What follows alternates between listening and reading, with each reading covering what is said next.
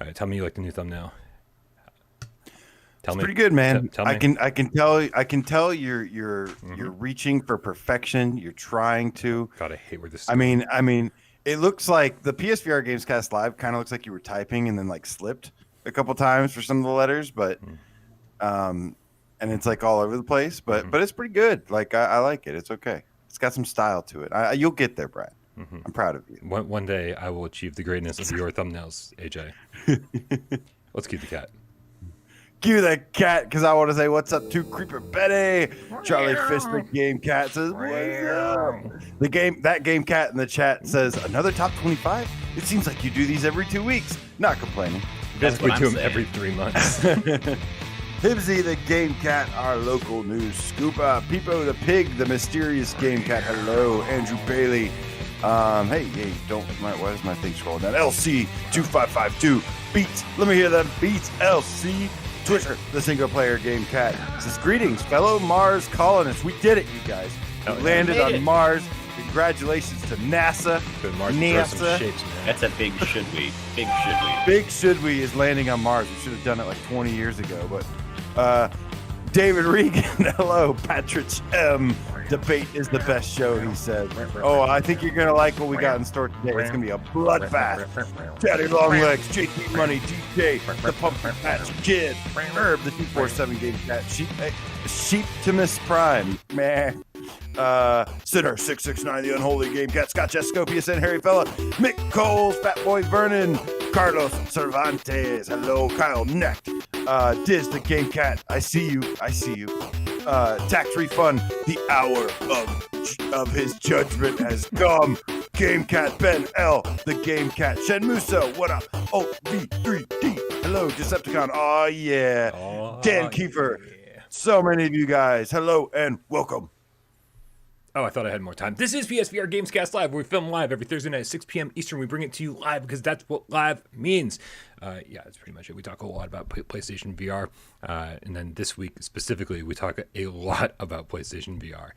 So hopefully we don't keep you up past your bedtime. My name is Bryan Paul from this channel right here, PSVR Without Parole. And the guys to my right, the boys, Dave from Dave Station VR.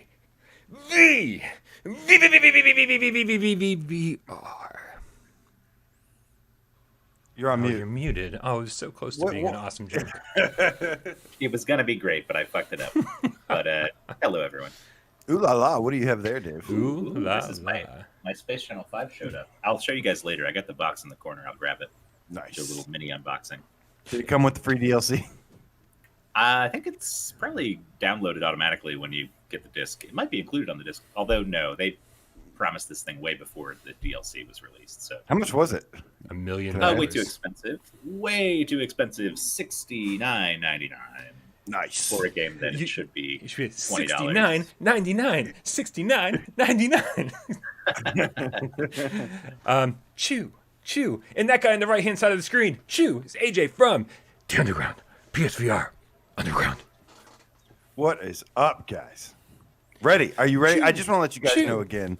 Chew. You know, this is the top 25 debate day, and I expect an absolute bloodbath today. And I just want to let you know, just in case you guys forget, that I love the both of you. I love you, Game Cats. Please keep in mind we're all friends, and we do this because we want to work together. We want to bash heads like a bunch of rams on the side of a mountain, and squeeze out that diamond pearl. You're mixing metaphors here. What the hell is going on the right-hand side of the screen? I think AJ's having a stroke. Listen, I'm going to take a different approach to all of this, and I'm going to say that if the top 25 doesn't go my way, I'm going to be looking for 2 new co-hosts that will just agree with me all the time. So submit your applications to withoutparole@gmail.com. Oh, God, guys, we have so much... guys, it's not happening. I can't get rid of these guys if I try. Guys... We have a lot to talk about. We have a whole lot of news to get through, and then of course the top 25 debate. But I want to make sure we get a little bit of housekeeping out of the way. Don't forget to join our Discord. The link for that is in the description. There's a little triangle that brings the description up, and then join us over there. It's free to join. We just love having you over there. I was working for hours and hours and hours last night, but I get to stop into voice chat and hang out with Mr. Sonic and Gilman and Jay, and it's just really nice being able to just hang out with friends. So if you want to hang out with us, that's the place to do it. I think I'm gonna be cutting off like all of my other social media for the most part, like Instagram and Facebook. I never use. Like like people don't use that shit anymore, right? So I'm just gonna chop that shit out and just strictly do Twitter and Discord. Maybe YouTube too, I guess. All right, you guys. But besides that, that's kind of it. What do you think? Should we start the show the way we begin every show? A little game of should we or shouldn't we? 6 seconds up on the clock. Clock on the counter, the way that Jeremy likes it. Our time to tell you out there. I think should we or shouldn't we is a shouldn't we this week. Oh man, halfway through my introduction. Is that possible? That's not the spirit. On my mark, get set, go. Okay, listen, I want to tell you about a little game called Shovel Knight that I've been playing in my spare time. I have it on my Vita. I lay in bed. I play a little bit of it every single night. I like chip away at the game. Shovel Knight is awesome. You guys probably know this already, but I just want to tell you that I've been playing it. And I love it. I guess I played maybe the first third of it at one point and then never got around to finishing it. I started a new game about a week ago, and then last night I finally beat the game, had a great time. Except I was super stressed out because like the last boss, before you hit the last boss, it's like a boss rush mode where you just like gotta take one after another after another after another. I was like, this is killing me. And I yelled so many times that Tornado started getting concerned. She was like, what's wrong over there? What's going on? Do you need help? Should I come over there and snuggle? What do you need? And I was like screaming and yelling and blah blah blah. And then like when I finally beat it, I was like, fuck this game, I'm never playing it again. So happy that it's over. And then it was like, do you want to start again with New Game Plus? And I was like, absolutely. That's why New Game Plus should be in every single game ever, because it's the best thing ever. Shovel Knight in New Game Plus. Should we? Yes. Dave, you're muted again, man. I miss hearing your lovely voice. I love when I'm talking, but no one has to listen to me. Because I'm satisfied. You guys are satisfied. Everyone's happy. No, I love Shovel Knight. I played a little bit of. I think I have it on Switch too. Pretty sure that's where I got it when I first got a Switch. Definitely a good kind of just like wind down, laying around in bed kind of game. You know why Shovel Knight's good? Why? Because it copied Mega Man. Copied DuckTales, motherfucker. Screw that Mega Man. Screw that Mega Man. Speaking of which, Mega Man, you want to go next? Let's do this. All right, on your mark, Des, go. So once again, pulling from Saturday Night Live streams. Thank you to everybody who comes and attends and makes requests. Get to play lots of awesome games. They're always good, except for Dread Halls. Still getting Dread Halls every Saturday. It's like my nightmare. It's basically my hell. But no, one of the games requested was the Solus Project, and that made me so happy because despite its imperfection, it is still one of my favorite experiences that I ever had, that I was like unexpected like experiences that I ever had. And I got to go around and explore a little bit, show people some gameplay, show them the 1970s teleport guns if they existed in the 1970s. Yeah, man, it was just such a cool chunk of the game, and got to explore, and it was so much fun. You know, it's a little tough, but open world game. If you're interested in open world eerie adventure, total should be. Why do I feel like I had way more time than you? I felt like I had all the time in the world, and you had 4 seconds. Because I like spend like 20 seconds just saying random things and instead of getting to the point. All right, David, are you ready? No, I'm muted again. I was muted again. Well, I mean, 60 seconds of silence will do the world a lot of good, I think. Yeah, absolutely. Right. No, but I'm ready to go. On your mark, Des, go. So I've been playing this game that a friend recommended to me called Slay the Spire. Nice. It's a roguelike game that's like a card-based, like deck building kind of game. Really, really cool, super addictive, and I love games that have that like the loop that makes you want to keep playing, but also a kind of gameplay style where like you can take a break if you feel like it. You don't have to play all night. You can come back to where you left off, and it's like pretty casual. There's no time constraints on you to make a decision quickly or anything like that. You can just sit there and kind of figure out what you feel like doing. So it's kind of a leisurely game, even though I've gotten in a bunch of trouble and been very stressed in certain situations. But I love Slay the Spire. It's really cool if you're into the flat stuff. I think it's on both Switch and PS4, but I'm not sure. I played the PS4 version. But yeah, tons of fun. Do I still have time left? 10 more seconds, Dave. Oh my god. Well, it's good. What's your favorite ice cream? Oh shit, that's a good question. I'm not a huge ice cream guy, but I like Damn, too late. Can't tell you. Sorry, guys. Have to wait till next week. Shout out to Nihilus Ryan, the Never game know. feline, with the $5 donation saying, I just bought a Vita for my love of 2D platformers. Currently playing Slain Back to Hell, and it's a definite should we. Man, I'll tell you, I wasn't too thrilled with Slain when I first played it. I even reviewed it like on the old Without Parole, and I was kind of I didn't like how the controls don't feel responsive enough or something. And I think like later on in life, years later, I went back to it and I was like, oh, this game's actually really good. Reminds me of like original Castlevania games in that sense with the controls. But anyway, I totally agree with you, Niles Ryan. It's a fantastic game. The Vita's amazing. It's a should we. I'm a fan of Castlevania. Yeah, we know. Oh, yeah. We know. I feel like I've heard that before. Yeah. Where did I hear that? Guys, I don't know. Should we talk about some news? We have some news to talk about, as well as two things that released this week. One brand new game, one huge update, and then, of course, it is the bloodbath known as the Top 25 debate, where we create the next list for the channel, Brian. Yes. And, of course, we're going to always start with anything PS5 related. And there's two kind of significant things. Number one, PS5s were going out like crazy earlier this week. Amazon and Target seem to have a massive dump of consoles that were made up. That's what it was called. Nice. That's what it is. But yeah, I saw a bunch of people. I saw notifications go out for getting PS5s on Amazon. And I saw a bunch of comments. Usually it's always like, people frustrated. I saw a bunch of people that looked like they were like, wow, that was awesome. It was lasting a really long time. And yeah, so seems like there maybe the stock is picking up, or they're better handling the process and keeping it away from scalpers. But good job, Amazon and Target. Make sure you check your local Target next Tuesday, this Tuesday, whatever, next one. And if you're looking for a PS5, it's definitely worth hitting up your local Target early Tuesday. Man, I really hope it's. I know it does.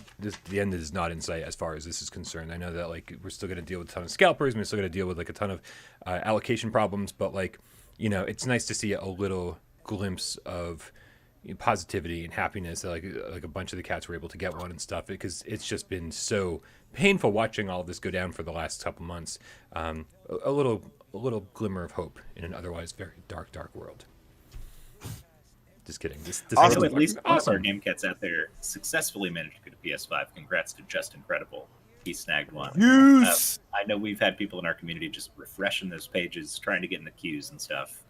Still really, really hard to get one, but a couple people out there have managed to do it. So yeah, let us know in the comments, man. Let us know if you were able to pick one up, if that was something you were going for.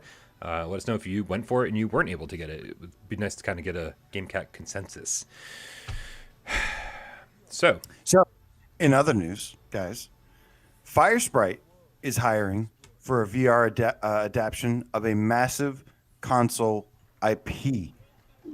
Firesprite, for anyone who doesn't know, made The Persistence, a pretty amazing game. We might even talk about it later on our top 25 list. I think there's a very, very good chance you're going to be hearing more about The Persistence from us soon. But this is Firesprite's time to shine.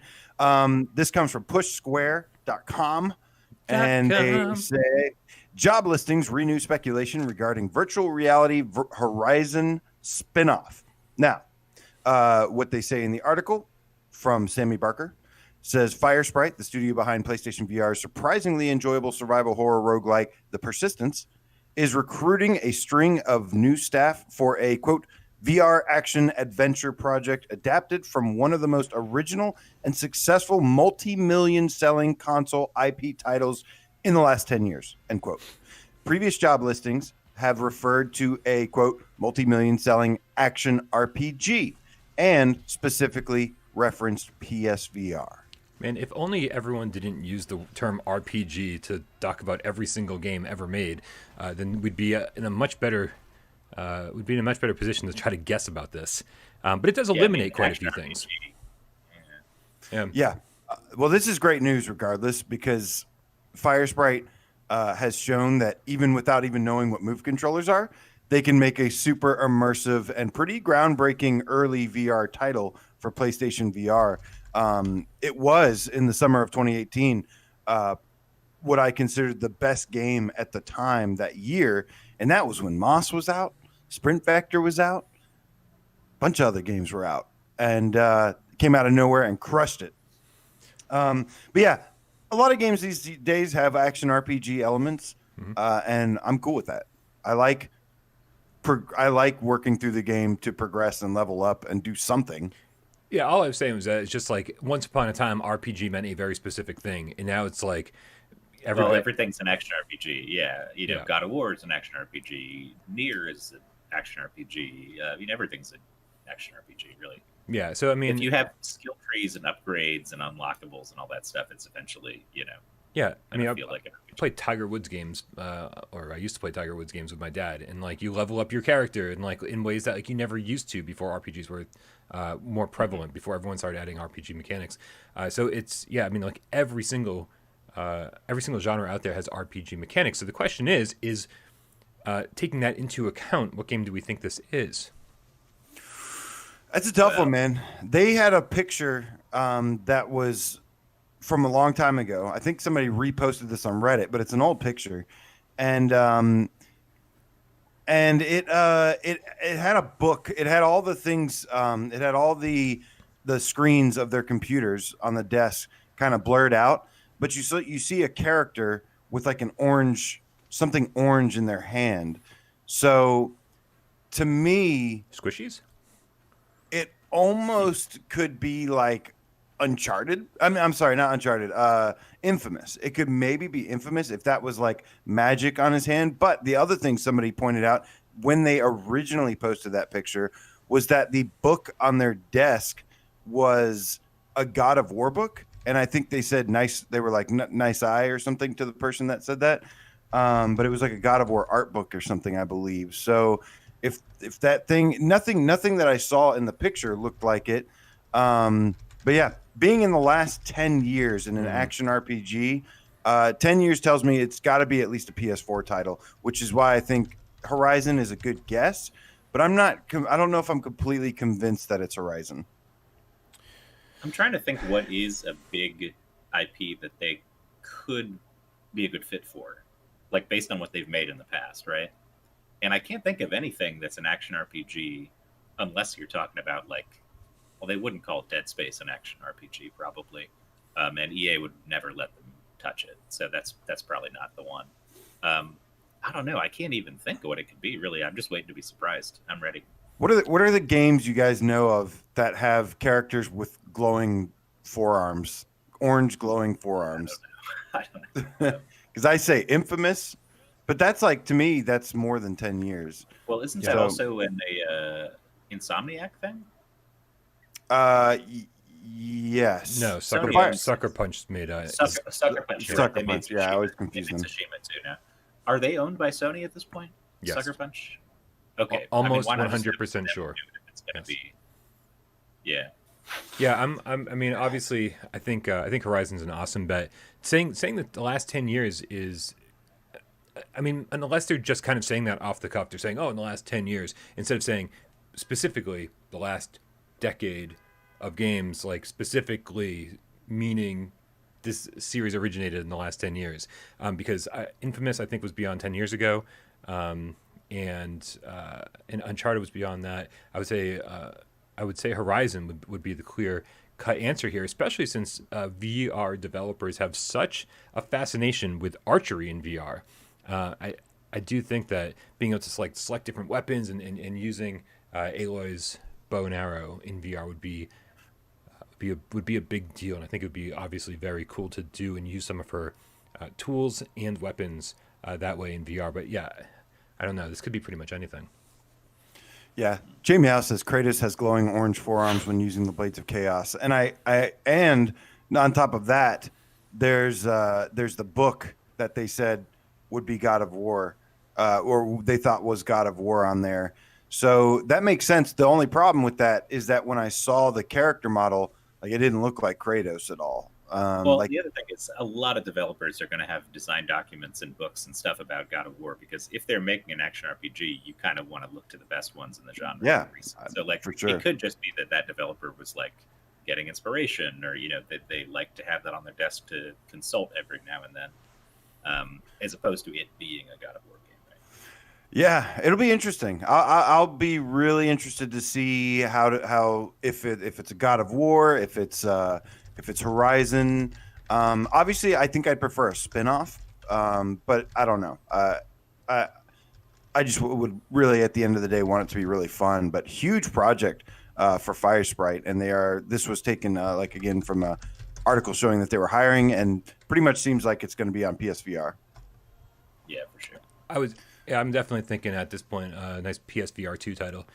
I think anything that you see listings for that they're still staffing up for would definitely be a PSVR 2 title at this point. That's my guess, though. Who knows? Cool. So moving on in the news, Mini Motor Racing X. Heard of that game? The Binary Mill has given us a teaser lately, and it features the Party Pack update, which they've basically announced. It features 5 new mini games, and while we don't know exactly what they are, they did post a picture teaser. Brian, I don't know if you can throw it up on the screen or. I don't know either. We're gonna find out though. I would think so. I do my best. See what happens.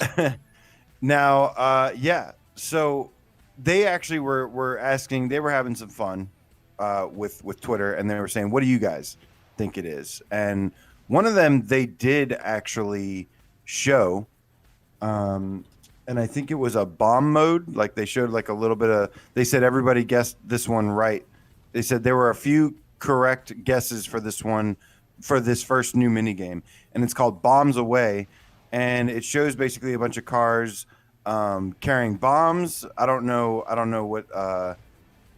what exactly this is going to imply. It maybe looks like tag, where somebody has a bomb and you got to tag somebody else, and then they have the bomb and then they got to tag somebody. Hot potato, whatever you want to, kind of compare it to. Sweet.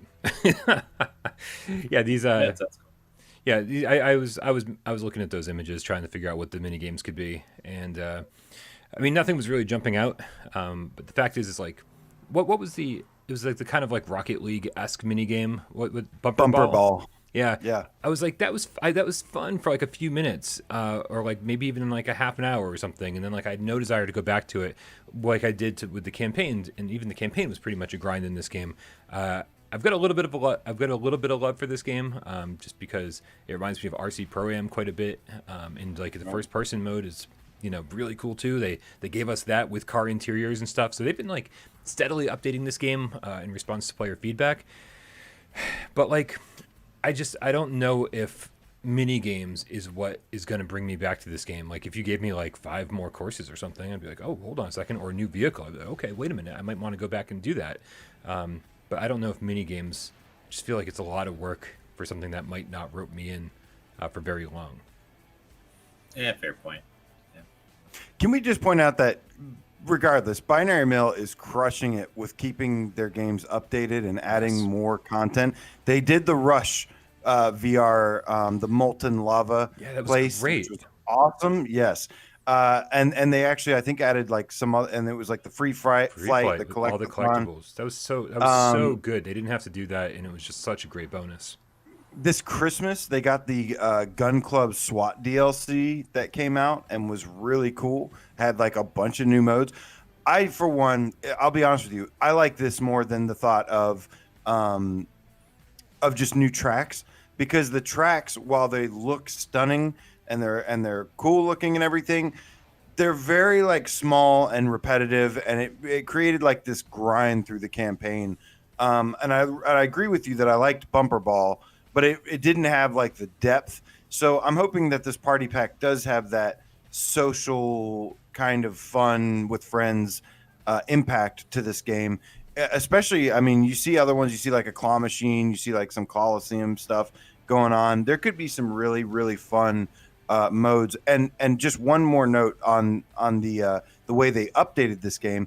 They were one of the first to add an immersive in-game steering wheel that you use move controllers and can drive with, and that was like a huge game changer for me. I wish I liked the campaign a little bit more, because like if so, it would easily be like top tier for me. But this game goes on sale for like $7. So yeah, the multiplayer's fun, man. I think what I wanted to like this more than I did, because it seemed like the X mode, or whatever they called it, which was more of a kart racing mode, whereas like, you know, they gave you weapons and stuff to compete with other people. yeah, I didn't like the weapons. There was like that wrench you threw, and it just kind of like haphazardly bounced around the course, and you could end up hitting yourself with it. Yeah. I was like, this is give me a fucking turtle shell, man. Like, or something that replicates a turtle shell. Like, there are ways to do kart racing right. But like, this game just kind of doesn't know what it wants to be. I think they almost took too much feedback from consumers, because if they kept the third person perspective, they could have done the RC Pro-Am thing. But if they did a first person perspective, they could have had like this intense racing game. And then it's just like, it's a little bit of everything. And I'm never sure, like, you know, what it's supposed to be or what it wants to be. But still though, I mean, it's a great foundation, and hopefully these games are way more addictive than the bumper ball was. I could have taken about. Oh, good. If not, we're still getting Dash Dash World at some point, which is going to be the premier kart racer on PSVR if they do it right, which I think they will. They should. Yeah. But this game, I know it does so many things right. But I'm hoping these modes. I want like a Twisted Metal mode or something, or like a Demolition Derby mode. I think that could be a lot of fun in this game, and I don't see why it couldn't be one of those. But I like party games. I always like Mario Party and stuff, and they're a lot of fun. The only thing with Destruction Derby, I think, is like it's surprisingly hard on the system to do like destruction mechanics on the car and maintain them. I guess the Destruction All-Stars people were saying the reason the game's not on PS4 is because only the PS5 could handle the level of like car degradation, the detail that they were doing with the destruction stuff. So it might be kind of hard to pull off. It might be too much power. Even if you just have a health bar, and that like, I just mean like the concept of just running into each other. Oh yeah, I just love it. Each other up. Destruction Derby games. One of the most satisfying things is you run into a guy and you see like there's a big dent in the corner of his car. Right, and you're like, right. Got him. Parts fly off and stuff. Yeah. You're in big trouble if the PlayStation 4 can't render destruction on cartoon cars. It's craziness. VR, I don't know. Shout out to Slyburger with the Canadian $5 donation. Says, haven't seen a tip in a while, so here you go. Yeah? Anybody? Thank you. Yeah. Yeah. Okay, I know somebody would get it better than I did. I want to insert something real quick here into the news. Slip it in, slide it in a little bit, real quick. No one's even gonna notice. I know it's not saying very much for myself. This is I just want to say. No one will notice. Right? I was like, God, now I'm embarrassed. This big. So Dirt Rally made a reappearance on the PlayStation Store last night. Yes. And it's very, very exciting, man, because a lot of people were like, "Where the hell is Dirt Rally?" Like, it's just craziness. In the U.S. and it was, you know, people saying, I want this game in VR. This is what I bought a VR headset for. This is what I bought a PlayStation 4 for. And it's like, here we go. And it wasn't on the store. And it was, real complicated. Like, how the hell do I get the VR mode without just but being able to buy it on the store? And now you can buy it on the store. They have brought the bundle back. You can't just buy the VR DLC on its own, but you can buy Dirt Rally and the VR mode in a bundle for just $20. And I got to tell you that I spent $70 on this game at launch. It was $60 for the physical, and then another $10 for the VR update. So for $20, you can get the whole Shazam, the whole shebang. What? They reduced the price to $20 for only the whole thing? $20, right? That's amazing. Speaking of dollars, we've got a $10 tip donation from Julia, the GameCast. Her walkie-talkie's cutting out. She says, much appreciation as always. Anyways, LOL. Thank you so much, Julia. Some No Man's Sky stuff going on there, huh? Yes. There we go. Thank you. So, you got it this time. Really, you got it. She did the same thing she did the same thing during your live stream, and Rypop thought it was a troll comment. Oh, for real? Yes. Right on. It's okay. Okay. Thank you so much for the donation. We really, really appreciate it. Real quick, also, Drew asks, Dirt Rally is working on PS5? Yes, it is. It was one of the games that was supposedly not going to work right, and that's why we assumed they pulled it off the store. I've heard people say, I've played this on my PS5, and it works just fine in VR. I've had no issues, and Brian's right here in front of us. Yep. Oh, my goodness. Red Rover, send Joe Grover right over the Evans GameCast. $30 donation says, my days of tipping are over. He says in a tip, yak, yak, yak. Thank you so much, Joe Grover, Red Rover, the GameCast. Thank you very much, everybody. Really, really appreciate you helping the channel out. Got to keep the lights on somehow, and you guys are killing it, so I really, really appreciate it. So yeah, guys, Dirt Rally, go forth and purchase. It is amazing. Yeah, it is one. This allows it to get back on the top 25 as well, because I think we discussed last time around, because it wasn't listed on the store and we didn't know if it was supported and stuff, we couldn't put it on the list. It was worth it. We got the Room VR Dark Matter little love because of it. Except we had to do it after the stream. Don't forget, we had done it on the stream. We had put in Dirt Rally on the list officially, and then we were like, wait a minute, you can't even fucking buy this thing or play it, and so it became an issue. And we just decided behind the scenes, like, let's pull it and let's replace it with the Room. But it's back now, baby. That's right. That's right. Okay, what's our next news story? Next news story is Swordsman VR got the physics and armor update. Was it this week or was it early this week or was it last week? I can't remember now. It was Friday, wasn't it? It was. Yeah, it was last week. It was Friday last week. Yeah. And you guys get to play it? Yes. Oh, absolutely. I did a whole Why We Love episode and talked a bit about it.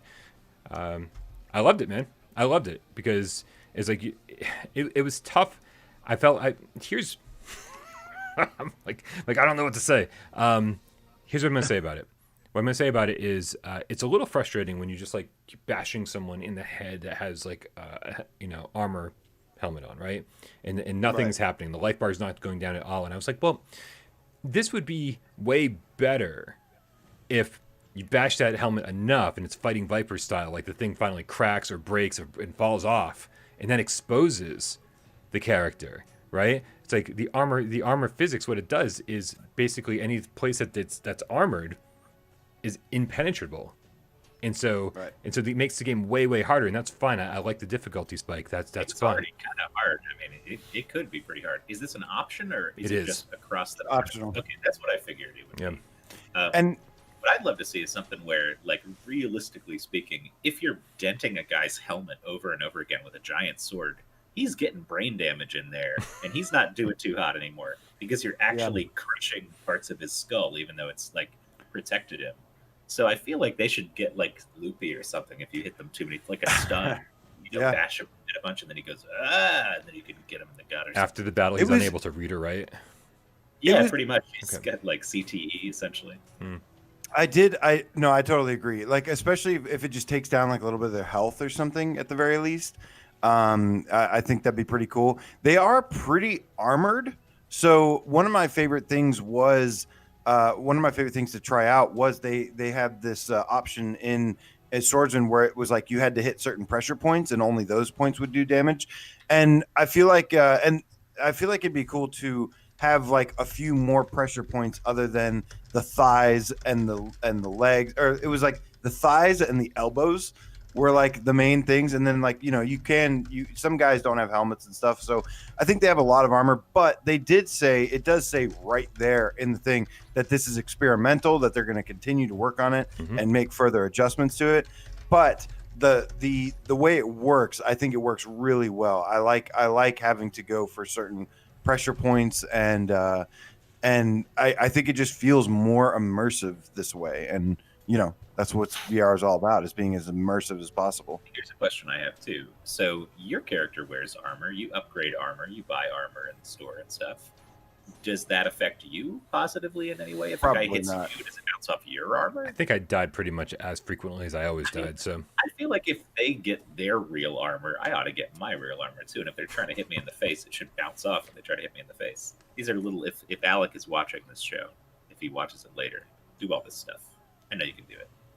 David Moore says they should have little birds circling their head. Tweet, tweet, tweet, tweet. The little cartoony shit going on. It's good. I like that. This update was, I can see why they thought it was significant. I'm still, at the end of the day, I am ready for some pirates, some pirate ship action in Swordsman. That is what I am looking forward to. Cannot wait for that update. The Horde mode is still like my favorite way to play. Like that, when I jump into the zombie mode, walking through that town, I was like, man, I wish this was the game. I want more of this because it's so interesting. It's so much more interesting than like these kind of stagnant arenas and stuff. I was like, here's a town I can go inside, go upstairs, like again funnel zombies down hallways and stuff, like come up with interesting ways to take them down. There's nothing to do in the town, and so like I wish they would flesh that stuff out more. But man, it's just like seeing that was an addition after the game launched. It wasn't even there at the beginning. It's like they just have so many good ideas over there, and I just hope they keep fleshing them out. And shout out, of course, to Hugh Guyver with the Australian $5 donation saying, gonna watch this later, but here, some pizza, money. Cousin Mac waves in the background. Hey, Cousin Mac. Dude, Cousin Mac. I'm going to tell you right now, I almost ordered a pizza last night, but then I said, no, Brian, no. You don't deserve one yet because you've not done the top 25 debate. You have to earn it. Only after the bloodshed can you order a pizza. And so tonight, I shall order said pizza. Thank you. All right, so final news story before we get to the new releases this week. There was a new game that was kind of announced through VR Focus, who does a really great job, by the way, of keeping an eye on these PlayStation Talents related games. And they say currently in development by indie team and Talto Studios. The few details released so far offer a very Tron-like cyberpunk world where players can run, jump, and fly over Nueva Baria's cyberspace, making your way in a world controlled by huge corporations. It is a cyberpunk dystopian platformer. Yeah, it sounds like it. Yeah, it sounds like there's you have to go. You have to like race to the highest bidder and then like go race and whatever they send you to do, go race to that destination. And it does. It has like all this like Pop 1 vibes going on where it's just like all these different forms of locomotion to get from one place to another. I love when developers kind of like take the training wheels off and let you just like go crazy in a virtual world. It sounds like this might be that. That's an interesting concept too, because you get a lot of cyberpunk stuff lately, but no one I think has ever in a cyberpunk game that I can think of explored the verticality of these locations, because like usually cyberpunk places are densely packed, huge skyscrapers, like massive fucking skyscrapers. You could be running and wall jumping off of like neon signs that are like 90 feet tall or something like that. Yeah. There could be a lot of cool shit to do. Seems like it's got those typical cyberpunk tropes, the big holographic image of a person. And yeah, no, you're absolutely right about that. But like running up a skyscraper and then like hopping off and flying through a big hologram advertisement on your way to get to that, like that could be a really cool implementation if they do it right. So yeah, that's sadly stuff. Only a couple screenshots, no trailer yet. This is, as AJ said, from the PlayStation Talents Initiative, where Sony basically seeks out these like small indie studios. I think it's PlayStation Spain, and they give them money to work on games. Oh, is that where they got Intruders, Hide and Seek, and yes, Do Not Open's coming from that as well. So they saw something magical with these guys. Those games definitely. Intruders was fun, and Do Not Open looks great. So let's hope this follows suit. So there is word that this game is a PlayStation 5 title that will have PlayStation 4. It'll be PlayStation 4 compatible as well, and that is what they say they think the likelihood of this is being is a PlayStation 5, PlayStation 4 hybrid with VR support. So it'd be interesting to see. It does support moves as well. Moves confirmed. Nice, man. Nice. Yeah. Well, hopefully, I want to see a trailer. That's it. It's like I feel like I'm okay with not knowing about games until they have trailers. Like that's the minimum I need to be excited about it. Like you show me a screenshot or two, I'm gonna be like, all right, man. Just maybe I didn't need to hear about this for a couple more months. Just saying.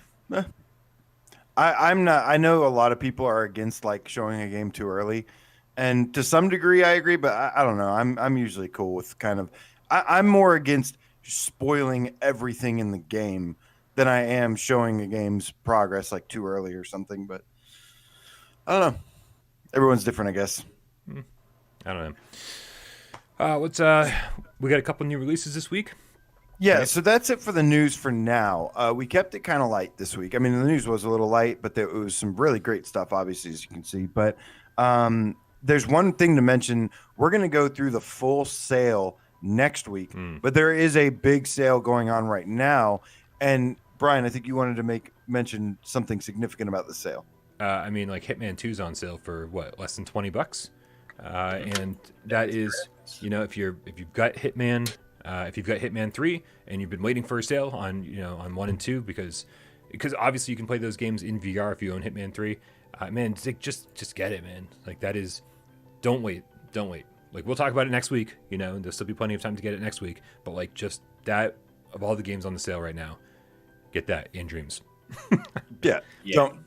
Oh yeah, right. Dreams is crazy cheap. Yeah. And be careful because there was a guy on Reddit posting that Hitman 1 and 2 are on sale, but he linked to the Hitman HD collection, thinking I think that was 1. 1 is not on sale right now, and don't buy the HD collection thinking it has VR support because it doesn't. Right, because that's the you old. Just want 1 and 2. That's like Blood Money and Absolution or whatever it's called. Oh, gotcha. So just skip that one. All right, so we did have two. Yeah, we do. We had two new releases this week. One game release, I should say, and one major update.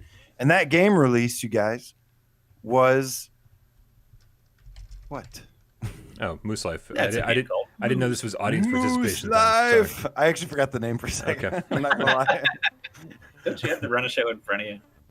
Somewhere I'm looking. I'm trying to keep up with the chat There's too. lots of stuff going on. Lot of cats going on. Trying to catch up on the conversation. What's happening in there with my peeps? Well, I'll take charge here then. Moose Life is a new game from Jeff Minter, who made Polybius and also Minotaur Arcade, which is kind of a lesser one. There's some fun stuff to be had there, but I think Polybius is a real strong one. We talk about that all the time. I'm sure most of you guys have played it.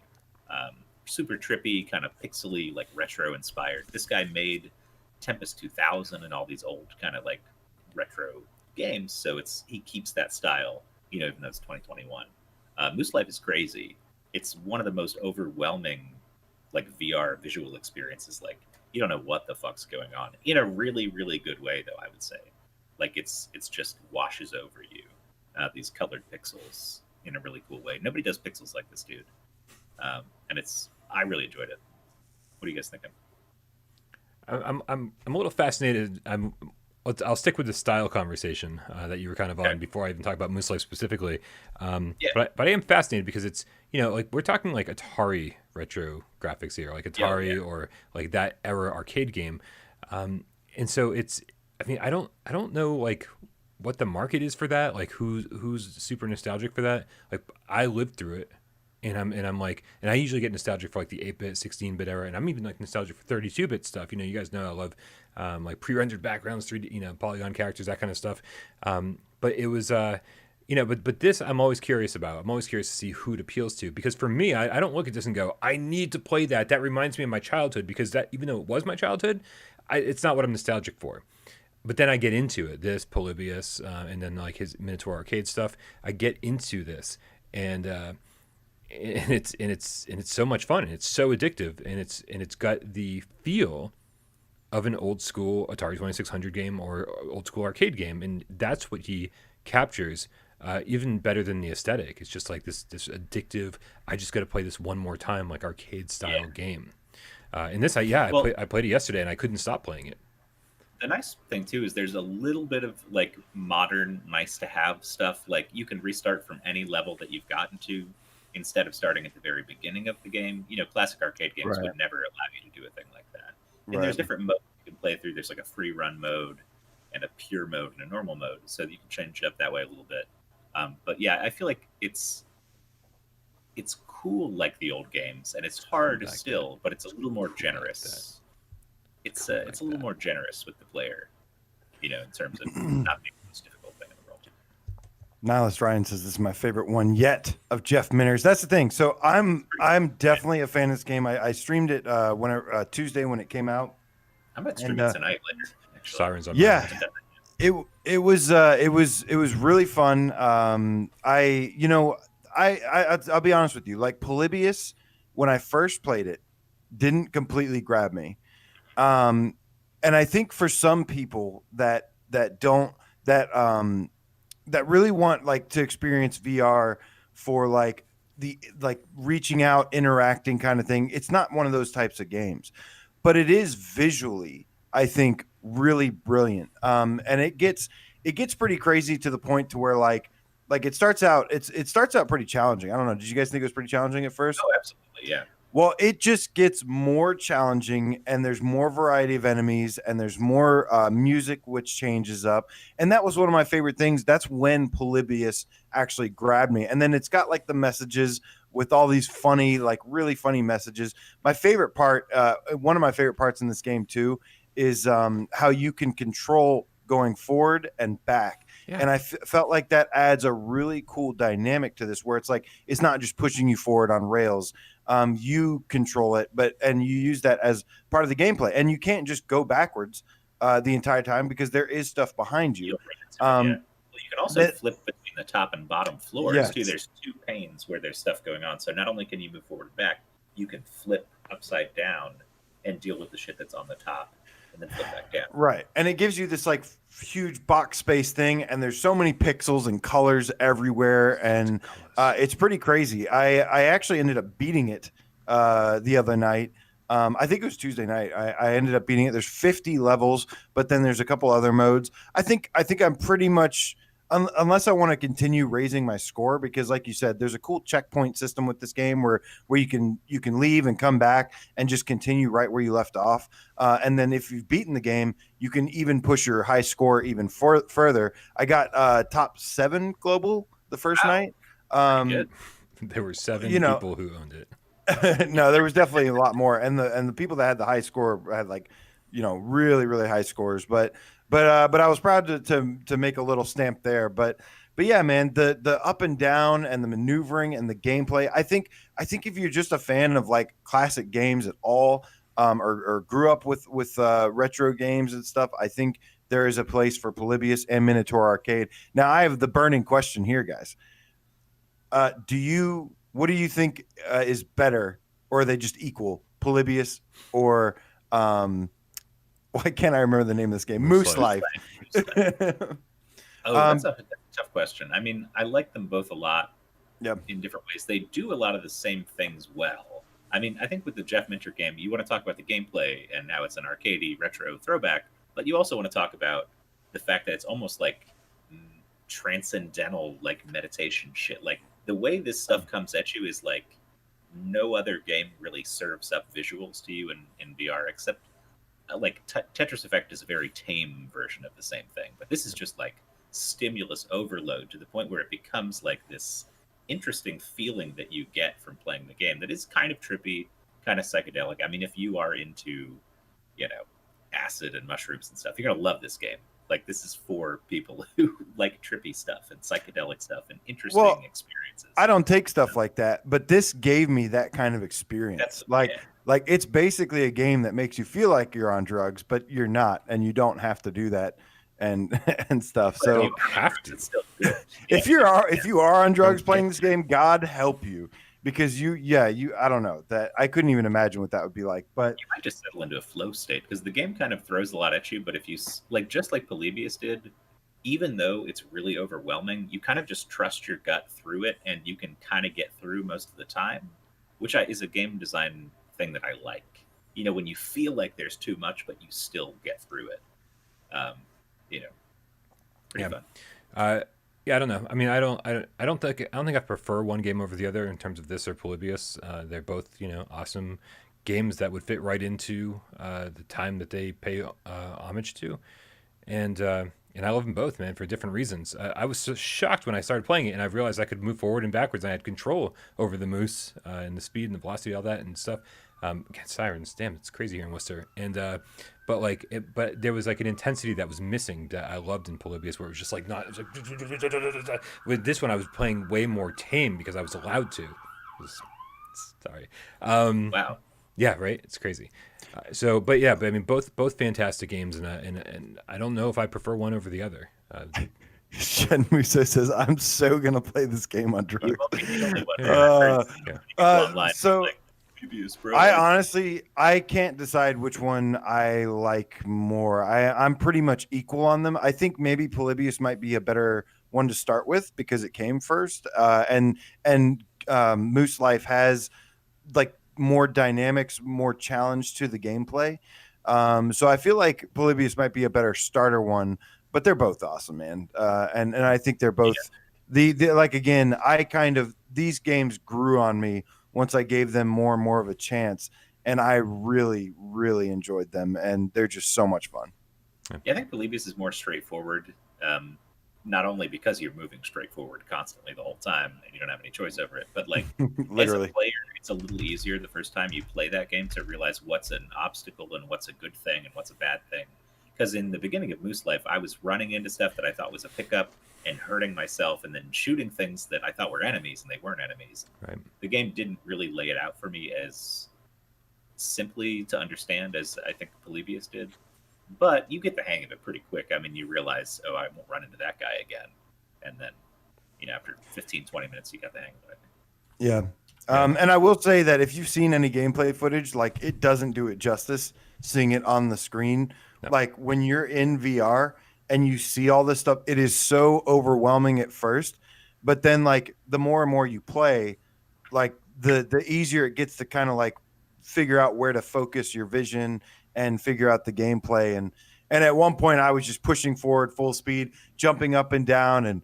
And I was just like, I am the Moose Lord. Well, I loved watching on your stream, and I don't think I got to this level, but there was some enemy that you were shooting that turned the whole screen really bright white for a second, and like these big flashes, and then color would come afterwards. Yeah. And you kept saying to everybody, like, you guys don't understand how intense this is visually. Like, it's super intense. Yeah, and it goes all the way from level 1 to 50. It just increases the intensity. All right, guys, I think we got to move on to the other thing that came out this week. The other thing that came out this week is the No Man's Sky Companions update. Yes, pets. Pets have been added to No Man's Sky. And, we recently had the resolution patch for PS5.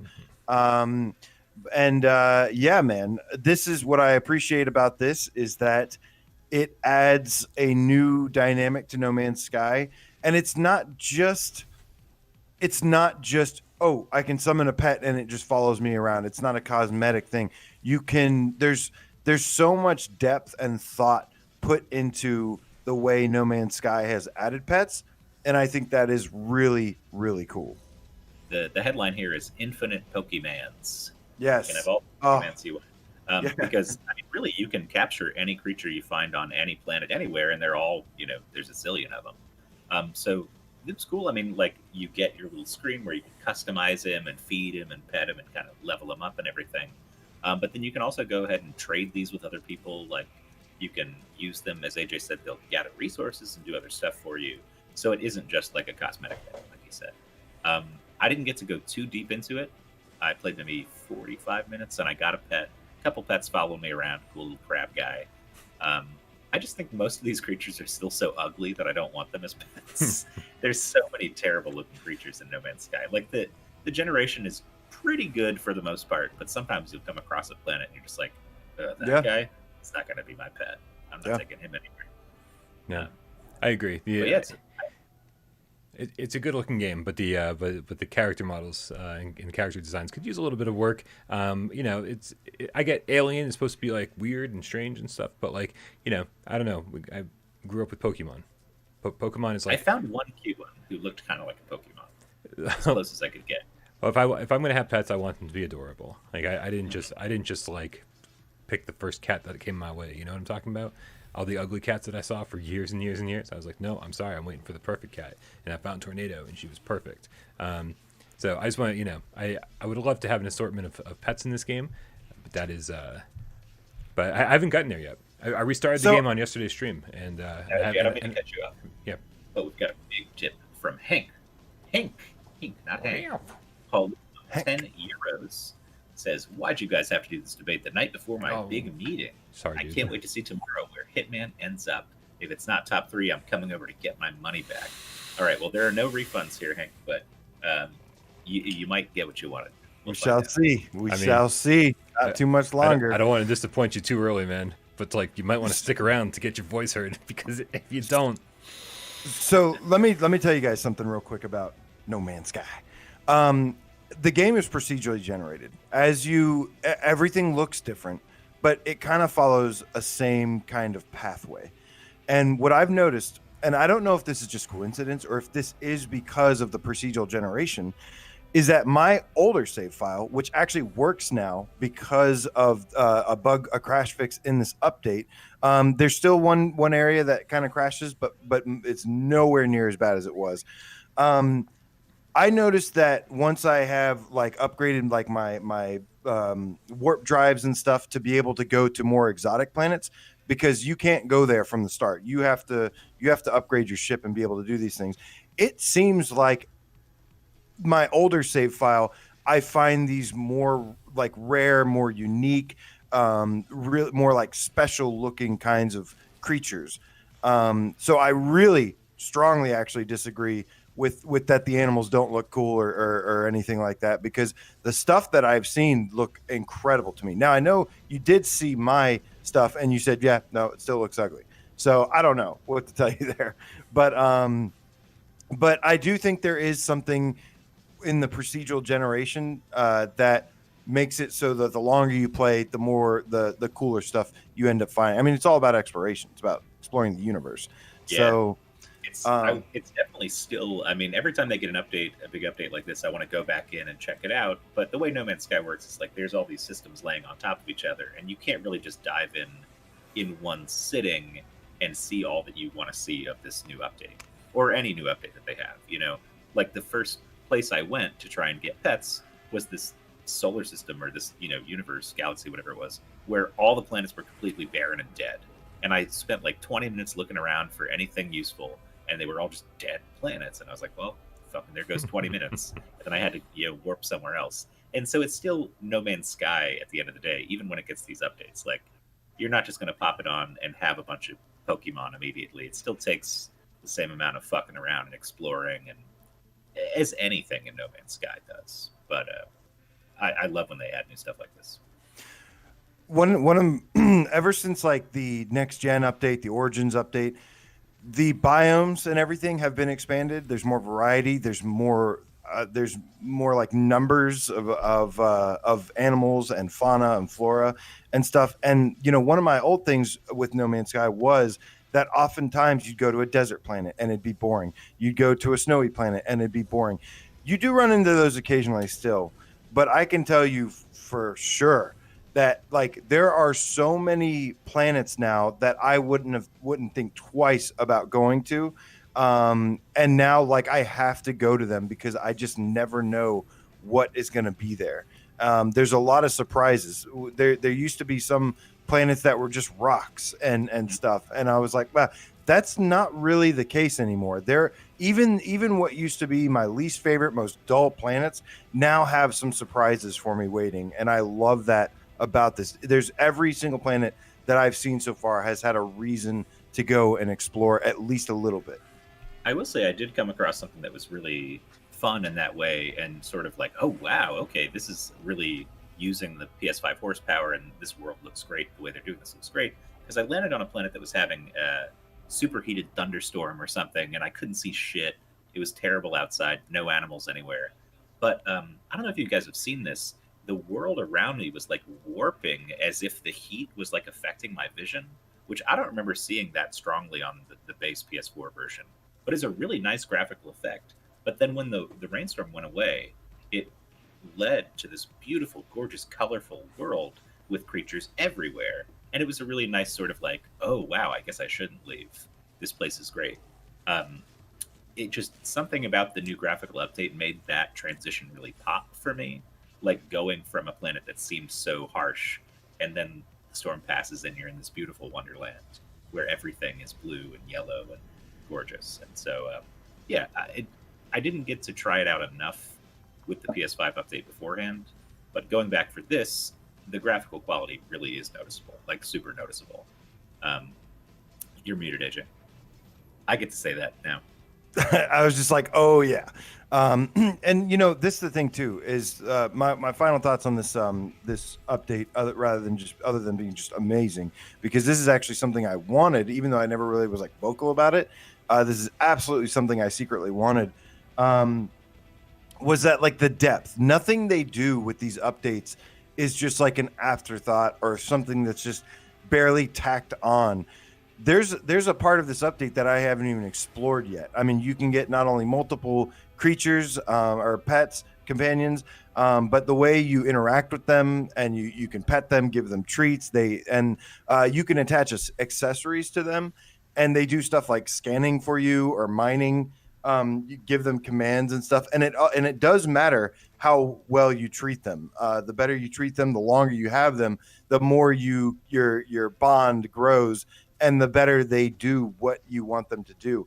And on top of this, once you have them for about 24 hours, they also lay eggs now, and then you can take these eggs to a whole scientific center within the Nexus and do stuff with that. And like, I don't know, I haven't even explored that part of this update yet. So just every time they do stuff like this, it's just like there's so much depth. This is a 13 gig update to it, and just really awesome, man. They absolutely crushed it with this, and like I have even more reason to explore once again. If I didn't have enough reasons already, after 300 something hours, like God knows how many hours I put in this game at this point. Now it's just even more fun to be able to find 6 different of your own little pets that you want and can name the ones that you want to have. So really, really cool. All right, guys, I think that means it's time.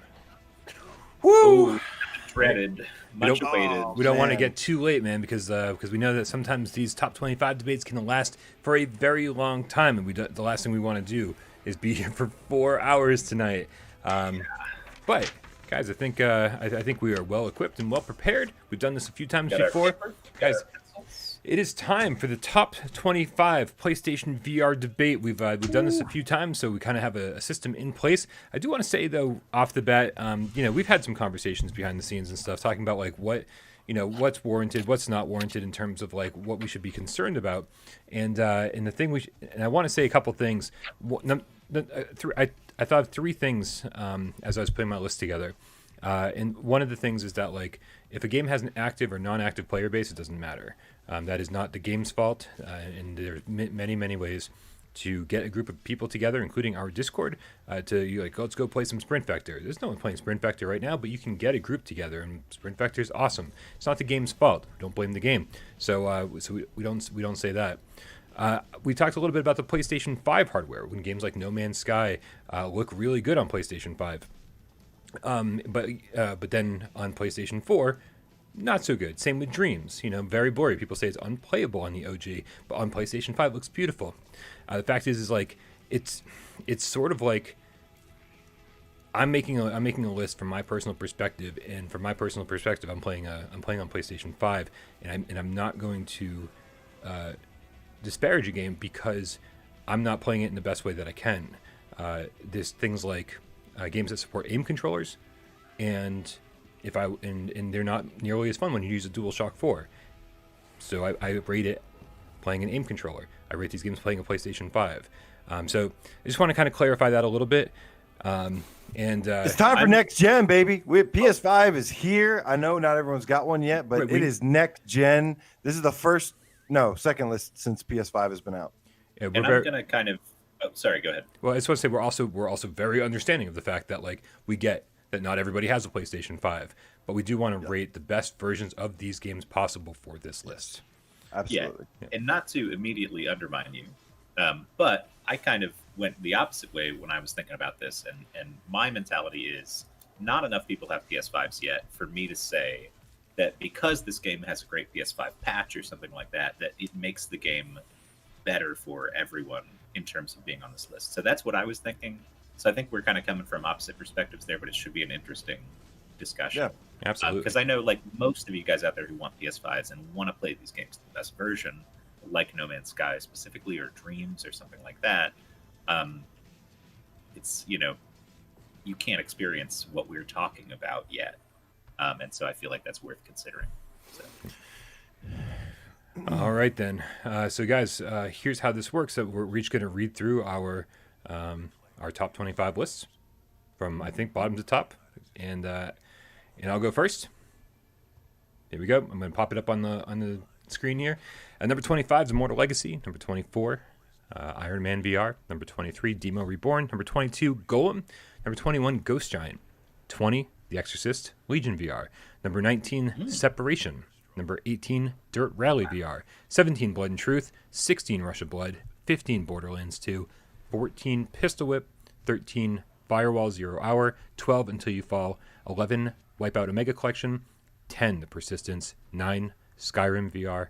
8, Star Wars Squadrons. 7, Astrobot Rescue Mission. Number 6, Hitman 3. Number 5, Saints and Sinners.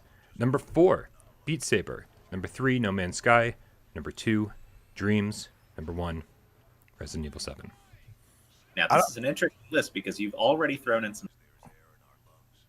You missed yourself mid-sentence. That was new. I was shaking my pen and my space bar while I was shaking my pen like this, so don't give me pens in the future. But yeah, so there's stuff on here that I put on my list too that I'm excited that you put on your list, because I'm thinking a couple of these that weren't on the last one are definitely getting in this time. So I think I'll go ahead and do mine next, if that's cool. Absolutely. Okay, number 20. My number 25 is Catch and Release, which ought to be back on the top 25. 24 is Moss. 23, Dirt Rally. Ghost Giant, 22. Doom VFR is 21. Borderlands 2 at number 20. Iron Man VR, number 19. Wipeout Omega Collection for number 18. 17 is The Persistence. 16 is Skyrim VR. 15 is Superhot. 14, Until You Fall. 13, Pistol Whip. Until Dawn, Rush of Blood is number 12. Farpoint, number 11. And then the final top 10 is Blood and Truth, Firewall, Dreams at number 8, Star Wars Squadrons at 7, No Man's Sky at 6, Beat Saber at 5, Hitman 3 at number 4, Astrobot at number 3, Resident Evil 7 at number 2, and The Walking Dead, of course, at number 1, as we always do it. Real quick, I want to say Darkwing Chuck, the game Quack, which I think is a new rendition of his name. I said Beat Saber is disqualified until the multiplayer update comes out. and as much as I'd love to do that, just to be like, come on guys, get this fucking thing out, I will say that I disqualified Minecraft this time because it's got a game-breaking bug with the inventory system that it's been an issue for 2 months, and Mojang has not fixed it. So I just said, you know what, fuck it, it's disqualified from this top 25 conversation, for me at least. See, naturally I disqualified it from my own because I don't like it enough to put it in the top 25. Okay. I know it's a game that everyone loves, but there are so many games that I like better on PSVR. Yeah, even without bugs, it makes me sick too. I was kind of... It makes me weird, like queasiness after a while, headaches and stuff. Minecraft's just not my thing, man. See, I really like it, and it would definitely be in my top 15 if it worked properly. But we can't reward developers and publishers for not fixing their game. For having a broken game, yeah. They broke it, and they've known about it for 2 months, man. It's been on the message boards and everything. People have been DMing me and emailing me and stuff, and I'm like, I can't do anything about it. Like, Mojang is bigger than most teams because they're owned by Microsoft, and don't really have access to them, unfortunately. So before I go, I do want to say that this was a lot harder than I was expecting, and I did like a lot. I like a lot of your guys' lists, a lot of it. Usually, I have something I'm like, well, but I really, really liked a good portion of this. This was very difficult, you guys. So, yeah, without further ado, I guess it's my turn, right? Yes, sir. Go for it. We have number 25, Dan Kiefer. I got you, fam. Sirento. It's already number up. 25. It's number 25. 24. Come on. Zing, The Land Beyond. That's out too. 23, Super Hot. 22, Catch and Release. 21, Pistol Whip. Whip. That's 20, Tetris Effect. 19, Marvel's Iron Man VR. Number 18, Dirt Rally. Thank God that's back on the store now. 17 with the aim controller, Borderlands 2. Number 16, Moss. Can suck it. Quiet. Quiet, Brian. I just Number adding to. 15, Blood and Truth. I wish. What's the Ryan? What's the Blood and Truth Japanese name? I love Ryan Mark's Revenge or something. I love that name. That's great. Number 14, Star Wars Squadrons. Number 13, Wipeout Omega Collection. Number 12, The Persistence, aka Mini System Shock 2. Number 11, sorry, Until Dawn, Rush of Blood. Number 10, The Elder Scrolls Skyrim VR Dargans. Number 9, Farpoint with the aim controller. Number 8, Beat Saber. Number 7, still I think the strongest multiplayer game, one of the strongest multiplayer games in Firewall 0 Hour. Number 6 is one of my favorite games, personal favorite games, Dreams. Number 5 is Resident Evil 7. I quit. Number 4 This is is Astrobot Rescue Mission. Number 3, Hitman 3 makes an appearance, and I will explain why later. Number 2, I'm so sorry, Tiff, The Walking Dead Saints and Sinners. And number 1, I have No Man's Sky on the PS5. What's up, cocktails at this whole thing? Everybody's always, this is obviously a mix of my favorite games and what I believe are the best games. These are a lot, like, I try to make it not just what do I like the most, because if it was what I like the most, it'd probably be like Dreams or something at number like 2 or 3. And Farpoint would be like up there too. So it's a mix, and like, a lot of it is influenced by what is my favorite. But at that being said, I also try to shape it as what I believe are the best games. Yeah, guys, I got to be honest. Like, I had 45 games on my list until about 3 hours ago. It was really tough. I said, you know what? I'm not going to put a cap on it. I'm just going to put all the games that I think belong on a top 25 list on my screen. And then I started plugging away, like moving them around in order and stuff. And I started, and unfortunately, I also am victim to, I got to think about what other people like as well. I don't like that, man. Like, I want to come into this list with like Paranormal Activity and like 17 other horror games that like I'm like, well, I just love horror. But then like there's got to be like a little bit of a balance, and I do agree with that. I think these lists, I think all 3 lists are great. Obviously, only mine is correct. But it's gonna be an interesting little discussion. Chat doesn't agree with you because chat. The chat. I love the chat. Mine was the best, and they've also said AJ's was the best. I didn't see anyone saying that yours is the best. I'm sorry, that's not true. That is true. I have been watching the chat. I'll scroll up. Somebody. I've been watching the chat, and I gotta say, you guys are awesome. Like, LC2552 beats says Dave has my favorite list. None of you guys had Super Hot on your list? I had Super Hot. I had Super Hot. We both had Super Hot. Yeah, we all 3 had Super Hot. I commented on that comment and said, no, we have Super Hot. It's on here. Hold on a second. Maybe did it get? I have Super Hot. Maybe it got dropped off my list. I certainly have it. It's at number. I don't have Moss on my list, and I was like, and that was a tough decision. Like, I make a lot of jokes about Moss, but like I love that game, but eventually I was like, you know what, I kind of have to let it go. I'm a little surprised I don't have Super Hot. I guess that could have been an over. Yeah, it's number 15 for me.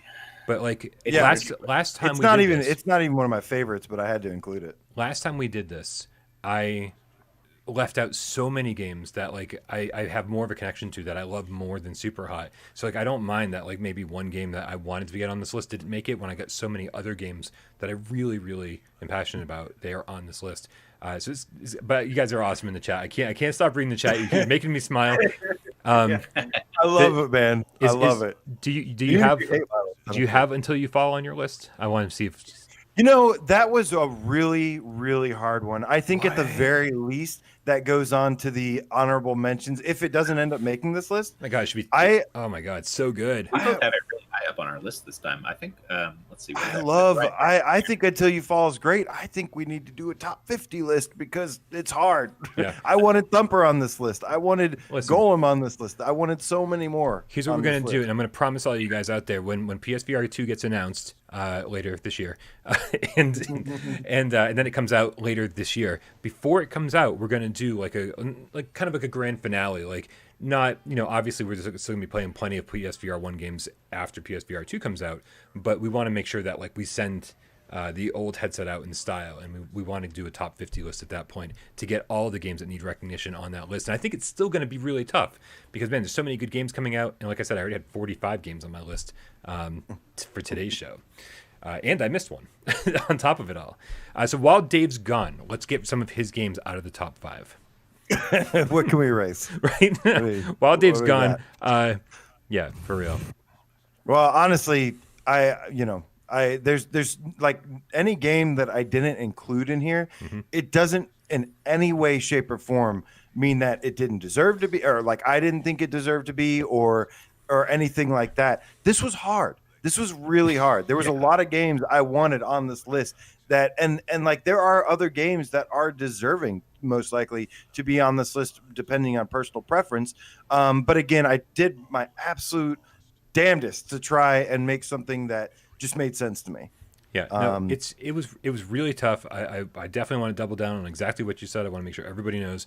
It's like, oh, Sprint Vector wasn't on your list, or Creed wasn't on your list, or this game was on your list. Whatever this game, there's so many good games. Like we played, I personally played about 500 PSVR games at this point, no exaggeration.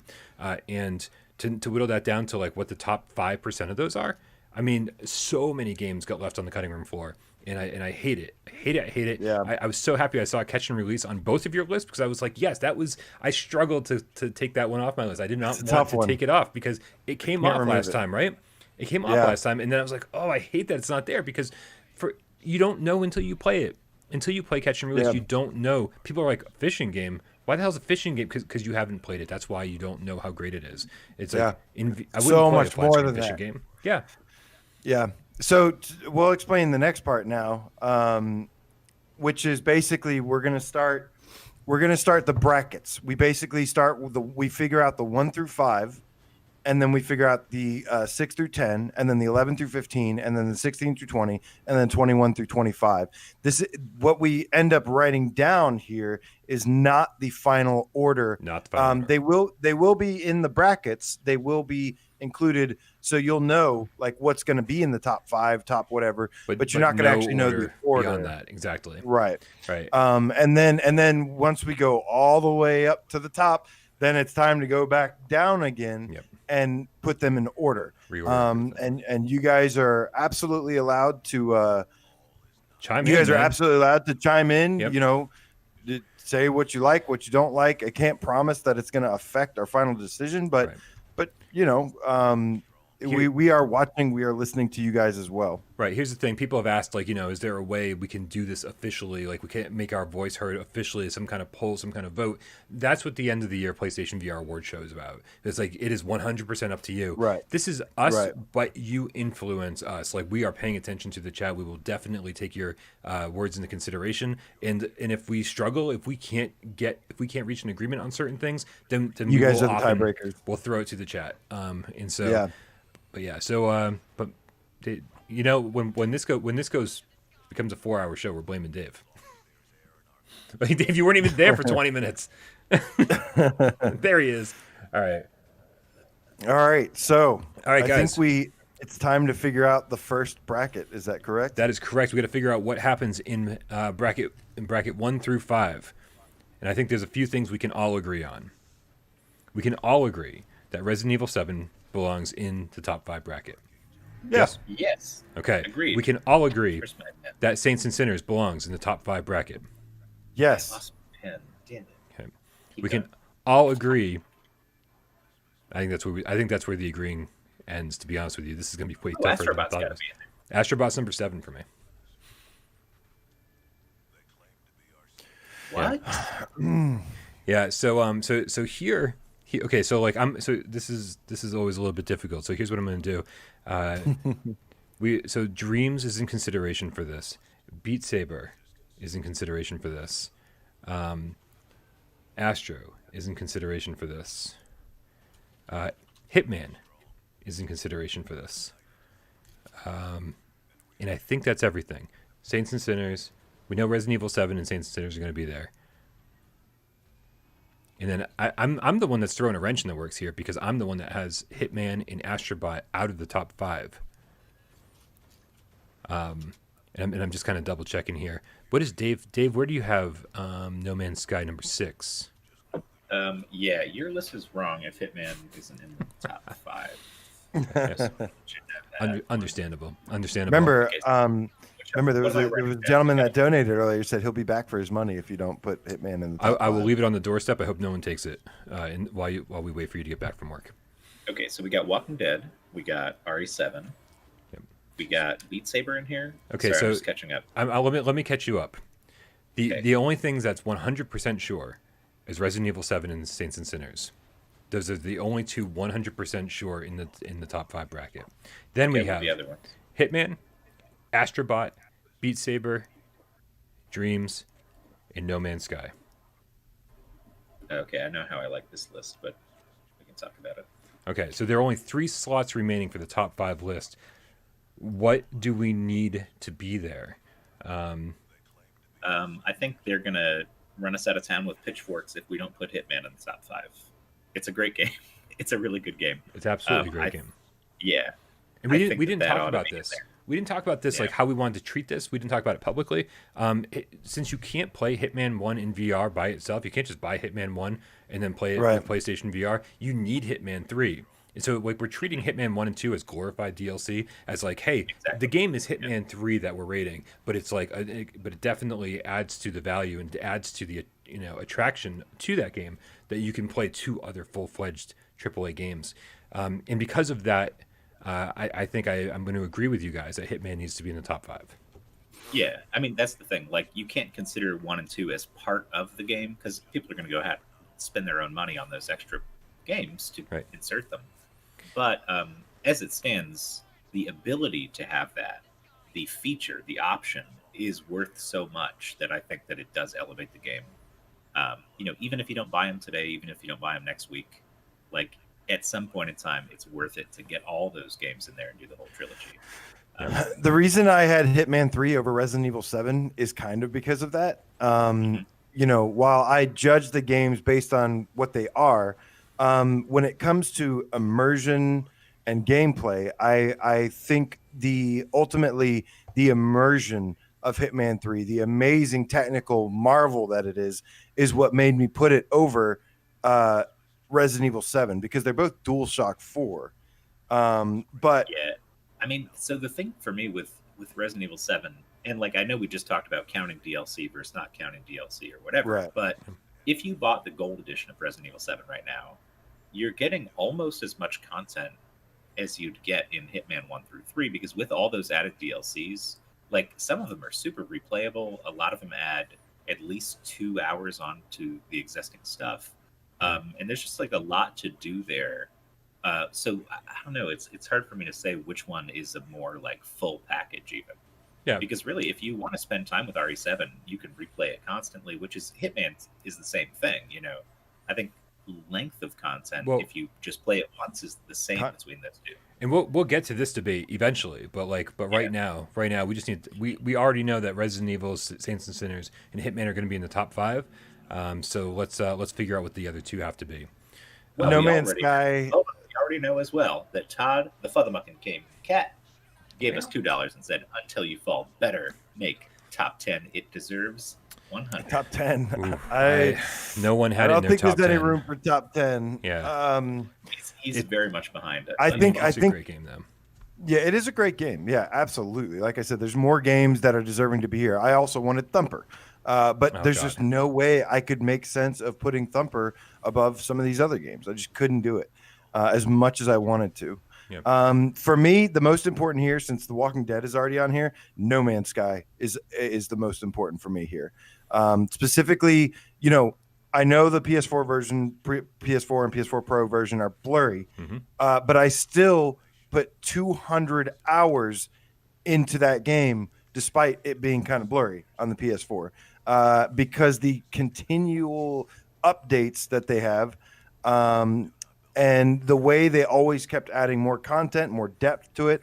Now with a resolution patch and with the resolution patch on PS5, this is one of the most mind-blowing experiences I've ever had in my life. The depth of the gameplay is unmatched. I think Hitman 3 has a lot of depth, and again, that's why I think it has.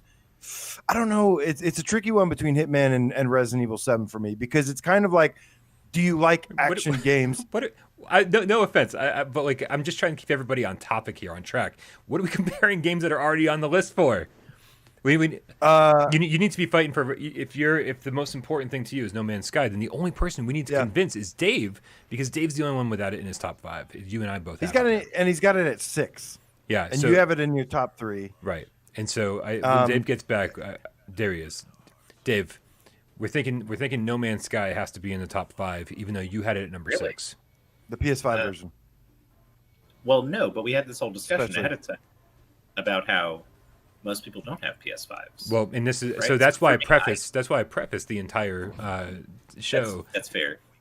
When it comes down to it, the reason I have No Man's Sky as the number 1 on my list is because I believe the No Man's Sky with the PS5. I don't need to hear this part, AJ. All right, it's in the top 5. Dude, David Moore says that's how much AJ loves No Man's Sky. Until the PS5, he didn't even know what he was looking at. Okay, so we have confirmed Walking Dead, RE7, No Man's Sky. There are 4 remaining, and I can only circle 2. So I thought there was Hitman 3. I thought Hitman 3 was Resident Evil 7. Oh, you're right. Okay, so there's 1 left then. Right, Hitman, one space left. And so in Astro Dreams Beat Saber. Astro Dreams Beat Saber. My money's on fucking maybe Beat Saber. Am I crazy? I don't know. I might put Beat Saber above Astro, even though I gotta put Astrobot. I gotta go Astrobot here, because Astrobot is another mind-blowing immersive experience, and I gotta go. I know, it's just that experience is like just one of the best of my life ever. I could go Astro. Like if I love Beat Saber. Dreams is like one of my personal favorites. I'm still putting Astro above both of them. I need to hear from you, Brian. I mean, this is tough because right now I'm trying to figure out what's not going to make the top 5 that I really want. Like Astrobot, I had Astrobot number 7, I had Hitman number 6, and I had Beat Saber and Dreams in my top 5. Dreams was number 2 for me. Beat Saber was number 4. So like, this is I'm making a big sacrifice here for something, but I think I'd rather make the sacrifice I'd rather sacrifice Beat Saber and get Dreams in the top 5 because. Oh, but neither of us are leaning that way, so I think that's a no-go. I mean, I think if 2 out of 3 of us didn't say Dreams, and I could lean Astro, and AJ is saying Astro, I think it's Astro. Right? I mean, you're bringing math into an emotional discussion. It's at least in, but I mean, like, we got to decide it somehow, and I think unless you're willing to whip out your trump card and say this is the one that I am throwing down for, and I use up my ability to do that, I would say between us, it sounds like Astro won. Also, we don't have trump cards, so so I'm not. Well, what do you call it? The thing where you ride or die. Ride or die. That's the ride or die usually comes into like the 20 through 25. It usually comes, but should we specify that it can only come? I don't think. No, well, I don't think last time we ditched the ride or die because we ended up getting some. Did we? Some pretty poor. Yeah, we ditched it last time, and it worked out way better.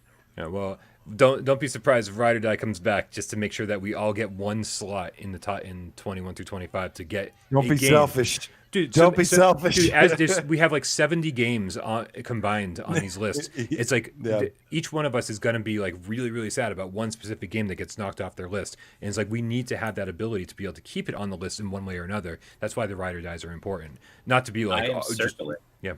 Astrobot. So our top 5 are Walking Dead, Saints and Sinners, RE7, Hitman, Astrobot, and No Man's Sky in some order. You just made the decision that Astrobot is going to be in the top 5. Well, I mean, if most of us feel that way, and only one person even mentioned Dreams, being yourself. All right. I thought AJ would be the one to bring up Dreams, actually. But no worries. I mean, be a 6. It's tricky, man. Dreams. 7. It's fine. Dreams is a revolutionary tool. Mm-hmm. Revolutionary. You can make VR games. Yes, you can make VR games, and they are amazing. They look stunning. Right. And some But of the Astrobot is a incredible. revolutionary game that is already made for you. I have 30 reasons why. I have a list of 30 reasons that say why Dreams is a top 10 game. I think it has a ways to go. I'm letting kind of Dreams evolve by itself. Once there's enough games to say that you're everything that's wrong with the world right now. No, I agree with AJ 100%. You have Brian. You haven't even everything made a that's wrong dream with yet. the world. I've made like freaking 4 or 5 dreams. Thank you. Yeah, So right, and somehow I still like it more than you, and I haven't even tapped its full potential, and somehow I like it even more than you. So okay, that's cool, man. Some people aren't very creative, I guess, and just don't like things that are creative. You didn't even create anything in there. God damn it. But I like look. I really think Dreams is like a revolutionary thing, though. I do. I really do.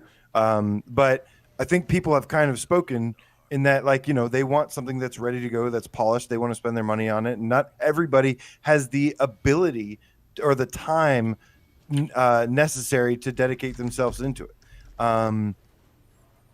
But it does have infinite potential. So, all right, guys, that means that that's the top 5 locked in. So Beat Saber and Dreams get pushed down to the next 5. And we will see if it even makes it. If they even make it there, they will. So let's see. Beat Saber. Well, we'll see, man. I don't know. I have no idea. I have no idea what's going on here. So we also have for the next 5. We're going to be considering. Did anything in your top 5 guys not make it, or did you get everything you wanted? I had Beat Saber in my top 5, but that's, okay. I think that's the. I think I got spoiled here. Yeah, you did. This is AJ's list. All right. So. This is AJ's list. Yeah. So let's see. I'm adding. I just want to make sure I got every game that should be for consideration on the list here. So we've got for the next. Holy crap! And this is going to be interesting. Also, Dreams on PS5 is amazing. Yes. Oh, real quick, we got a $5 donation from Julia. Every time makes me laugh every time. I love it. It's such a good name, and we haven't gotten to read that yet on Viewer Takeover, but I'm sure we will this week, next week. Such a great discussion. Thanks again, you guys. Thank you guys for watching too. For real. Thanks for sticking around and for all the tips and opinions too. Like I love seeing what you guys think about this. I love seeing your reactions right now. It's amazing. Right. Yeah, and obviously, like if you're new to the channel or something and you don't understand how the 3 of us interact with each other, don't take anything we say to heart. We love fucking. Well, we haven't really argued yet, like intensely. So just wait. We'll get. I don't think I'm planning on arguing. And this is the thing: is the way I look at this list. There are a couple games I see on between the 3 of us that I'm like, okay, I can kind of put some of these down a little bit. But no, I'm going to be taking the stance of I'm going to argue why a game is better. I'm not going to be putting down other games. I'm going to tell you. I'm going to be taking the approach of this has more to offer because of XYZ. And that's what I plan on doing. I mean, it's a top 25 list. It is the top 5% of every PSVR game made. These are the best of the best. So like, it's you might have to like, I might have to point out why a certain game doesn't deserve to be above something else by pointing out a fault. But that is so almost irrelevant when it comes to the top 25 games. They're all so good for so many reasons. I think I have all of the positive vibes only. I think I have all of the games that are in consideration for the next 5 slots. And that would be Dreams, Beat Saber, Squadrons, Skyrim, The Persistence, Firewall, Farpoint, and Blood and Truth. Oh, shit, you went really fast with that. Here we go. AJ, I can read it back for you. It's I see, this is proving that I took notes, right? Beat Saber, Dreams, Star Wars Squadrons, Skyrim, Persistence, Firewall, and then I didn't hear the last one. What's the last one? What's the last one? Oh wait, sorry. What? Blood and Truth. After Farpoint. Blood and Truth. Okay. Firewall, Farpoint, Blood and Truth. Got it. I missed 2 of them. I'm really good. This when AJ is going to start getting upset, man, because like. Okay, there's a lot to get into this 5. That's 1, 2, 3, 4, 5, 6. Of these here, there's 4 that I feel like have to be here, and that is Beat Saber, Dreams, Firewall, and Farpoint. Distracted just said Farpoint's not in 2 of the lists, and And I'm having trouble, man. I'm like, did I somehow leave Farpoint off my list? I think they mean. Oh, did you? So something must have gone wrong because I had Farpoint and Superhot next to each other on a list somewhere, and it didn't make it on, and neither one made it on my final list. So something that happened when I was editing my list. I was trying to do it too quickly, but yeah, my list had my list. Hey, listen, man, I'm not perfect. I mean, usually, perfect. You put The Exorcist. You did that Farpoint. Oh, I'd play The Exorcist over Farpoint any day. Yeah, absolutely. Oh, God. That's a weird thing. So anyway, yeah. Thank So they, but I think the other two lists do have Farpoint on them. You guys didn't miss those, obviously. Oh, Farpoint's definitely on my Well, list. Okay, can good. we So can we two of the agree? three. Can we agree that Dreams and Beat Saber need to be in this next bracket? Yes. yes? Well, of course they are circled. Okay. I Then- would say of yeah. these ones, my first take is if we got 3 left, it's going to be Squadrons, Firewall, and Blood and Truth. Squadrons, Firewall, Blood and Truth. That's my 3. I think the rest can slip a little bit. Maybe Farpoint swap out for Blood and Truth. Those that might be interchangeable. I think Skyrim could slip. It's an old ass game. It's a PS3 game. Persistence is great, but it's not as good as either of those other ones. I think. I'm totally good with Squadrons. That's the one I agree with. AJ, what do you say about that? I say Farpoint and Firewall. So last time I made the argument that let me explain why. Wait, Because hold on. Okay. Brian, can I circle Firewall? Are you good? Because 2 out of 3 of us said Firewall. You good for Firewall? Just clear that out right now. Top 10, maybe. Yeah, unfortunately, yes. Squadrons and Firewall, we agree with. I could do both of those. Yeah, AJ, you cool with that? I'm sorry. Say it again. Squadrons and Firewall. Locked in. That only leaves us 1 spot left. Yeah, I don't know how I it feel does. about Squadrons. Really? Don't know how I feel about I'm Squadrons surprised to hear you because, say that. well, so this is what happened. Last time I actually ended up putting Squadrons above Firewall, and I think I made a mistake there because I said the reasoning behind it was that I was like, yeah, the multiplayer is excellent, but I had said that Squadrons has a story mode. I played through that story mode after, and it was really like one giant tutorial. And I wasn't very crazy about it. Now, I agree. The multiplayer, the fleet battles, the dog fighting, the overall experience, there's enough stuff to unlock there, I thought was fantastic. Mm-hmm. But I can't say I said, no, the story mode is not a strength of Squadrons. And therefore, it made me put Firewall 0 Hour back above it. Because I just think, in just my opinion, it's well. So the question I've got. Yeah. I see what you've got going on your list, but to get Firewall and Squadrons into this bracket, you can fight for the order later. You see what I'm saying? Right. Do I have? I haven't circled I have Squadrons. Squadrons at 14. Oh, Which is okay. blasphemy. That is pretty low. I didn't think it'd be that low. So before I circle Squadrons, is there any other one in here that somebody wants to go bat for besides Farpoint? Because AJ already did Farpoint. Blood and Truth, Persistence. So Skyrim. I'm 100% saying Skyrim. I think Skyrim needs to be in the top 10. For me, that's a hard no.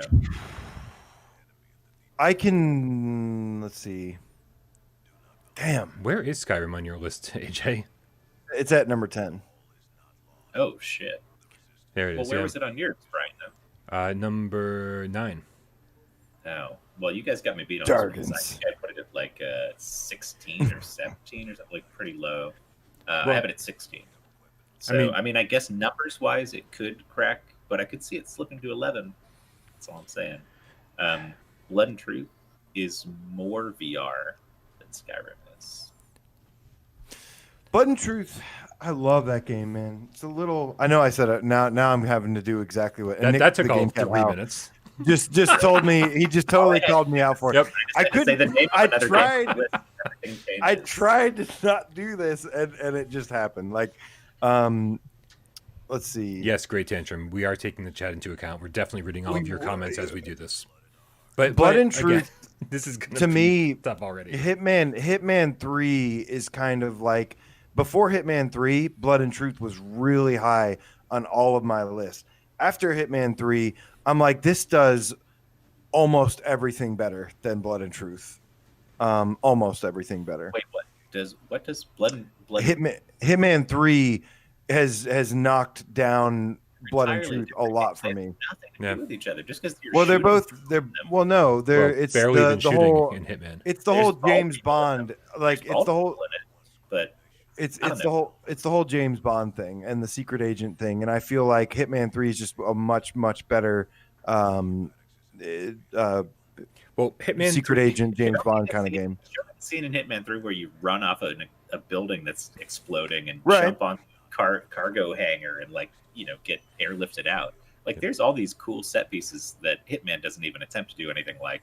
They're totally different games. I wouldn't say Hitman affects the goodness of Blood and Truth in any way. They seem totally walled off, separate. So wait, are we all in agreement that Firewall should be here at least in this bracket? Yeah, I served on Firewall already. Yes. Okay. I'm just trying to keep everyone on task here, but then the argument is AJ. What, 2 left? There's 2 left, and I think that I think that. What's it between? Well, Squadrons, Skyrim. Although I put an X on Skyrim, personally. Persistence, Blood and Truth, and Farpoint. I can. Oh. Yeah. Squadrons, Skyrim, Persistence, Farpoint, Blood and Truth. I mean, and there's 2. You're talking about how much time he's put into No Man's Sky, and I think that, and I think you can put just as much time into Skyrim. And is one of the very few open world games. It's endlessly replayable. You can play it however you want to. You can be a mage. You can be a stealth archer. You can be whatever the fuck you want. And so, and I just think that we don't have many games like that. And it's a really good one. It's not just like, oh, here's a game in this genre. It needs to be there. It's one of the best games in its genre, and we also have it in VR. I mean, it was like 10 years ago when it came out. But yet, somehow it felt just as fresh and new when it came to VR. Well, here's the thing. That's just because it's in VR. But I mean, if there was a sort of VR RPG built from the ground up today, it would kick the shit out of Skyrim easily in a second. Because this is where's that game? Where's that game that's going to kick it off the top 25 list? For me, I'm just bored of Skyrim at this point. So you can be bored of Skyrim. That's everybody's played so much Skyrim. Like, if you like video games, you've probably played it on at least 2 consoles. I love video games. I played it for 10 minutes and was like, nah. And then PSVR was like, Yeah, I've played. Ever experienced Skyrim and got into it was in VR. I can see that perspective. For me, I had already played Skyrim. I had already beaten it too. I had already beat it. I had played 100 out. I put 115 hours into it, and playing it in VR on a Pro was the greatest experience ever with it, because it came with a lot of extra DLC as well. That I thought my 2 that I'm picking for this are Farpoint and Skyrim. Just gonna throw that out there. That's my 2 picks here. Farpoint and Skyrim. I can maybe rock the Farpoint, but I'm not gonna. I don't want Skyrim. My 2 would be Skyrim and Squadrons. Well, Squadrons, I think we all agree on potentially. Wait, but I don't think AJ does. But more than other ones, I think we agree on. But that sounds like that's 2 votes for Squadrons and 2 votes for Farpoint is what that sounds like to me. There's 2 spots. Oh wait, we actually. There's 2 spots. That's it for me. I'll take those. No, actually, but no, that's wrong. That's wrong. There's actually 2 votes for all 3 of them. Yeah, there's 2 votes for all 3 of them. Crap. Yeah. Well, you guys got to decide yourselves then, because I'm against 2 of the ones that you want to put in there, I think. No, I'm with Squadrons. I don't even know anymore. Dude, Star Wars Squadrons is so good. What was it? What was it on our last list? Like in the top 5? I think it was, but I don't know if I don't feel the same way anymore. I mean, it didn't have the staying power like I thought it would. That's for sure. You're right. Well, that's how I feel about Skyrim. I don't feel the same way anymore. I've moved on. Our relationship is not what it once was. You know what I mean? I played Squadrons the other night. I still had a good time. I don't think I would get back into Skyrim. I think I'm done with Skyrim. So for me, I don't know. See, I feel like I'm just getting started in Skyrim. I need to spend. Squadrons in here. Can we put Squadrons in here? That's up to AJ, because you and I voted on it, but he did not. If we give you Farpoint. Whoa, whoa, whoa, PS5 whoa, whoa, whoa, whoa! PS5 What deal was that? PS5 4K gameplay says, "What's the better game, Squadrons or Skyrim?" I mean, I hate to say it, Skyrim is a better game than Skyrim. Squadrons. Yeah, I think Skyrim too. I'd rather play Squadrons. Right, but what do you actually think? Which one do you actually think is the better game?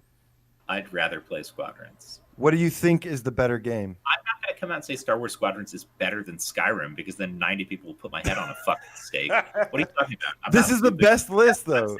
No, I'm not trying to gotcha like you. Well, no, I'm saying, but what do I want to play in VR these days? Currently, if we do these lists every 3 months, it's a pulse check of what we currently think is the best stuff that we want to play the most, or is like our favorite stuff.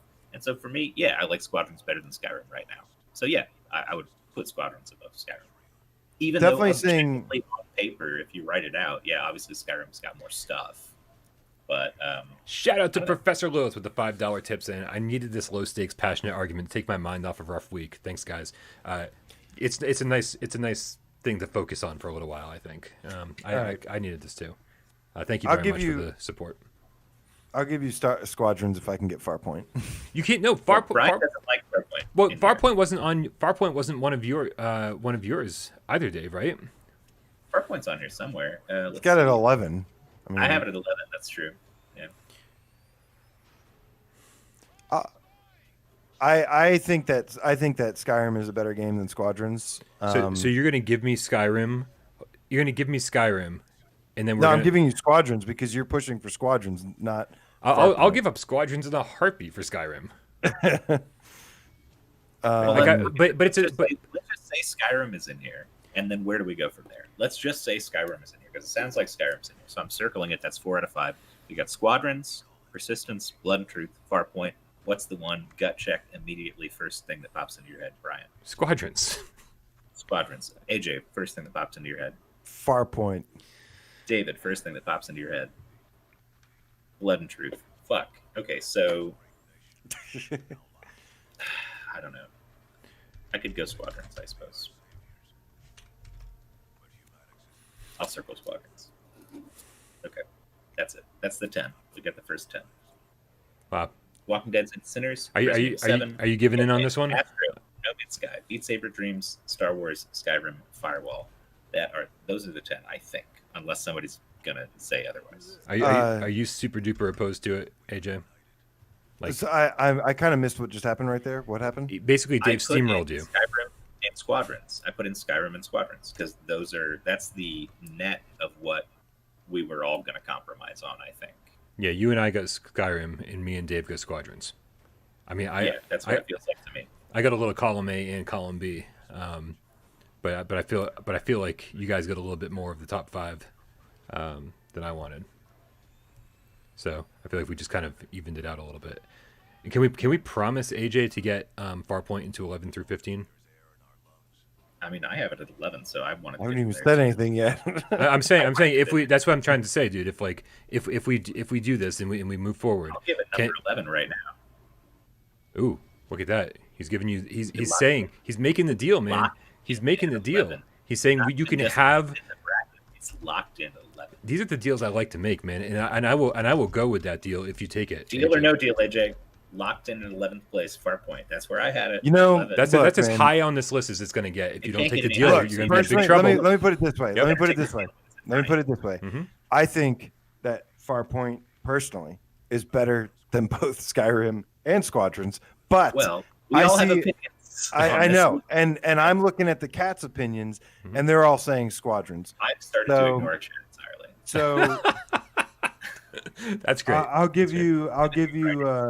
I'm reading every single comment. I'll give you Skyrim and Squadrons. Okay, but I'm not happy about it. Listen, point is 11th. Very angry about it. Listen, I think 11 was about as high as you were going to get Farpoint on the list, and I'm really glad you took the deal because otherwise I would have fought for it to be lower when it came to the ordering. But we will lock it in at 11 to make sure we keep people happy. But now, guys, we're in big trouble because that only gives us 4 slots. For 12 through 15, and I'm going to say I do too, deathly. Okay, we got Farpoint in there. So now, holy crap, guys, this is gonna be really, really difficult. Real quick one for Todd. There's this Farpoint is great, but super linear, and once you play it, there's no replay value. There is a ton of online multiplayer co-op. The co-op is amazing. I've replayed the co-op so many times. There is a ton of extra. I will say the main game is though, he's totally right about. Well, yeah, it's a one and done, but it's a story mission, and then it has a multiplayer mode. How many VR games can you say do both really well? Squadrons. And have a bunch of stuff there. Squadrons, yeah. Although AG said it's a tutorial. Exactly. Okay, let me see if I can get all the games listed here. The story is a big part of my love for Farpoint. I like the co-op kept me coming back for more and more, but the story is one of the most like amazing stories I've ever played in my life for a video game, and the way that it's presented and shown and everything, the way you go through it in the game, it's not like flat cutscenes. It's all you're scanning the environment and there's like a movie playing out and you're in the world while that happens. So you're in the cutscenes, which I love. All right, guys, we have a bunch of games and only 4 slots between 12 and 15. All right, here we go. I'll read them slowly. We have the Persistence. Okay. I already got that. Yeah. Blood and Truth. Already got that. Until You Fall, Todd. Oh yeah. Rush of Blood, Bryan. Mm-hmm. Wipeout Omega Collection. Somebody in the chat, I'm sure, loves it. Super Hot VR. Shout out to Distracted GameCat with the $5 New Zealand donation. Said we have a sale to go through after this, boys. No, we don't. Next today. week, man. Next week. For sure. Next week. We also Super Hot. We did that, right? Did we get Super Hot? Super Hot. Yeah. I got that written down. Pistol Whip. Okay. In Borderlands 2. Wow, that is quite a. And only 4 slots, guys. 4 slots for these fuckers. 4 slots for this? Wow. Yep. So what's the first one everybody thinks they can agree on? The Persistence? I don't know. I don't know yet either. Not sure. 4 of them. Let me mark my 4. I'll tell you what. Okay, I'll mark my 4 too. Okay, that sounds good. I marked 7. Is that okay? Can we fit 7 in this? It's just fine. It's just okay. Great. Everything's great. Oh fuck! I'm already way over my limit here. Right? What just happened? I marked my 4. Son of a bitch. This blows. Okay. This does suck. I want all of them. There's too many good games. How did we get hired to do this? This is okay. You know what? Some older games are gonna have to fall down a little bit on the list. I'm sorry, everybody. Wipeout and Super Hot. I totally agree. Absolutely. Shenmue, so. That's what I thought you were gonna say. Yeah, unfortunately, I mean, I want them on the list, but not this high. I actually wasn't actually talking to you when I said that, but I'm okay with AJ, that. are you down with me to cross out Wipeout and Super Hot? Cross out? For this bracket, Wipeout and Super Hot. Wait. As in, like, no, they shouldn't be there? Yes. Well, you guys, Super Hot, yes. Wipeout, no. Okay, you guys said we all picked our 4. Okay. Let's see what the crossover is. Sort of. Yeah, okay. Okay, I said the Persistence, Blood and Truth, Until You Fall, and Pistol Whip. Okay. Say it again. Blood and Truth, Persistence. Until You Fall, and Pistol Whip. I did almost the same, but I switched Rush of Blood for Until You Fall. Okay, so got you. Okay, so but everything else is overlapped. So I've got the Persistence. That's okay. 3 tallies for Persistence of Blood and Truth. That's sorry. I've also got Blood and Truth. I did Rush of Blood, which now has 2 tallies. 3, yeah. And then I had Wipeout Omega Collection. So that you're the only one going out on Wipeout. Brian's the only one on Until You Fall. I'm the only one on Pistol Whip. All right, so well, we got a straggler. Let me add the Persistence. Yeah. Yep. Persistence, Blood and Truth, and Rush of Blood are in. Oh, Rush of Blood's not necessarily in yet. No. Although I guess 2 out of 3 of us did say that, so I'm going to circle it for now. Yeah, 2 out of 3. You can circle it, but unless it's all 3 of us, then there's some discussions to be had. So this makes sense because there was only a 3-way split on one of them, and we have 1 spot left. So now let's figure out. Right, we have to figure out the last. Yeah, when we have to figure out the last spot. There's a 2 out of 3 consensus on it. It's a horror game, Brian. It's a horror game, Brian. Hold on. Time out. So far in this bracket, we've got Farpoint, the Persistence, and Blood and Truth, and we have 2 spots left. You're saying that one of them is definitely going to Rush of Blood because you both picked it, right? Hey, people are asking questions about something here. They said, Brian, do you have text to speech on in the background? There's like a video playing in the background. Is this WandaVision episode 6? I wonder Something happened with the OBS setup here. You know what? Hold on a second. Give everyone a minute. Let me know in the chat if that fixed it. There was a trailer that was running with like the tiniest amount of sound on. If that fixed it, then we're good. Okay. And I apologize for that if that was the case. I thought maybe my headphones were bleeding through.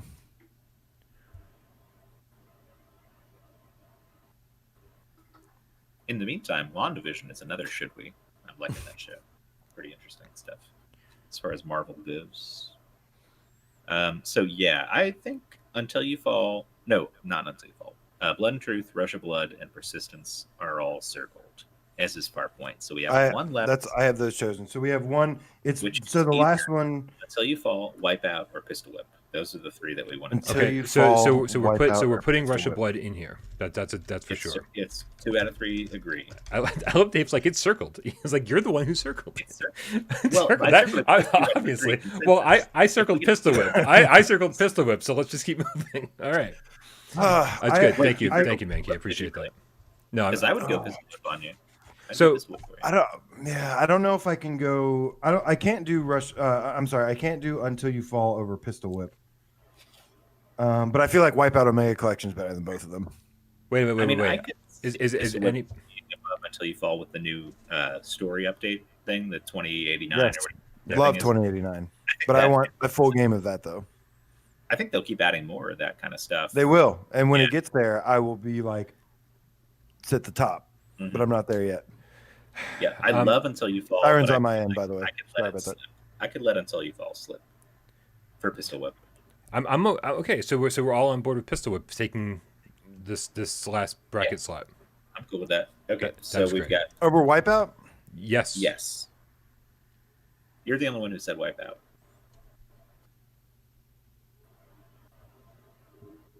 Brian, where'd you have Wipeout on your list? It's probably was super hot, like on some other list. I actually had it 11. I won't lie. It's at 11. But 11. Yes. Okay, that's interesting. And as 18. And I do love it. I do absolutely love it. But like, I'm trying to deal with the games that we've got in the discussion right now, and a lot of my games have been pushed down. Well, so do you want to go to bat for Wipeout now as opposed to Pistol Whip, or you want to let Pistol Whip get in there? I didn't get too concerned about the individual ordering of my list, and I'm looking at it now, and I'm like, man, I would have preferred Until You Fall to be above Wipeout Omega, and somehow Firewall slipped like all the way down to 13. So I'm not going to go to bat for Wipeout.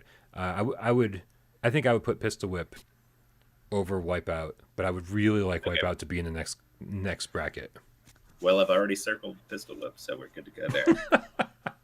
So the remaining games from that last wait. AJ, do we have you guys really think Pistol Whip is better than Wipeout? I don't think Pistol Whip is there yet. I think it could be eventually. I don't think it's there yet. Dude, when I put on the headset, I'm blown away by Wipeout. Yeah. And then it's got 3 games on top of it. I'm not disagreeing with any of this. I'm not disagreeing with any of this. Well, it's hard to compare rhythm games content to a full games content. That's a different story entirely. It's replayable because you want to get better at the songs. You keep playing them on modifiers and try to get the high score and all this stuff. I agree with you. It's more or less content in one or the other. Like 3 games of Wipeout, it's not like I'm going to replay every level in Wipeout. Guys, I'm okay. I'm not like super against. Oh, go ahead. Sorry. Whatever one doesn't make this bracket, I think should be number 16 in the next bracket. I think it should. I don't think. Like if Pistol Whip. Oh, you mean between?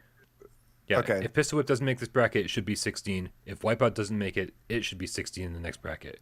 Because if it's getting pushed down, and honestly. I don't know, man. I'm torn. I'm really torn. You make a good point, AJ. Wipeout is a ton of content. It's a ton of tracks. It's basically 3 full games, and it's visually one of the greatest looking games on there. It's super intense.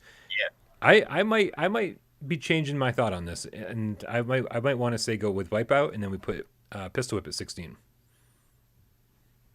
Yeah, I've got like lots. I mean, I had Pistol Whip at 21, and like Nihilus Ryan said here, he said he wasn't a fan of it until the 2089 update, and that's the best part. I agree that if the whole game was campaign based like 2089, Yeah, actually. I'd be singing a different tune right now. Yeah. I liked the game originally. It didn't like super blow me away, but I still like. I love action movies, like I've said a million times, and it had so many action movies. Like, yeah, 2089 was phenomenal. It's the best part of that game so far. Oh, it's tough. I'm gonna put a couple comments in the chat here. It's tough, Rhodey, man. Yeah, tough one. Rhodey and Triangular make a similar point.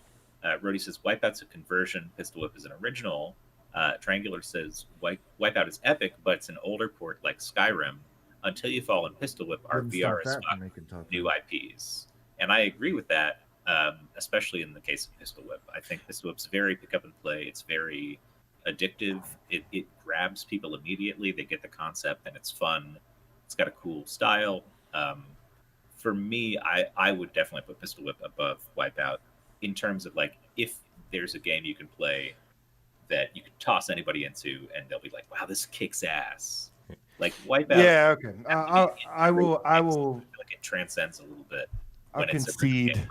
I'll concede for Pistol Whip because that 2089 update. I'll concede. I'm All right, so let's do. Are you going to revert back? But Wipeout's going next. Right. So we said whichever one doesn't make it is number 16 locked in. Yes. So Wipeout is locked in at 16. Yes. We got Farpoint locked in. Make it happen. Wipeout locked in at 16th. These are two unbreakable scores, unless we decide to go back on it later for some reason. I guess we might. Okay, so I hate to say it, but I have to use the restroom again. It's a long show, not longer than usual, but yeah. All right. Me too. I'm gonna. Are you? Did you say you too? I thought you were both leaving me alone. Yeah. Yeah. Can you give me? Give me just 1 second? Absolutely. Right, Absolutely. quick bathroom break, everybody. Get your popcorn. You haven't seen the beginning of the drama yet. I'm not gonna be super entertaining in everyone's in their absence because I'm going to be getting the next bracket together, but I will narrate as I do this and let you guys know what's going to be in it. So if you're playing along at home, folks, Borderlands 2 and Super Hut slide into the next bracket along with Until You Fall, which is crazy. I feel so bad, Todd, that we're not getting this thing in higher on the list. But those are the only three that have slipped somehow, which is absolutely crazy. But we're about to add a ton of games for consideration. And that's going to be Dirt Rally,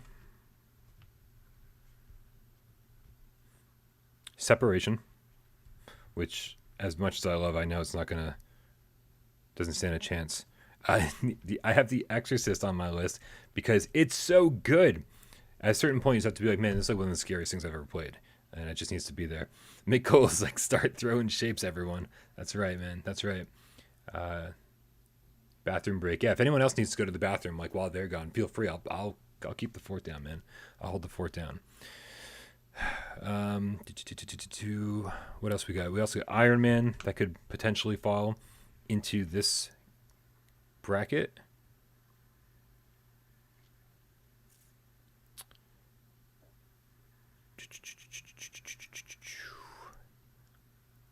Tetris Effect.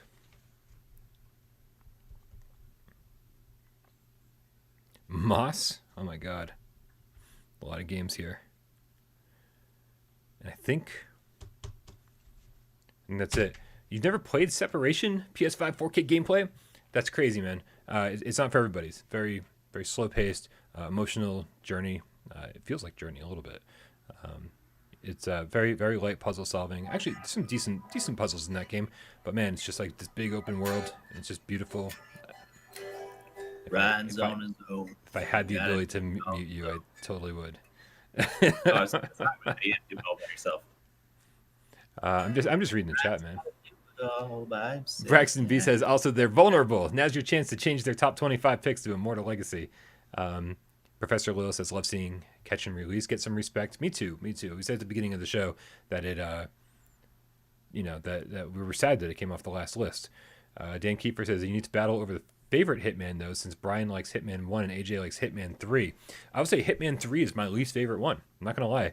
I think it's got some really good levels in it, but I think both Hitman 1 and 2 are way better than Hitman 3.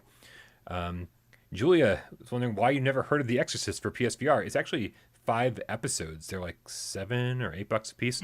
So definitely pick it up when it goes on sale if you like scary games, because they are super, super scary. Like, I mean, those they're short episodes. Each of them lasts like anywhere between 15 and like 25 minutes. But as a whole, man, it's like 5 of the scariest things I've ever done. I want to take a comment here real quick. Hank says, Dave is over here defending Pistol Whip because of replayability, and at the same time, Hitman 3 is only 8 hours if you complete it once. That's fair. I mean, that's true. No. But for me, like, I don't know, rhythm games intrinsically to me have way more replayability, because in Hitman 3, maybe it's just the games I was raised on, but I'm not the kind of guy who's going to go back and do every challenge and try and unlock everything and do all the escalations and everything. Like, I'm kind of there for playing it once. Like, I like the story. I like what's going on. I like experiencing it, but I'm not going to go back in and keep doing it over and over again. Yeah, but Hitman's different, though. That's different when it comes to replayability. That's not like, oh, you're not getting the Hitman experience at all if you don't replay that game. Like, you need to replay that game. It's not like other games in replayability. I guess I just think, I get how that seems contradictory or something, and like, don't expect us to not contradict ourselves, because that's going to happen constantly in these debates. But it's, for me, it's different when it's a rhythm game versus a less kind of a different genre. Hitman 3 definitely, and I heard that, Bryan, about you thinking Hitman 2 is better, which is fine. Dude, 1 and 2 are so much better than 3. Hitman 2 kicks ass. Yeah. I will say one thing about Hitman 3, though, is that, we don't even have to get into this just yet, but replaying the levels and experiencing the levels we don't have to get into this quite yet. Every single each time is why I loved it so much. Nice. I really got the full experience by replaying the levels, doing all seeing the different stories play out, getting more characters in depth, stuff like that is why it boosted it so high for me. Guys, are you ready to consider the next bracket? Like, dude, shit's about to get real crazy, man. Well, again, we only have 4 slots. We only have 4 slots. We only have 9 slots left, guys. We have 9 slots left and about 30 games to try to fit into them. Pistol Whip, Blood and Truth, Persistence are gone. Wait, yeah, okay. So, okay. Go for it. All right, guys, here we go.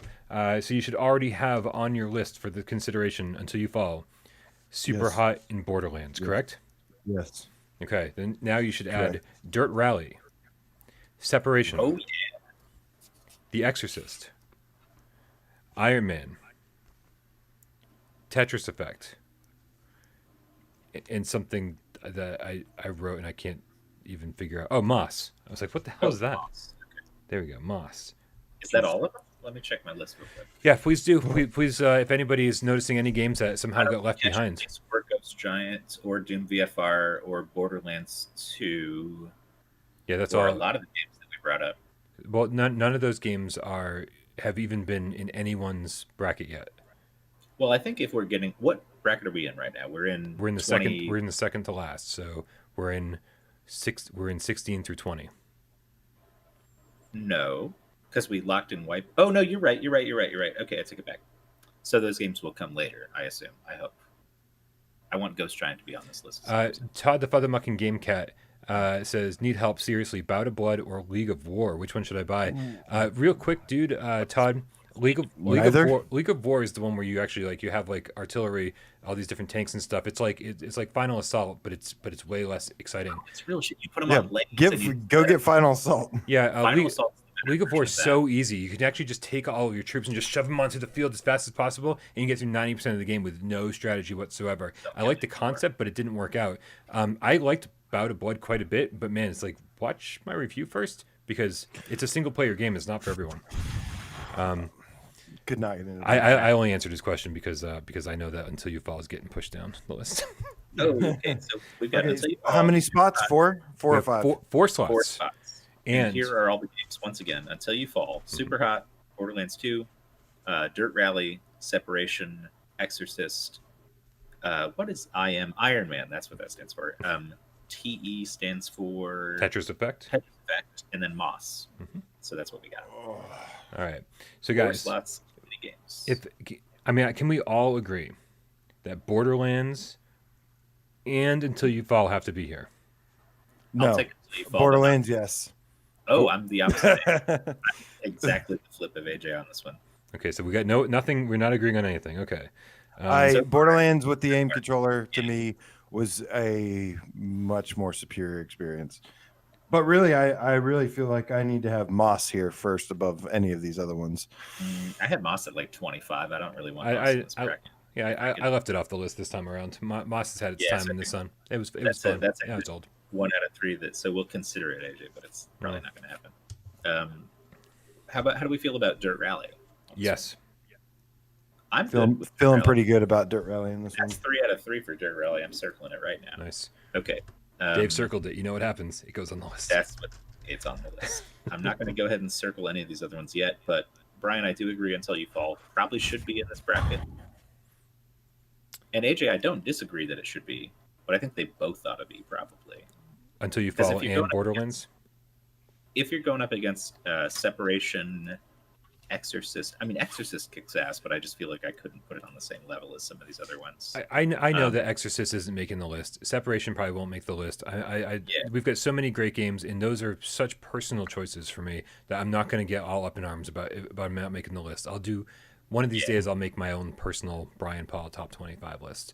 But yeah. But for now, I know those aren't going to cut it. If you haven't played Separation, guys, go out and fucking play it. It's so good. The only two I've circled so far are Wipeout and Dirt Rally, which leaves us with quite a few. AJ, you mentioned Moss you wanted on here. Are there any other ones you think really ought to be on here? Borderlands, you said as well. Like I said, I'd be okay with Borderlands in this bracket. So the four that I marked were Borderlands, Moss, Dirt Rally, and Iron Man. Yeah, see, I'm kind of the opinion that Iron Man is definitely like a next bracket contender. It needs to be on the list. What do you think about Tetris Effect? It didn't make my list this time around. It didn't. Okay. Yeah. We can revisit it when the Connected update comes out this summer, and that. I don't think so because I still play Tetris Effect. I don't think anything. You still play thinking about too. Not by choice. But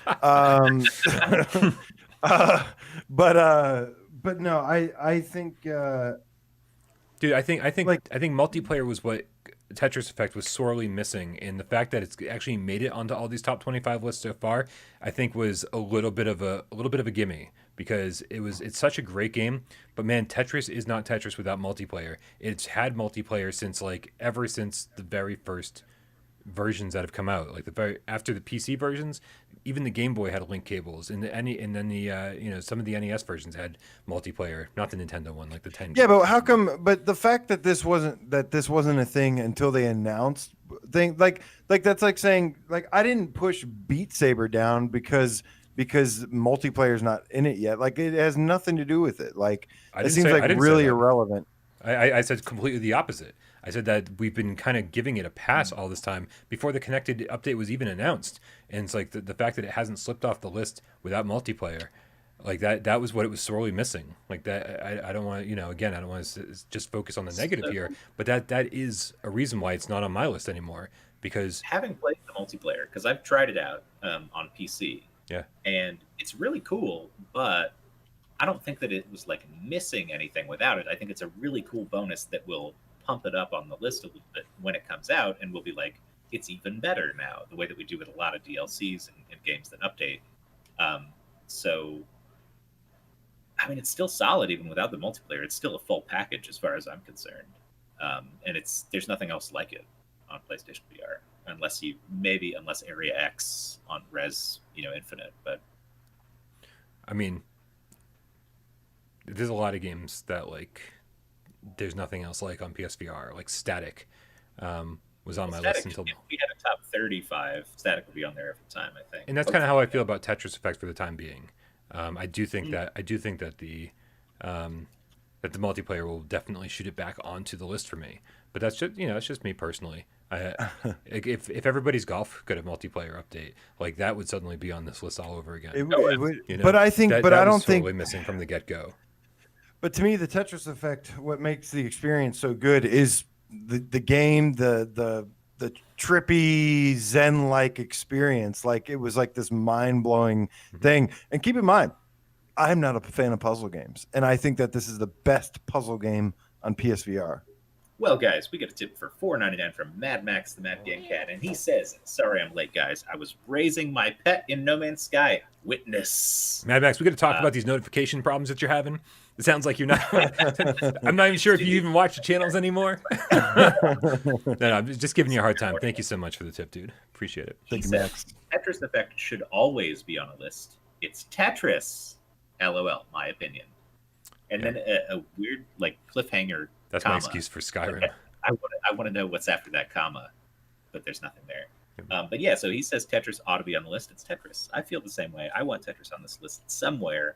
If we drop it, AJ, how do you feel about this? Let's lock it in somewhere in the next bracket. Doesn't have to be 21 or anything, but can we lock it into the next bracket? What do we have? What do we have right now in here? Do we have we got Wipeout and Dirt Rally? Wipeout and Dirt Rally. So which and I really think we need to start making some decisions here. I feel like we could all agree on at least Borderlands and maybe Until You Fall. Can we at least agree on Borderlands? AJ and I were split on those. Can we agree on Borderlands or no? I can. I mean, I guess. Yeah. I can do Borderlands. And there's a lot of love for Static, and I would gladly put Static on here more than Tetris. Well, you're crazy. They're both great, but one's not clearly better than the other. No. So we've got Dirt Rally, we've got Wipeout, we've got Borderlands 2. Yep.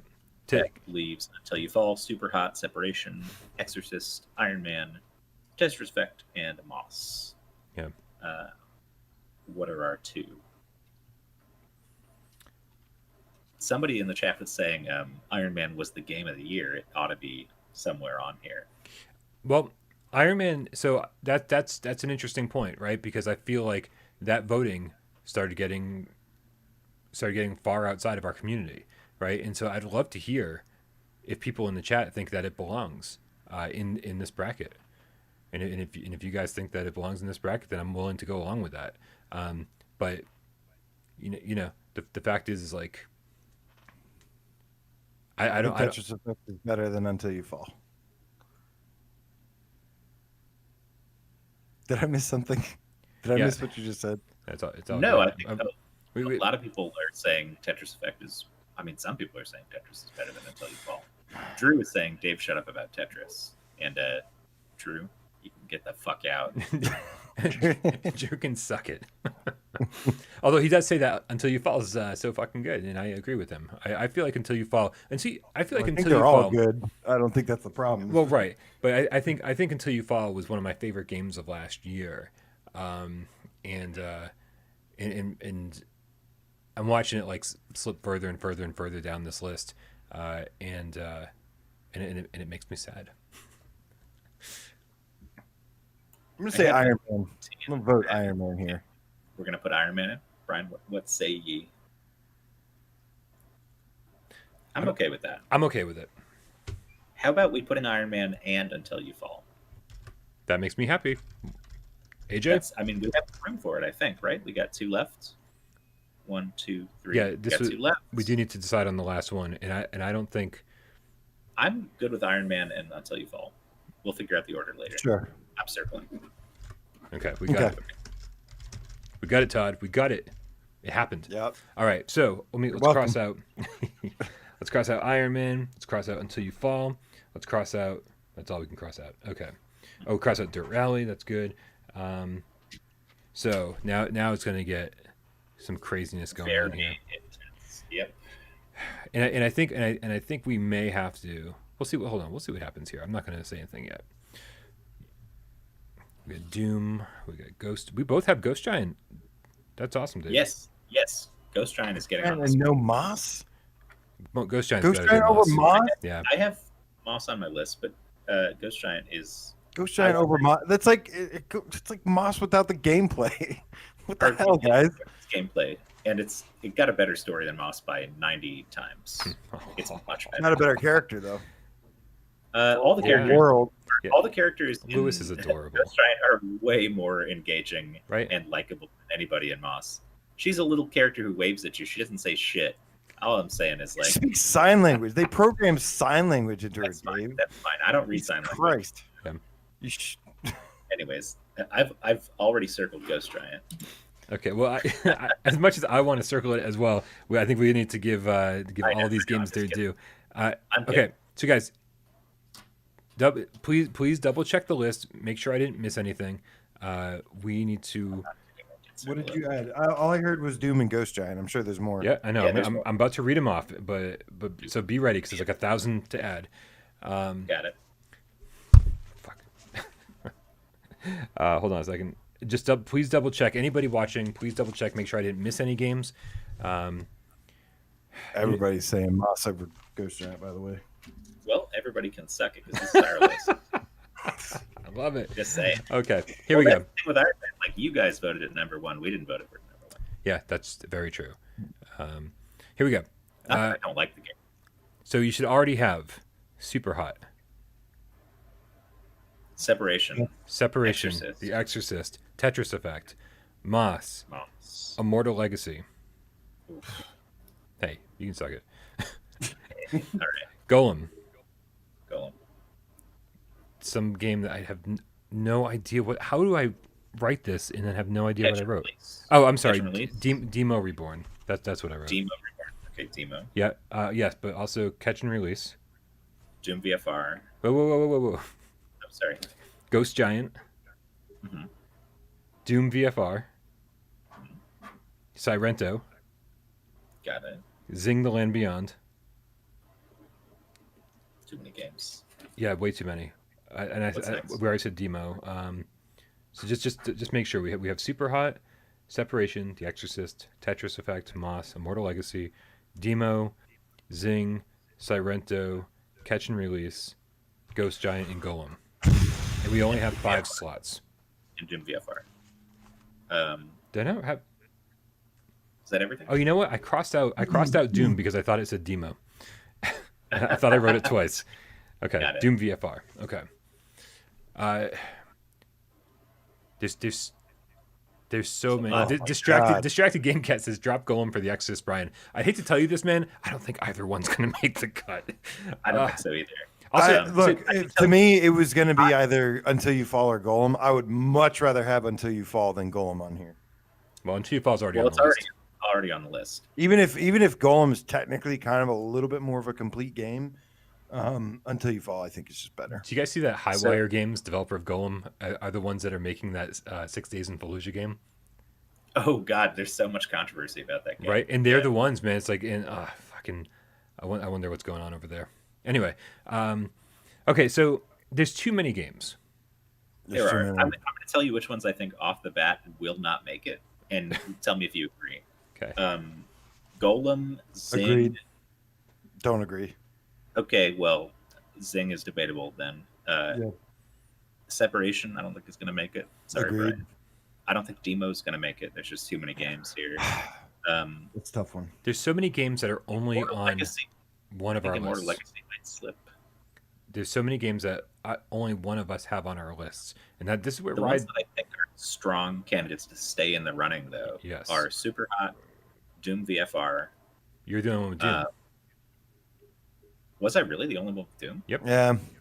Well, we put it in this bracket plenty of times before. It wouldn't be crazy for it to be in here. I think we put all as these opposed games to in this bracket before. As opposed to Demo, I would say Doom is a stronger one for this bracket. But if Doom's not going on, I'm fine with that. So we got some potential ones. Super Hot, Tetris Effect. I could see Exorcist getting on this list. No, please No? no. There's Okay. there's not enough You content. just made me so happy just now.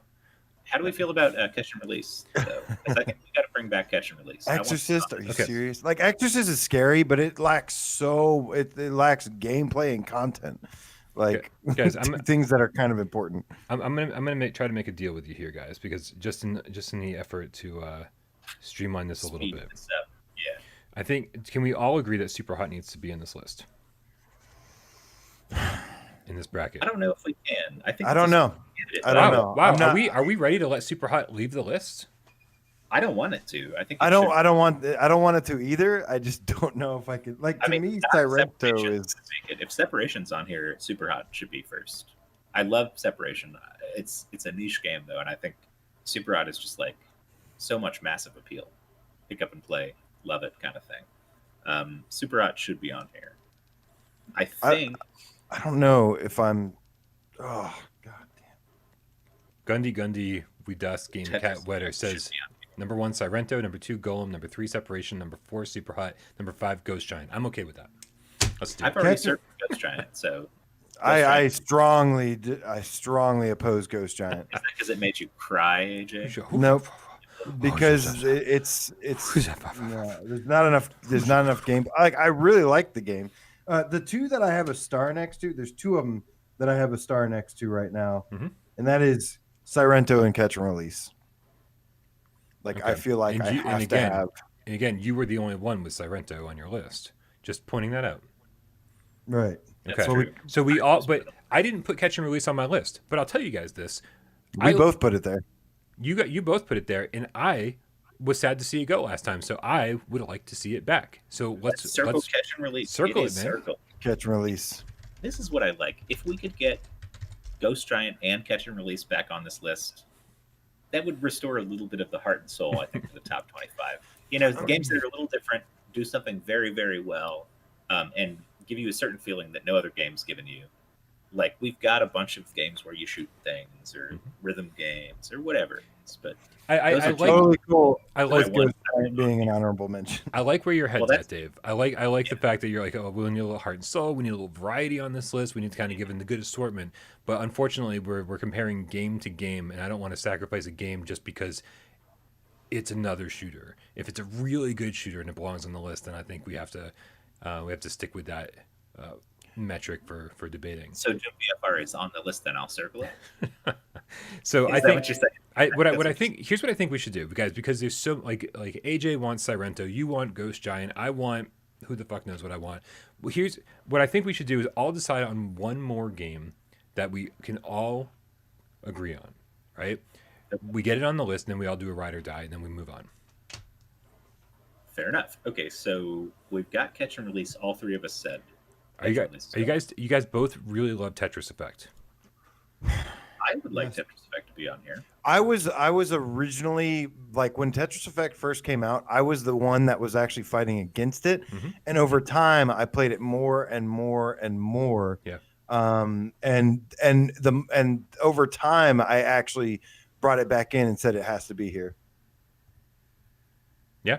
So again, this is a second game that was not on my list that I am willing to say, hey, if you guys definitely want Tetris Effect here, let's do it. What's the trade? There's no trade. It's in the I just want to move it along a little bit because I feel like we're going to have some serious debates on the bracket orders that are coming up. Let's see, how many have we chosen so far for this one? We've only chosen one for this, so we still have 4 slots, and that's why I said we all decide on one more, then we each have a slot to kind of call our own. I don't know if I think we need to agree on something versus call our own, because I see some Until You Fall. I thought we put Until You Fall in here. Until You Fall is the one. Until You Fall is number 20. Well, I mean, it's in the 16 through 20 bracket. So it's the end of the 20 bracket. So the three that I feel like I have to be on here are Sirento, Catch and Release, and Tetris Effect. I'll go with you on 2 out of 3 of those, accepting Sirento. I like the update. For me, it doesn't elevate the game enough to change its ranking. The best levels have been added. It has the best locomotion system in PSVR. How are we going to have the game with the best locomotion system not featured on here? It makes no sense to me. Well, the best locomotion, it's because it's bullet time. I mean, like, yeah, it's VR as fuck. It's got bullet time, dude. I was upside. I was anyone put Tetris above Sirento, this is a sad day for VR as fuck. So don't worry, we haven't done that yet, so no worries. Yeah, it's got the best locomotion system. They have to be. They deserve it, man. And with this update, not only came 10 new levels, but it was also a lighting and texture update as well, which is no one one of those noticed things at all because it looked exactly the same as it did before. Yeah, it looks exactly the fucking same. I noticed a little bit, but they bugged out my favorite weapon, so I couldn't use it. I gotta get Tetris and Sirento on here. I gotta get Sirento on here at least. What are you doing? She's looking incredible, man. She's sitting behind me, looking all sad and stuff. She's like looking. Of the ones that you didn't have on your list, Brian, which are you more comfortable with, Tetris Effect or Sirento? Sirento. Okay, it sounds like a rough 2 out of the 3 then. But AJ, are you willing to sacrifice Tetris for Sirento? Is what I'm asking, I guess. Oh fuck. Because Brian doesn't have either of them on his list. And I don't have Sirento on my list either. But you make a good case for Sirento. Chad is behind Sirento. Mm-hmm. I mean, there is people are saying Tetris Effect as well, but it's the chat that swayed me. Like I said, it wasn't even on my list, but I'm very, very happy to have it on the list because it's a great game, and the chat really is behind it. So, where are you going, buddy? Oh. I'll put Sirento on there if I get Ghost Giant. How's that? No, I see. That's the thing. We have to agree on a second game for this bracket without any deals because I think at this point there's too many games. Well, wait, hold on. Did you say we decide on 2 of them and then we each get one that just goes in? Did we get a ride or die? Yeah. Then that's my Ghost Giant right there. AJ, we're both willing to say. I've never liked the ride or die. I've always hated ride or die. That's good. We'll make sure you submit that complaint in writing, and we'll change it before the next show. You get some whack ass game versus one that actually deserves to be like what. Dude, as we said, all of these games deserve to be on the list. Immortal Legacy is the only whack-ass game on here. That's pretty whack-ass. you have fought for Immortal Legacy before, my friend. So you can call it what you want, but you're only betraying yourself. I'm the one here. I'm sorry. I'm the one here trying to figure out the top 25 games because they're the best that deserve to be there. It's not necessarily what I personally just want. I'm just trying to figure out what I think the best are, and I'm pushing with that. And that's what we have. We have a list of like 12 games or something that all kind of belong on this list. And now you're saying that they're whack ass games because we wanted them and you didn't. No, that's exactly what you just said. Oh, don't take it. We're actually fighting now, guys. The moment you've been waiting for. Oh no! Oh, you haven't seen fighting yet. You haven't seen fighting yet. Until you fall and catch and release. Chat is giving me shit on Ghost Giant, and I want you guys to know that if you don't think that this Moss game is better than Ghost Giant, dude. From a gameplay perspective, okay. What does Ghost Giant do that's I mean, so if I'm gonna rate movies on like the technical skill of the cinematographer or something, yes, that is something that you do rate movies by too. You know what? The other thing I rate movies by is the feeling that it gives me and what it leaves with me and the lasting impression that I have of the game. And for me, Ghost Giant is just way better in that regard because it actually does have some emotional core. It's the only game in VR I think that has a story that's actually worth a damn. Even though we put Farpoint up there on a pedestal all the time, I think that Ghost Giant is like the best told narrative experience in VR. So I think it is a top 25 game. Yeah. I mean, I think every game. I think Invisible Hours has a better story than. Well, who's the tip from again? Thank you. Mad Max the Mad Game Cat 499 says, guys, you have to look at the games from the eyes of a first timer player. That's part of it too. I mean, that's unfortunately true because, like, you know, we're suddenly letting super hot VR go. But then, like, if somebody's new to VR or new to, you know, PlayStation VR as a library, and they get to experience it for the first time, it's pretty unbelievable. But unfortunately, it's just like, at this point, it just kind of comes down to preference or a little bit of recency bias. And what I mean by recency bias is, what have we played recently that we're really enthralled by? That's going to come into play. And like, I think just like we let Catch and Release go last time, I think we're going to come back to this list next time and go, listen, guys, we let Super Hot VR go, and there's no way we're going to let that go again. Well, I don't see Super Hot is either going on the list or going as an honorable mention. I don't see it. thing. The reason I haven't been pushing hard for Super Hot is because A, the campaign's a little bit short, and B, like, the throwing mechanics and stuff are not that great in the game.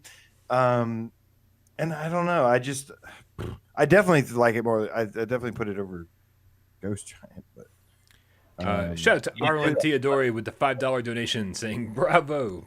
Thank you very much, Arlen. It's amazing that you still hang around here, man. I don't know what the hell's going on. Thank you. Listen,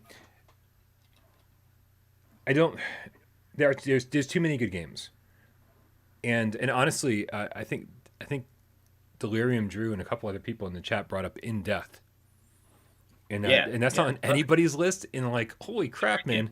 I'm starting to compare In Death to some of the games that we're considering right now, and I'm like, man, I want In Death above Catch and Release. I want In Death above most of the games that we're considering, to be honest with you. And so that okay. No, I thought you said you wanted to speed this up. I do. That's why I think we need to agree on one, and then we all get a ride or die, and then we fucking move along. AJ hates the ride or die. Well, AJ just decided that. My ride or die is going to be Ghost Giant. No, I like when last time we did a top 25 and we got rid of the ride or die. I was happy with the results that happened at the end, because it wasn't let me just put what I want to be on there. It was like, what did we argue and finally decide with? Shem Yusa with the $5 donation saying Sirento is super hot too. Discuss. Right. And that's what I kind of feel like. That's why I'm going for Sirento instead of Super Hot, because I feel like it does so much more.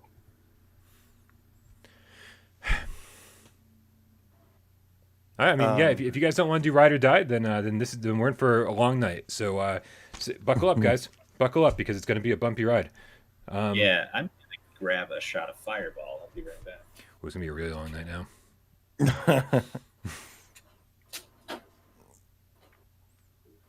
Well, like I said, there's always honorable mentions. Albert, we promised everybody we would do a top 50 list after PSVR 2 gets announced, leading up to the PSVR 2 release. We will definitely do a top 50 list to kind of like just a nice cumulative look at everything that PSVR 1 did during its lifespan. But yeah, this is just one of the every 3 months deals. All right, so we have 4 slots left, and I am adding In Death to the list, and I really want In Death to be there. It's a great game. You really want Sirento to be there. I think that's a great choice. But I like In Death, but it is, I don't know, man. What's up? I like In Death, but it's not the greatest game. It's pretty awesome. See, hard to get to top 50 would lead to a 6-hour debate, and I'm like, I don't know. I think it'd be way easier. Awesome. Because all the games we want would just get in real easy. In Death is awesome, but so why can't I just throw in Thumper now? Then why can't I just? You can if you want to. Why not? Fucking do it. I mean, because I'm not trying to. I'm trying to stick with the list that we thought and made out, and the games that we're choosing from. I'm not adding to this to make it worse. Like, well, then I'm removing. Let's see. I'm removing Demo. I'm removing The Exorcist. I'm removing Immortal Legacy, and I'm replacing those 3 games with 1. So now I'm making it easier. You're welcome. Which game are you replacing it with? Well, you made the right decision.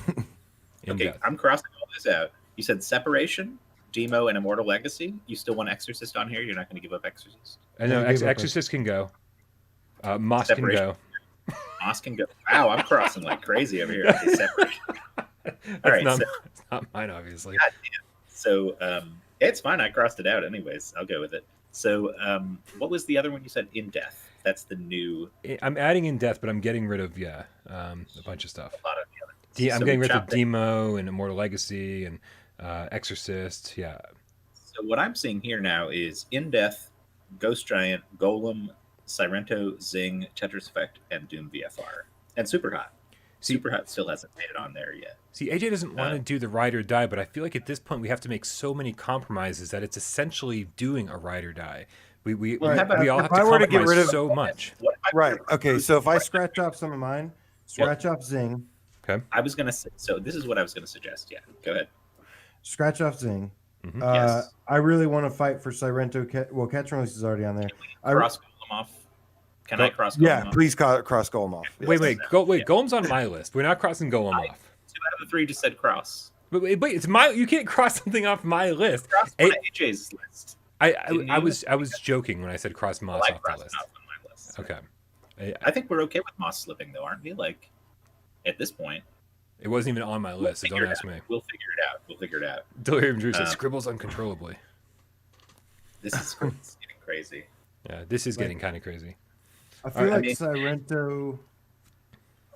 Sirento is like has to be there for me. It's kind of sounds like you want a ride or die. Yeah. Now, but we haven't even gotten Tetris Effect on this list, and both of you guys were going hard for that one. Can we just now agree to make it a top 30, just like in midstream? Why not? Let's just do it. No. Fuck. No. Fine. No. That's it'd be a lot easier. No, but you got to remember, there's some honorable mentions that we can get on here. Right. Too. We'll throw honorable mentions on. Right now, we'll do that later. Like, right. Right. The stuff that's like in discussion right now that doesn't make it on the list will be honorable mention. Yeah.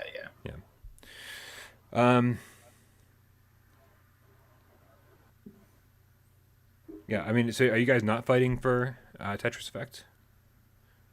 I mean, I want it on the list. We got 4 spaces. If I'm gonna pick one or the other, I might just go Ghost Giant because just to be like, this game's good. You guys don't know what you're talking about, like, because that one's got the most pushback. Everybody in the chat's like, boring. I didn't like it at all. I loved it so much. I loved it so much. I mean, some of the best movies of all time that I've seen could be described as boring. To me, if anybody's seen Tokyo Story, keep in mind this is a VR list, a VR game list, and not a movie list. Just a reminder, you know. AJ, can you not do that? Okay. Because things are relevant and worth comparing. And anyways, it's all media, it's all entertainment, it's all art. So what the fuck is the difference? All I'm saying is there are plenty of movies that people call boring that are the best fucking movies in the world. And just because you got bored doesn't mean it's not good. That's all I'm saying. I enjoyed Ghost Giant, by the way. I'm going to do my best to push this conversation forward and say, are we letting Super Hot slip? As long as it gets into an honorable mention, I can let it slip. Yeah. Because I've got Sirento and Tetris Effect are the most important to me. Okay, so you're saying slip into it. You're saying into Sirento and Tetris mention. Effect. Dave is saying Ghost Giant, and did you have another one, Dave? No, not really. Ghost Giant is really the only one currently that I've had to go to bat for. I mean, I like Tetris in here, but I also like Super Hot in here. I also like Doom in here. I'd take In Death in here, even, no problem. Well, how about this? I think I would put In Death above Sirento. How about, listen, hey, here's what I got. AJ wants Tetris Effect and Sirento. Hey, Dave, you seem like you're kind of down with Tetris Effect too, but you also want Ghost Giant. I definitely want In Death, and I'm looking at all of those, and that's 4, and we have 4 slots left. How perfect is that? We got a lot of stuff. Go. Super Hot goes then. Super Hot goes. Moss goes. Separation goes. Golem goes. Doom goes. A lot of stuff goes, but like there's only so many slots, and we all have to make concessions, and without doing Ride or Dies, this is about as close as we're going to get to an agreement, I think. Borderlands, Super Hot, and Moss go into honorable mentions. Borderlands is already on the list. Super Hot and Moss go into honorable mentions. Super Hot and Moss go into honorable mentions, along with Immortal Legacy, along with Separation. No, I think it's Golem would be an honorable mention for me. But what do you think, guys? We get Sirento, Tetris Effect, Ghost Giant, and In Death to round out this list, and then we do some ordering of pizza. I think we just pissed everyone off. That's okay. With that.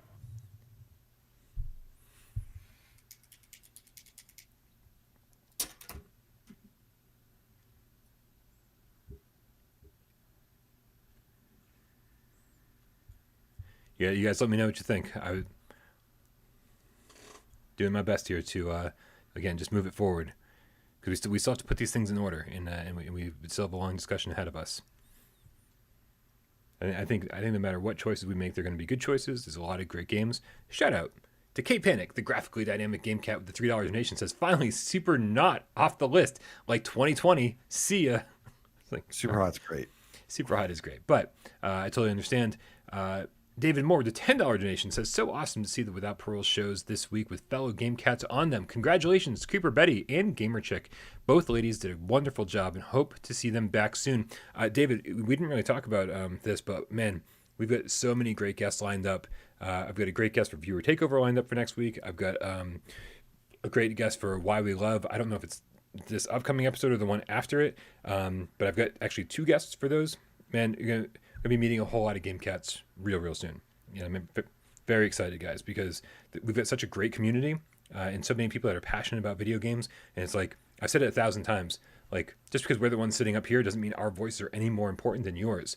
We being in the comments and being in the chat is one thing, but getting you up here and having you as part of the conversation is another. And like Without Parole, I want to open Without Parole up and allow you guys all to be on these shows with us. And that's what we're trying to do, man. We're trying to diversify a little bit and hear some more voices. So thank you to everybody who's reached out to me and talked about that. What up, Wonder Rob? Yes, Catch and Release made it. Willard says Sirento works as a Super Hot spiritual replacement. I agree. Yeah. Still going on the honorable mentions though. And yes. All right, so I think that's it, right? I mean, I just want to make sure I get the okay from you guys. I will silently protest. What aren't you getting that you want? Be vocal. Stop being silently protesting. Tell me what you're not getting. No, I don't want to. It's okay. What do you mean? You're saying you really want Sirento and you really want Tetris Effect. Yeah, I've gotten. And you're getting both of them. Yeah, I'm getting a lot of what I want. And you're mad because Ghost Giant's going to make it? Is that the case? Especially over Moss. Yes, I am. But it's a personal preference thing. It's not like a, I just, like I said, I feel like, Moss is a better game. But it's whatever. We got it. That's why it's a compromise. So this is one of those things. There's different strokes in here for different folks. And I think that Yeah. Ghost Giant will be a lot more impactful to certain people than Moss is, even if gameplay is an issue. I think that, it's not that Ghost Giant doesn't have gameplay. There is a game that you play in Ghost Giant. Like that's kind of dismissive to say that there's no decent gameplay in it. No, I'm saying the gameplay is better. Again, I like all these games. Moss is the most simple. Okay, guys. So RPG guys, you can think of. It has barely any depth to it. You just hit a couple buttons most of the time. To say it has like more gameplay. Yes, it does, because it's a puzzle platformer hack and slash. Zach Lightning says Ace Combat 7 disappear overnight. What the WTK? Is K next? It didn't make it on the last list, did it? Ace Combat, I feel like it made the last one. I don't know though, but the reason there's just too much competition for Ace Combat. Yeah, Ace Combat is such a great honorable mention. Man, if that full game was in VR, it would be like top 3 or something. All right, you guys. So I locked in Death, Ghost Giant, Sirento, and Tetris Effect along with Catch and Release for the final bracket. And now what we're leaving off is a lot. We're leaving off so much. Can we take a quick intermission? Sure. What should we do in the meantime? Should I stream a funny video on my screen? No, please don't. I can do that. Darth Vader says I'm back on TikTok. I told you I banned you from TikTok earlier today. Anyway, you guys, I'm gonna refill on coffee, and then I'll be back, and we're gonna blast through this order real quick because I know that we can get this in order. We've done the hard part. I feel like deciding the games is the hard part. But I'll be back in just a second. All right, I'm gonna commit some felonies on the stream while you're gone, if that's okay. You can't hear me. Don't worry about it. Let's see. What can we do here? What can I do that's illegal in the meantime? I don't know. How are you guys doing out there? Everybody, I'm ready for a little AMA here. Ask me anything while these guys are gone. This is the intermission. I've got the fireball in me. I'm loosened up. I'm ready to talk. Ask me why Ghost Giant's good. No, don't ask that. Anything you want. I'm here to keep you entertained. Although you guys probably in the meantime could go grab your own drinks and some snacks. Let's all go to the lobby sort of thing. Let's all go to the lobby. Let's all go to the lobby. Let's all go to the lobby and commit some felonies. Oh, there you go. See, we don't need Bryan anyways. Absolutely not. Rob wants to talk about Japanese shows. I don't know which one. You mean like movies? We watched this cool Japanese movie last night called The War of the Gargantuas. It's these two silly guys in ape costumes, but Godzilla style, like classic Godzilla style. Pretty fun. Oh, when am I getting a haircut? Actually, if I'd woken up on time today, I intended to get a beard trim. Not a haircut, but a beard trim. Let's see. Take a shot if you like Ghost Ryan. I already did David Moore, unfortunately, but I would love to. I just don't want to get too sloppy. Bryan will get angry with me. I mean, yeah, probably. Yeah. Exactly. You get sloppy and then do a drunk stream on your own channel. Yeah, fair enough. Right. Okay, so let's see. I'm going to transition here to the only thing that matters now is the list that has been created and the list that we're going to create.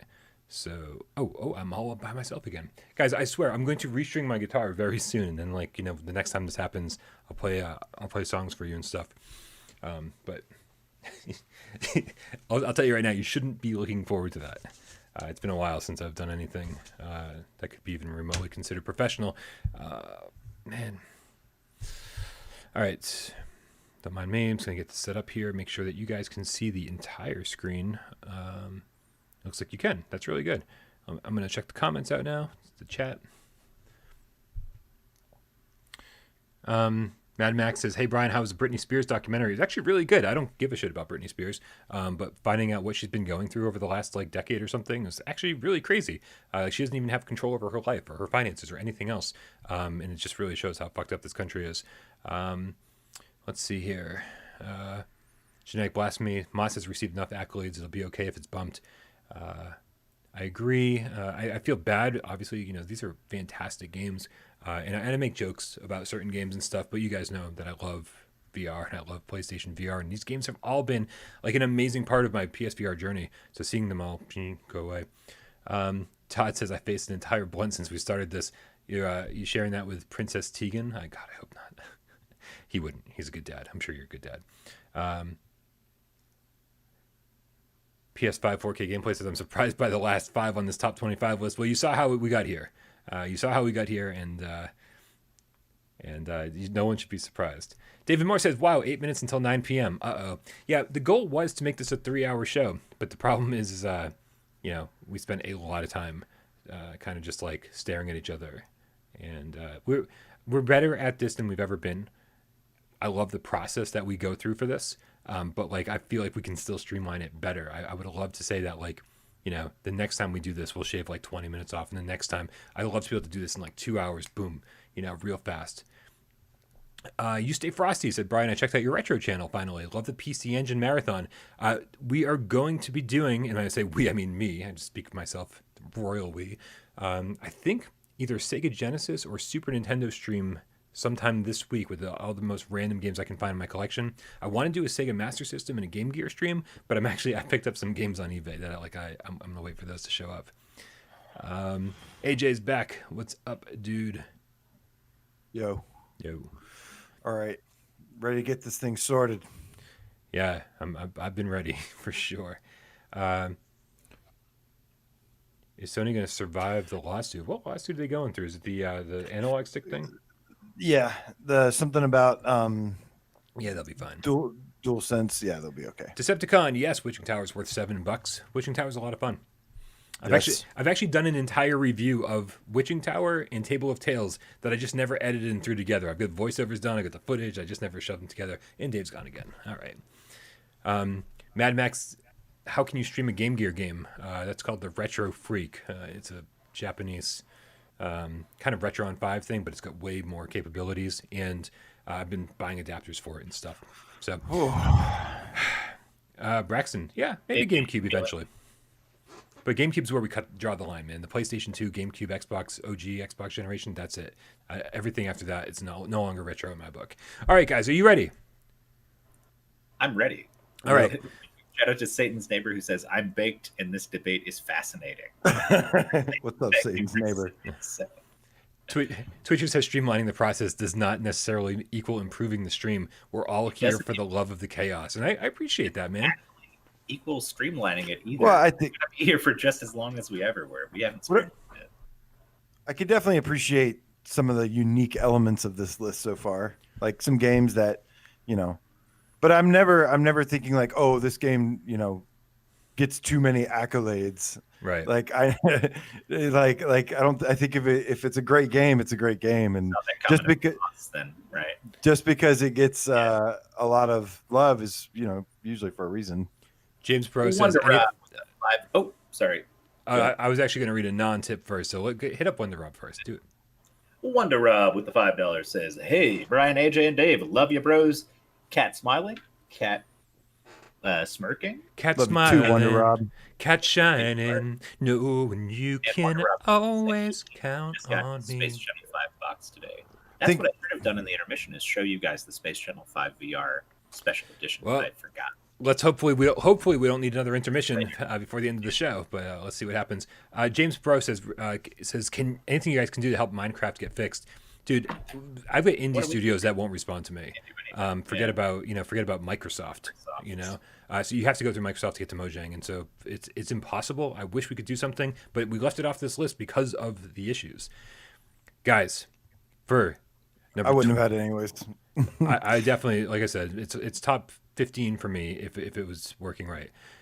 21 through 25. We've got Catch and Release, Tetris Effect, Sirento, Ghost Giant, and In Death. I feel like either In Death or Ghost Giant should be 25. I feel like Ghost. Hey, can you read that one more time? And I'm gonna I think we should all do this. Do you have the screen up? It's on the screen. I don't have the screen up. No. Oh, okay. So Catch and Release, Tetris Effect, Sirento, Ghost Giant, In Death. Okay.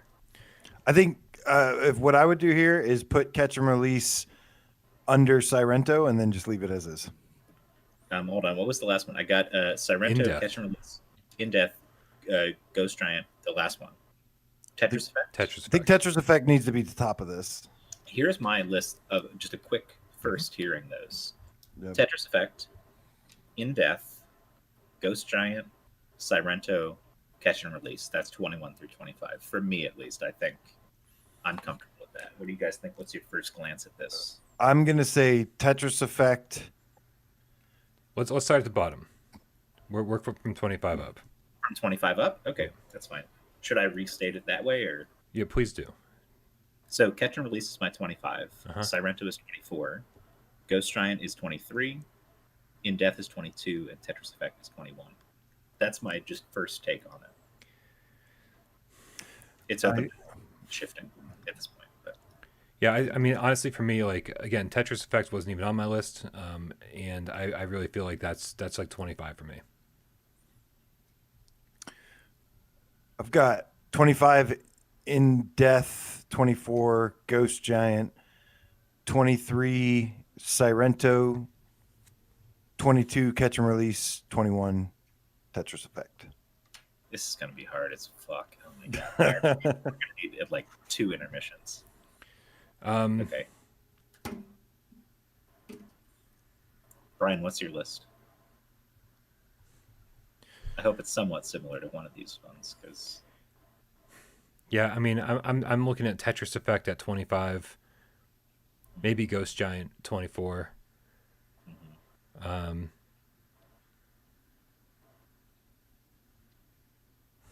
don't know. This is tough. It's really tough. Catch and Release 23. So, I'd like the chat right now to hear these games out.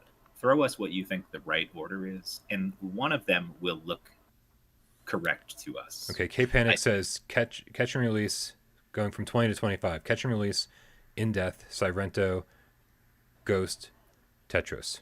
I don't think we can put Catch and Release that high on the list. No. I mean, I think Catch and Release in Tetris Effect are like 24 and 25 all day long. I mean, Tetris Effect is 24 then. That works for me. But I'm not saying that that's what I'm agreeing to. We both have it at 21, so that's a bit of a. I feel like In Death and Ghost Giant are the weakest in this. I know you keep putting them at the bottom, but honestly, I think In Death is it might be the strongest one of these 5. Well, that's why I put it at number 22, because once it got introduced, I mean, I can't put it above Sirento. Like, I feel like the VR implementation, the control schemes, and the gameplay of Sirento and Catch and Release, the immersion factor, I feel like is the strongest with Catch and Release and Sirento gameplay. Wonder Rod, maybe that's why it's here. That's why it's here, Wonder Rod, because it got new content. That's generally why it got back on the list. But maybe a game that should never have left the list. So I don't mind Sirento being above In Death, but I do think that those are the 2 of the highest ones in this bracket. I mean, I'm fine if we put Sirento at 21, and then we debate the rest of it. That's a big jump. I don't think I'm comfortable with that. Okay. It wasn't even on the list. Some of these other games haven't been on the list either, but I don't know. That's a big jump for me. Hard to get. Actually, I kind of like Hard to Get's Sirento, In Death, Tetris, Catch and Release, Ghost Giant. What order is that? From 25 to 21? 20 to 20. 20 to 25. Right, most likely. Sirento, In Death. Yeah, that's actually right where I'm at. I kind of like that. Even though like I kind of disagree with a little bit. Like I feel like that makes good sense. If Ghost has to be 25 to get on the list, I'll take it. I know people in chat are like going apeshit about this. Sorry, Twitcher. But Delirium Drew. It's not all the chat's opinion. It's a little bit of half and half. And I think if Ghost is 25, I'm cool with that. Catch and Release, that's not a bad line. I think I kind of like that one. Let's see it. Sirento, In Death, Tetris. Yeah, let me give Delirium Drew a shout out real quick with a $5 donation. It says, I live for these top lists. So much emotion. I just can't with Catch and Release though. But I'm happy as fuck about In Death getting some love. Yeah, man. And Delirium Drew, you can take the credit for In Death on this one. You're the one who convinced me to start playing it again. It wasn't on my list, and you somehow got it onto the list during the show. So good job, man. That takes some talent. Pass me like hard to get. I like Hard to Get's thing. Okay, so Hard to Get saying. I don't know if I totally agree with it. Right. Well, we need a revision. What about it? What about Hard to Get's? Do you not like? Which one doesn't make sense? Is 21 because we just decided I decided that's too much of a jump. The only other thing I would do is put Tetris in front of Sirento.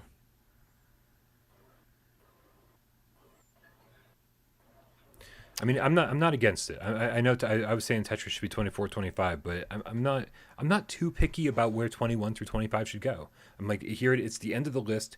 It's a hodgepodge of awesome games that like we're just happy made it on the list at all. And so I'm not too concerned about the order at this point. They certainly earned being in these spots that they're in. Yeah, they had to earn it the hard way. Yep. Dave, how do you feel about that? Putting Tetris above Sirento. So starting. I mean, I know we've been reading the list the other way, but starting. Fine with that. Yeah. So 21 will be. So thank you, Hard to Get. I think we're going almost with your list. We're going to say Tetris Effect. That's what I wrote on mine, and AJ wrote 21 was Tetris Effect too. Yeah. Tetris Effect, and then we're going to do Sirento. Okay. And then we're going to say In Death, Catch and Release, and Ghost Giant. God, there's so many good games. Too many good games, guys. I can get with that. These top 25 is hardly cutting it anymore. All right, this is the final. This is the final order that we're doing this in, guys. We're getting it. Okay, you guys ready for the next bracket? Yes, I suppose so. Yeah, I know some people are saying this, two of you guys didn't even have this on your list, blah, blah, blah, blah. It's no longer about that. It's no longer about the order of our list. It's no longer about who had what on the list. We're just looking at this point. This is just raw fucking what is the top 25. And I feel like that's, if you've watched our shows at all before, we go off script. We kind of change things mid-game. That's part of the deal. So sorry if you were betting on us doing it a certain way. But if this appears to be a better way to do it right now, I think that's what we're going with. Braxton, Braxton says, "Where's Red Matter?" I'll tell you, man. I like Red Matter a lot. I like Red Matter a lot more than some of the games that we've got on this list, but this is just, and it didn't even make my 25 that I brought in here. So it's just, it's behind Zing the Land Beyond not on this list right now. Not on my list, that's for sure. Red Matter is definitely above Zing for me. Zing's a great game. Yeah. Okay, here we go. I think guys. Red Matter. Okay, yeah, irrelevant. We've got. I will say, let me just say, Red Matter is one of the best looking PSVR games. Okay, I'm done. Okay, we got Wipeout Omega at 16. We have already decided that, so that makes life easy. That's okay. locked in. Right. Good. And then we got Dirt Rally, Borderlands, Iron Man, Until You Fall. I'm going to tell you guys right now, I like the order they're already in, except I would swap Iron Man and Until You Fall. Borderlands. We got Iron Man, BL2. Okay, you're doing it in a different order, so that's going to. You Fall. I'm just trying to remember them. This will actually help you think, though, if I put them in a different order, which ones you actually want. I don't need help thinking. I love helping you think. Brian. Great Tantrum says Ven VR Adventure no good. It's not out on PlayStation VR yet, man. Okay. What's the other? Wipeout, Dirt Rally, Borderlands, Iron Man, Until You Fall. I got you. Okay, and so I like it from 17 to 20. I like the order they're in, except I would go Dirt Rally, Borderlands, then swap and say Until You Fall and Iron Man. I can't put Until You Fall over Iron Man for me personally. I'm writing my own list right here, but one sec. Okay, here's mine. 16 Wipeout, 17 Until You Fall, 18 Dirt Rally, 19 Iron Man, 20 Borderlands 2. Wow, the drum whistles. We're in so much trouble again. Are we really? Did I fuck it up? I mean, I feel like that seems like reasonable. Maybe Borderlands Until You Fall could move a little bit. Iron Man could be 20. I feel like that's like rude to Iron Man, but I don't know. Dirt Rally is the best racing game on PSVR, so it should get a little love. I feel like Dirt Rally at 17 would be great. Do you want that? I mean, we got 16 Wipeout, 17 Dirt Rally that's racing back to back. Are we cool with that? Again, they're great games, and I think both of them should probably be higher on the list, honestly. I would take that, honestly. I would be willing to lock in Dirt Rally at 17. AJ? AJ's cool. Sure. Okay, so that's canon right there. Okay, now of the three, which is the best game? Borderlands, Iron Man, Until You Fall. Which is the best game of these three? Iron Man. Wow. Oh, wow. God, that's hard. Really? I don't know. For me, it's probably Until You Fall, Borderlands, Iron Man. Yeah, that's actually that's my order too. I flipped that from what I originally said, but the more I think about it, I think that's how I feel. Like, I love Borderlands. So how do we feel about 16 Wipeout, 17 Dirt Rally, 18 Until You Fall, 19 Borderlands, 20 Iron Man? I'm asking chat mostly. Not that we're going to go by what you say exactly, but I want to hear. I'm actually because AJ is saying that of the three, Iron Man is the one he's going for, and that's the bottom of these three for me. I would say, I mean, look, I was kind of with you, Brian. Except I was with you all the way, except for swapping Until You Fall and Iron Man. So for me, it's Wipeout, Dirt Rally, Borderlands, Iron Man, Until You Fall. Boom, done for me. So you said Wipeout, Dirt Rally, Borderlands, Until You Fall, Iron Man, right? No, Borderlands, Iron Man, Until You Fall. Oh, okay. So Until You Fall is 20 for you. Got it. Yeah. Now I mean, the fact is like these three games are all in the same little tiny 3-game bracket, and I'm not going to argue which ones need to be in what order. If you guys are okay with that, yeah. I would say Borderlands, Iron Man, Until You Fall is totally fine for 18 through 20.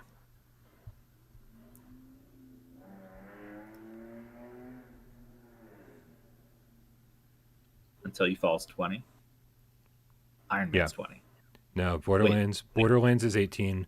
Iron Man is 19. Until You Fall is 20. It's not the order I would choose, but again, I'm not. I can live with it. I mean, I can totally live with it. I can definitely live. For the space. AJ, this is your order. What do you mean you can live with it? It's the order you want. It's the order that was given to me. Well, I agreed with it. If, as ancient alien theorists believe, AJ received this list from the gods. Iron Man VR, Borderlands 2. Hold on, let's see. Wipeout. I'm starting to question whether I think Wipeout is at the top of this now. We locked it in for you. I know. I knew this was going to change. I told people. I said these are locked in, but they might not be locked in. Well, a lot of games, a lot of brackets. Yes, this was locked in for me, but I think a lot of games got moved around. You want to loosen it up now? And you want I'm thinking about it. Let me see. I'm seeing what the cats are saying here.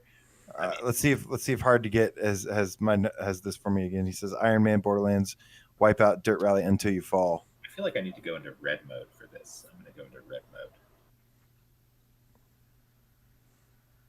This is like the intense part of the debate here. Let's make everything red.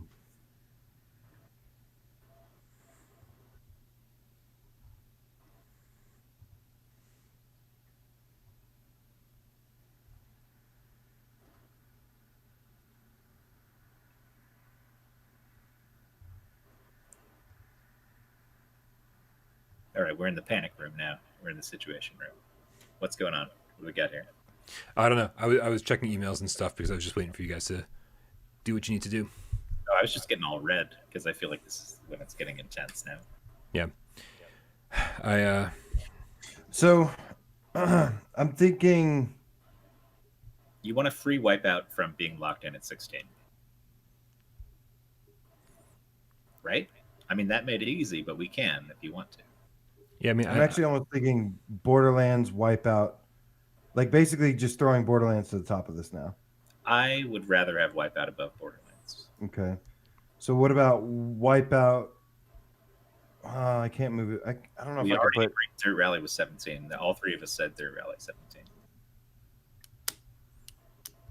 So talk about 18 through 20. All right. I'm just going to go back to my original one and say Wipeout, Dirt Rally, Borderlands, Iron Man, Until You Fall. Yep, we gave it to you. That's the list we've got. And what are you guys? What do you guys think about swapping Borderlands and Iron Man? I don't like it.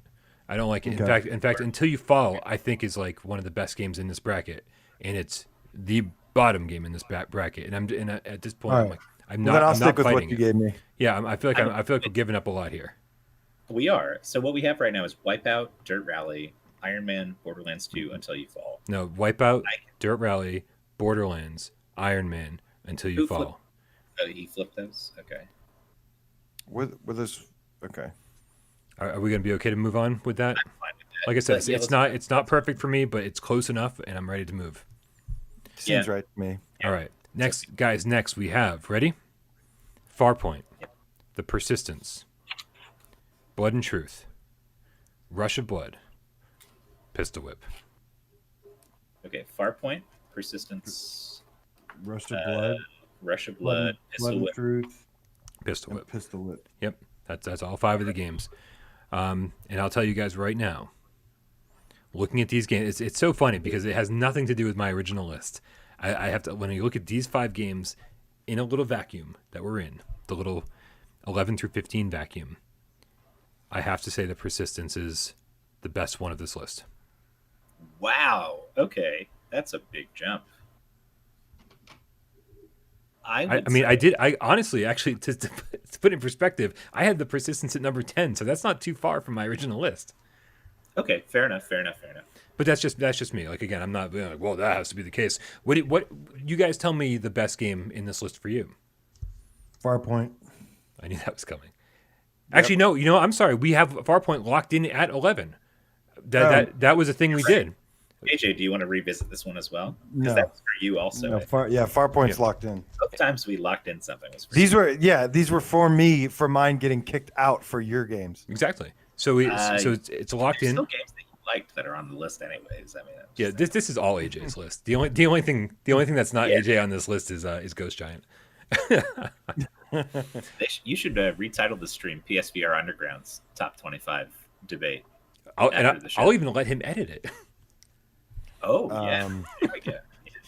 We got some suggestions coming in. What I did was Farpoint 1, Rush of Blood 2, Blood and Truth 3, Persistence 4, Pistol Whip 5, and I feel like Blood and Truth and Persistence could swap if they needed to. Shout out to Wonder Rob with the $5 tip. Says, do you guys remember early days for PSVR? We wondered will we get a good title library? Now it takes us hours to decide our favorite. Right. Remember when we used to do top 10 lists? That was nice. The library for PSVR is absolutely ridiculously good. Once upon a time, there was a top 10 list that had Job Simulator on it. Yeah, Job Simulator is definitely on a top 10 list, but we also had what's the game that's just like Audica? Starship Disco was on a top 10 list one time. You're a fucking madman if you put Starship Disco. There was only like 10 games available for PSVR then. That was one of them. At that point in time, I feel like I knew enough to know that they were more than 10 games and that game was trash. You're crazy. You're crazy. Okay, listen. Twitcher says if Farpoint is locked, the next best is Persistence. I agree. I don't know if I agree with that, but I do. Oh, okay. I mean, what about Blood and Truth? I think Blood and Truth is a wonderful game, but it is not my favorite of this group. Okay. I would probably say the Persistence, then Blood and Truth. I want to put Rush of Blood over. I put Rush of Blood as number 2. I would put Rush of Blood as number 12. Yes. You both say that? It's timeless. It's a timeless classic. Okay. Oh, it's locked in. I'm writing it. Yep. Circle it. Number 12. Dave circled I'm not circling. Okay. No. Then I would say. You want to know my thought process here? Oh my god. Then I would say Persistence. I was writing things and circling the ones and then or Blood and Truth. I don't know. This is the other part. There's numbers here. It looks like a crazy man wrote this. And I know you guys have been calling me the Unabomber in the comments. And I swear this is not a formula for bombs. I'm writing down the numbers. Okay, so so Farpoint, Rush of Blood. Then we got 13 through 15 with the remaining ones: Persistence, Pistol Whip, and Blood and Truth. Of the three, again, the Persistence for me. I would take Persistence at 13. I'm okay with that. If Pistol Whip, no, I don't know about that. Blood and Truth kicks ass. That's hard. Blood and Truth does kick ass. All three of these games kick ass. Let me see. What did I? Check. Give us some layouts here. What do we got? Persistence. Twitcher says Persistence over Pistol Whip over Rush of Blood. So it'd be Persistence, Pistol Whip, Rush of Blood. Oh, except no, we are electing Rush of Blood. That was an old comment. Hard to Get, our go-to dude, says Blood and Truth, Farpoint. Oh, you're fucking with it too. No. Listen, we're sticking with what we got. The 3 slots that are left. I'd say the Persistence, Blood and Truth, and then Pistol Whip. Okay, that's too red. I made it too red. See, You Stay Frosty wants to make this super duper simple. So many people have emailed me and been like, "Hey, listen, there's a quick mathematical formula so that all 3 of you guys can combine your list and blah blah blah blah, and then it'll shit out a top 25 list for you." I was like, "That's missing about that. The point." Not interested, right? We're here to argue. I've gotten so many emails trying to simplify the process. I'm like, "Well, that's taking all the." Are you not entertained? You should tell them they're missing the point. You come for blood tonight. There was like top 25 is my favorite thing that you guys do, but here's a way to make it completely different. I like things that are my favorite but different. Okay, guys. So here we go. So, again, Blood and Truth, Pistol Whip, and Persistence. What's the order, guys? Oh my goodness. Okay, we got Farpoint, Rush of Blood, and then I would say Persistence. I think all 3 of us said that. Yes. I'm okay with it. I'll write it for number 13. That's good with me. AJ, are you okay with that? He said yeah before I even wrote it down. Okay. So Persistence is good. After that, I want to put. Yeah, I think I'm with Triangulator here. I think, or although Pistol Whip has more replayability. Persistence, Blood and Truth, Pistol Whip. Yeah, but the sheer quality of Blood and Truth just can't be denied, I think. Yeah. So I like Triangulator. Yeah. Yeah. No, I mean they're neck and neck, man. They're one after the other on the list, so I agree with that. Okay, so I'm gonna run out of room here, but I'm ready to write the next ones down. All right. Blood and Truth, and then Pistol Whip. Guys, we're getting there. It's almost done. We're getting there. It's almost. Okay, we're almost to the worst part of our day. All right, guys, that means we are into the next bracket. That's 6 through 10. We have Dreams, Beat Saber, Firewall, Skyrim, and Squadrons. I'm going to tell you guys right now, I'm not getting anything that I want from this point on. It's just not going to happen. Todd says Downward Spiral. You want to listen to Nine Inch Nails Downward Spiral while we do this? No, he wants Horror Station. Fuck Horror Station. They were like, that game. This game came out before it was supposed to. This isn't the final build, and then they never patched it. It's like, oh, okay, so it is the final build, is what you're saying. They already bought it. Yeah. Who cares? Yeah. Hey, Braxton, take it easy, man. Thanks for all your input earlier. Thank you, Hopefully- Brax. Hopefully the rest of this is entertaining to watch later on. Yeah, we'll see. Okay. See about that. Okay, guys. Of these games, Dreams, Beat Saber, Firewall, Skyrim, Squadrons. I'm going to tell you right now that the top two for me. Hold on, say that again. Say that again. Dreams, Mm-hmm. Dreams. Beat Saber. Beat Saber. I got it. I Beat got it. I can write fast. I'm good. Firewall, Skyrim, Squadrons. I'm going to tell you right now. I think Dreams and Beat Saber should be the highest on this list. In this bracket. Dreams, yes. Whoa. Okay. But I have Dreams, then Firewall, then Beat Saber. And then after that, I don't really care. Actually, I'd be okay with that if Dave's okay with that. Dreams, Firewall, Beat Saber. Yeah. I'm writing my own little list here right here. Give me 1 second. And then I'll even let you guys decide the last two because I don't care. I mean, I'm writing my own list. 1 second. I gotta stretch my legs so bad. Go ahead and do it, man. Show us those legs. I got legs and I know how to use them. Mhm. Oh God. All right, here's what I've written down. Beat Sabers, Squadron, Beat Sabers. I guess there are two of them. Beat Sabers, Beat Saber, Squadrons, Dreams, Firewall, Skyrim. How do you feel about that? No, I don't Beat think. Saber, Squadrons, Dreams, Firewall, So Skyrim. AJ and I were both saying Dreams, Firewall, Beat Saber, and then the last two or whatever. Oh, really? Yeah. Dreams, Firewall, Beat Saber. I don't think you can put Firewall above Beat Saber. That seems silly to me. I didn't. I'm gonna not put- We That do was- that every time. last time we No, Beat Saber is always above Firewall. That's In what my I'm saying. It should in my be. book, it is. Well, yeah, it's in my book too. I think it's better than All Firewall. right. Well then, so Dreams, Beat Saber, Firewall. This is getting closer to what something I like. Okay, so Oh, Dreams, I will play along. it is As long like, as Dreams is I'll number one. allow it. Dreams is number one. I don't care. Firewall, and then we have Skyrim and Squadrons. It's 9 and 10, or what? Yeah, I'm temporarily Squadrons, putting then these Skyrim. down just so I can see them. Dreams, Beat Saber, and Firewall.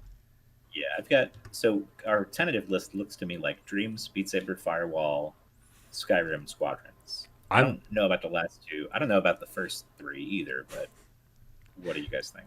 I actually like Dreams, Beat Saber, Firewall, Skyrim, Squadrons. I really like that order. I mean, I guess I couldn't argue against it without everyone telling me I'm stupid. So, I mean, feel free. no, I mean, I'm not going to. I've You're already really smart, Dave. been told that I'm really dumb about Ghost Giant enough times. Why didn't Bryan Yeah, review no, I mean, Fuji? I'm fine with that. There's so many games I haven't reviewed. Fuji was Fuji's okay. kind of fun, though. Like Fuji. Oh, real quick, we got a tip coming in from Cave, then a graphically dynamic game cat. Oh, with the $4.99, he says, Squadrons above Beat Saber. Beat Saber stole sabers from Star Wars. But Squadrons doesn't even have fucking There's sabers. no lightsabers in that. And by that account, Vader Immortal. 0 out of 10. Beat Saber's fine. That's not allowed. God damn. I'm not list. You know what's funny to me? Nobody's been like, "Where's Vader Immortal? Where's Vader Immortal?" Why would anybody? Because it's not a great port. I know. Great experience, not a great port. Because we got people in the chat that know what's up is why. Guys, right now, I've got Dreams, Beat Saber, Firewall, Skyrim, Squadrons. Are we okay with this? We have I'm a okay with it. we have much bigger fish to fry in a second. I am definitely okay with this. Yeah, this 1 through 5 will be easy as hell, Oof. Okay. guaranteed. Well, if you're willing to give in at every single turn, then this was going to be a real easy I 1 through 5. guess. I mean, aren't we streamlining it? I mean, Should I just let you guys decide? This is Like, the I big just debate, go- man. This is the big debate. This is what it all comes down to. This is what it all comes down to. Right, Tornado? Isn't this what it all comes down to? Yes, it does. Oh, you're going to run away. Okay. Okay, guys, for 1 through 5, here we go. We've got No Man's Sky, Resident Evil 7, Astrobot, Saints and Sinners, Hitman 3. Jesus, guys. I could see any of these being number 1. Intermission time. Resident No? Evil 7 Yes. is obviously number 1, and No Man's Sky is obviously number 2. Are you? Oh, he's really taking intermission. I thought he was joking. Willard said this list is kind of biased. It's full of PSVR games. Intermission. No, I guess not. That's great. Do what you got to do, man. I'm just stretching my legs over here off to the side. I'm keeping my felonies off screen for now. When you guys were gone, I was trying to do some felonies on screen, but now I'm keeping them off screen. Yeah. And dude, in Massachusetts, everything's legal. I can shoot up right now if I want to. It's not true. I can. Only a few things are legal in Massachusetts. AJ, you're supposed to follow that up with some quippy thing so he doesn't get hanging there with a. I feel like it was a little dark. It needed something to follow it up. I missed what happened. I'm sorry. I'm shooting up over here. That's what's going on. I've been sober for 7 years, and on stream, I'm gonna start doing heroin again. If this list goes for another 30 minutes, I wouldn't be surprised. Yeah. I should just order pizza, and then we got to beat the pizza guy, and there'll be an artificial time limit imposed on the rest of the stream. Oh. Just like the famous Kowloon's Gate stream when we had to beat the pizza guy. Okay, that guys. was an incredible stream. That's a ton. All I can seem to figure out right now is that I believe No Man's Sky is number 1 and Saints and Sinners is number 2. Well, I don't think anybody's going to go with you on that trip for No Man's Sky number 1. Except for everybody in the chat saying No Man's Sky hands down. No, that's not true. They're Guys, all going to say No Man's Sky. Let's take it from the bottom up. I think can we say that Astrobot is number 5? Take a look at the list. Wow. I don't know if I'm ready to do that. Rude. That's rude. That's fine. No. You tell me what should be number 5, because I'm just trying to make it a little bit easier and take things one at a time. But let me know if that's not working for you. So here's my breakdown. Hitman 3 is number 5. I love Hitman 3, but I'm kind of feeling the same way about that. I'm kind of feeling. Here's what I'm saying. We always talk about VR as fuck, games that make the most out of VR. Sure. Here's what I'll tell you. Resident Evil 7 doesn't really hit that standard other than being a great game that is in VR, right? It doesn't have the immersion of the controls and stuff that you see in other games. Even Astrobot, which uses the same controller, is arguably more VR as fuck than Resident Evil 7. I don't No agree Man's with Sky that. Well, hold on. But I'm letting you speak. That's so. Okay, I'm sorry for interrupting. I think Saints and Sinners is probably the most well-rounded, polished VR implementation of a game that feels like it was built for the ground up for VR, and every mechanic just works the way you want it to in VR with motion controls, and it plays well on the moves, and it's just like a great proof of concept of like what a game can be in VR. And so I think for me, Saints and Sinners is still going to be number 1. Hitman doesn't really rise to that level because even though there's a ton of content and I love the environments and it's really polished and great, the VR implementation does leave a little bit to be desired. It's equal to Resi 7 with the implementation, in my opinion. Well, it's actually a little more awkward than RE7 because RE7 gives you a set boundary and says you're using your head to aim, you're using the controller for everything. Mm-hmm. That's it. Everything With feels Hitman, better. Half of it's button prompts, half of it's waggling your controller, and like nobody in the world can figure out how to use the piano wire to garrote somebody, and because it's like it isn't exactly that well implemented. And so I think that Hitman for me has to be number 5 because even though there's this depth of content, there's so much to it. The implementation is not as strong as any of the other games on this list. So I think Saints and Sinners, No Man's Sky, Astrobot, and even arguably RE7 all do VR controls better and VR implementation better than Hitman. Even though I love Hitman, that's my thought. So Hitman should be 5, I think. Where it gets the immersion for me is the world, the actual like game and the world and stuff. Like I feel that it's more immersive than both Resident Evil 7 and Astrobot because I feel like it's like you can get so sucked into it because like the world is just so impressive.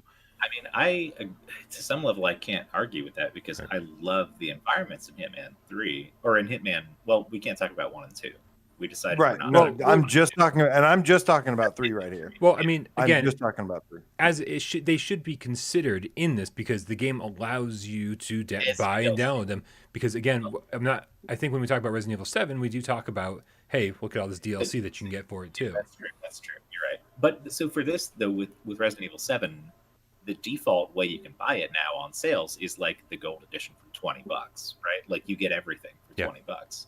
And 3 has nothing similar to that right now. So it's a lot easier to consider that as a non-DLC in Resident Evil 7 today than it is to consider Hitman 1 and 2 as DLC and Hitman 3 today. You know, if they had a package with all three of them for $20, I'd be like, yeah, obviously, you know, Hitman. But that's not how you'd have to spend $100 to get all three. So I'm not totally opposed to. Are you still saying Hitman at 5? That's my thought. I think it sucks, but I'm kind of with you for some reason. I don't know why, because I feel like it's a way more technical achievement than either Astrobot or. There's so many games that we love that aren't even on this list. So Hitman to get number 5 is still huge for Hitman. Like, it's a great game. We're not saying it's not. I feel like I'm doing Bryan a favor by putting Hitman 5 too.